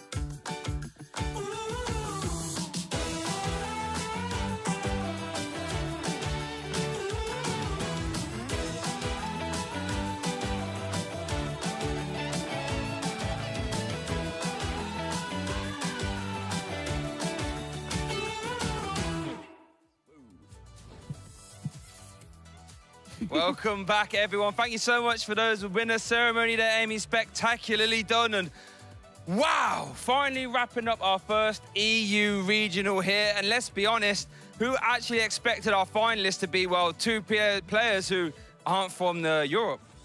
Wow, well, there's been a lot of people traveling around, so it's getting more and more likely every event we do. I know the North American players have been venturing over here for a lot of events, but a Japanese player coming over, and not only did they win, but they've earned a spot, which is so difficult within their region. Yeah, it's always lovely to see players coming over. A truly international tournament makes me very happy. And I got a chance to practice my Japanese a little bit before our interview, which always makes me happy. But genuinely, you know, it is interesting, like I said to Shay, having players who have played in this format for quite a while, because Japan had this format before we did, you know, coming over here, it's really interesting to see, are we going to see other Japanese players watching this stream or looking at the results of this tournament going, hang on a second, why am I not going to some European regionals? That's the thing. That's what makes it really interesting, right? Because it's like a proof of concept now that Ryuki's done it. Everyone over there in Japan think, well, hang on, if Ryuki can go and do it, why can't I? Especially how you said how one of Ryuki's friends said, hey, play this deck, you'll do well. And then he goes and like wins the whole thing. Quite honestly, that has to fill a lot of the Japanese player base with confidence, right, Amy? Absolutely. And not only that, it's just fascinating to see that prize pool money from these events is clearly helping people to get over to play more events. With Rahul coming over, we know his success. He's been doing great with Lugia recently, not only at Worlds, but also Baltimore, and now here. And he can just kind of keep bouncing and keep traveling around the world, and that's just incredible. Yeah, especially with this sort of new invite structure where you have to be in the top 125. Starting off the season with a second place finish. I mean, that's still quite a good achievement there for Rahul. First time making a final, which I still find stunning considering a player of his caliber hasn't made a final here. So still able to make some history there as well. Mike, do you have any highlights from our day 2 so far? Oh my goodness, it's got to be the Pokestops. They were both great and really mean at the same time, and we love seeing those decisions being made by top players where they know they have to do something, whether it be a coin flip, whether it be a Pokestop, whether it be whatever it is, a draw for 2 to find their game. And when they do that and it works, it looks amazing. When they do it and it doesn't work, it's also amazing to watch as a spectator. So yeah, the Pokestops were the highlight for me. Yeah, we saw, I think it was in your Top Cut game, when Rahul managed to win, but goodness gracious me, I think it was game 2, wasn't it? Those Pokestops had a lasting impression on that game. What about yourself, Amy? Any standouts from our day 2 action? Absolutely, but I'm going to mention something you guys didn't see on screen at home. What's that? I know. So I had 2 local juniors playing in this event, and I'm so proud that they both went on to do amazing, with Oliver coming 1st place and Edward in 3rd, and I'm so proud of them. It was just one of the highlights of today for me, was getting to hear about all their accolades as the day went on. I'm so proud. They played Gouging Fire, which came 1st, and Edward played Cloth. Yeah, he did. You got to watch out for those brothers. Yeah, you know, watch out. They're all over the TCG in juniors as well as in our Masters division. Yeah, well, that Cloth, I know you snuck that in there. Cloth getting in 4th place as well. Is that your highlight, Ross? Cloth getting 4th place, or do you have any other highlights? I mean, Cloth in top 4 makes me happy. But I like that 4 prize turn from Ryuki. Yeah. Taking 4 prizes in one turn, but not just taking the 4 prizes, also making sure to KO the Iron Hands on the bench, using the damage counters from Tempest Dive to avoid that legacy energy as well. Honestly, the way Ryuki navigated both of those games, it was not a straightforward game plan. It was that I'm going to settle this up, give me a minute, in 2 or 3 turns, this is going to pay off. And in both games, it did, and it was a masterclass. And I really, really enjoyed watching Ryuki's play in both games of the final. For the moment, that 4 prize turn, that was awesome. It really was. It was poetry in motion, quite honestly. Because I do think that's quite a hard matchup for Dragapult, realistically, but Ryuki was able to navigate it. Now, I think we can look at our EU champion here on a graphic, and it's going to be nice to see. There he is. Look at that. Ryuki winning our Dortmund Regional. Bear in mind, folks, if you win a regional championship, you get your auto invitation. So Ryuki making history there for our EU event champion. We've still got Lille, Gdansk, Stuttgart, Birmingham, Stockholm, Seville, Utrecht, and Bologna to go. But Ryuki has got himself there a slot. And I just can't wait to see how this graphic's going to pan out event after event. Because remember, every event, someone's going to win, someone's going to get their invite. And quite honestly, I can't wait to see who else is going to join him there, Mike. I mean, it's also really important to note that if a player gets the invite from your region, that then increases the amount of spots your region will get, because they do not contribute towards that top 125. So by having a Japanese player take our first regional, it's going to make it tougher for the rest of the region. And the same would be true if a player were to win multiple events. It would also take away spots. So that Pikachu being filled out throughout that graphic is going to be really important to follow, as it might be the difference between someone making worlds and not. I just loved the beginning of the season when we started on day one and we had all of our events and none of them were grayed out. We've now got that almost empty champions bracket with just Ryuki sitting there on that graphic. It just, you know, we've seen the events coming up. We're all starting to plan out our seasons. Players are planning out their travel. There's something, and I'm going to say it, there's something quite magical about the start of the season. Yeah. It feels like you're starting something and there's so much to be excited about and so much to look forward to. I genuinely love it. Yeah, and just have a quick confirmation there that since Ryuki's a Japanese player, we need to get confirmation if he will get that auto invitation. But here is the rest of our season schedule there. And we were saying at the start of the weekend, Ross, how nice it was to see this graphic when nothing's grayed out. Unfortunately, one of them is grayed out there. Dortmund is, well, it's completed. It's done. Any standouts to you there, Amy? Honestly, I'm excited for this season. Not only do we get a regional event or above every single month for us Europeans, but as you've seen, people are willing to travel quite far for these. So we've got not only Lille in France next to look forward to, we thankfully don't have to wait very long, so you guys will be able to tune back in ever so soon in October. Over to Gdansk, then Sao Paulo, Stuttgart, Birmingham, London, Stockholm, Seville, Utrecht, Bologna, New Orleans, and finally, the World Championships in Anaheim. And I feel very strongly about this. I know Bologna's a special event, not a regional, so you don't have the prize money. Best food of any regional or regional level event. And I just don't mean in Europe, I mean around the world. The Bologna food, seriously, come here and you will see me proved right. Big claim. I feel confident. You can get gelato delivered to the venue. Gelato delivered to the venue. I mean, who can't argue that authentic Italian gelato? One thing I want to have a look at there, though, is what our Pokemon fans at home can see coming up next on our Twitch schedule, because we had a little look yesterday. There's some fun things lined up. We have the Pokemon Thrills and Chills coming in Tuesday. I know that's a favorite there for Amy. Loves a bit of the Halloween stuff. On Wednesday, we have the 2023 Latin America and Oceania International Championships from the Go. That'll be very fun to go back and watch. And then on Thursday, we have some Pokemon Diamond and Pearl Sinnoh League victors. Goodness gracious me, that's high entertaining, isn't it? And that's for October 1, the 1st through October the 6th. Amy, what are you looking forward to there? Absolutely right, Shay. I love Pokeween, thrills and chills.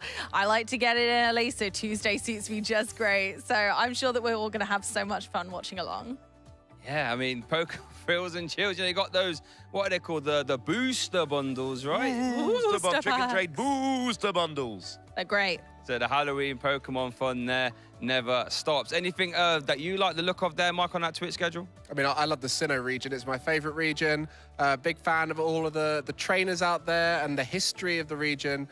So anytime I see anything coming up about it, I always have to go back and check it out.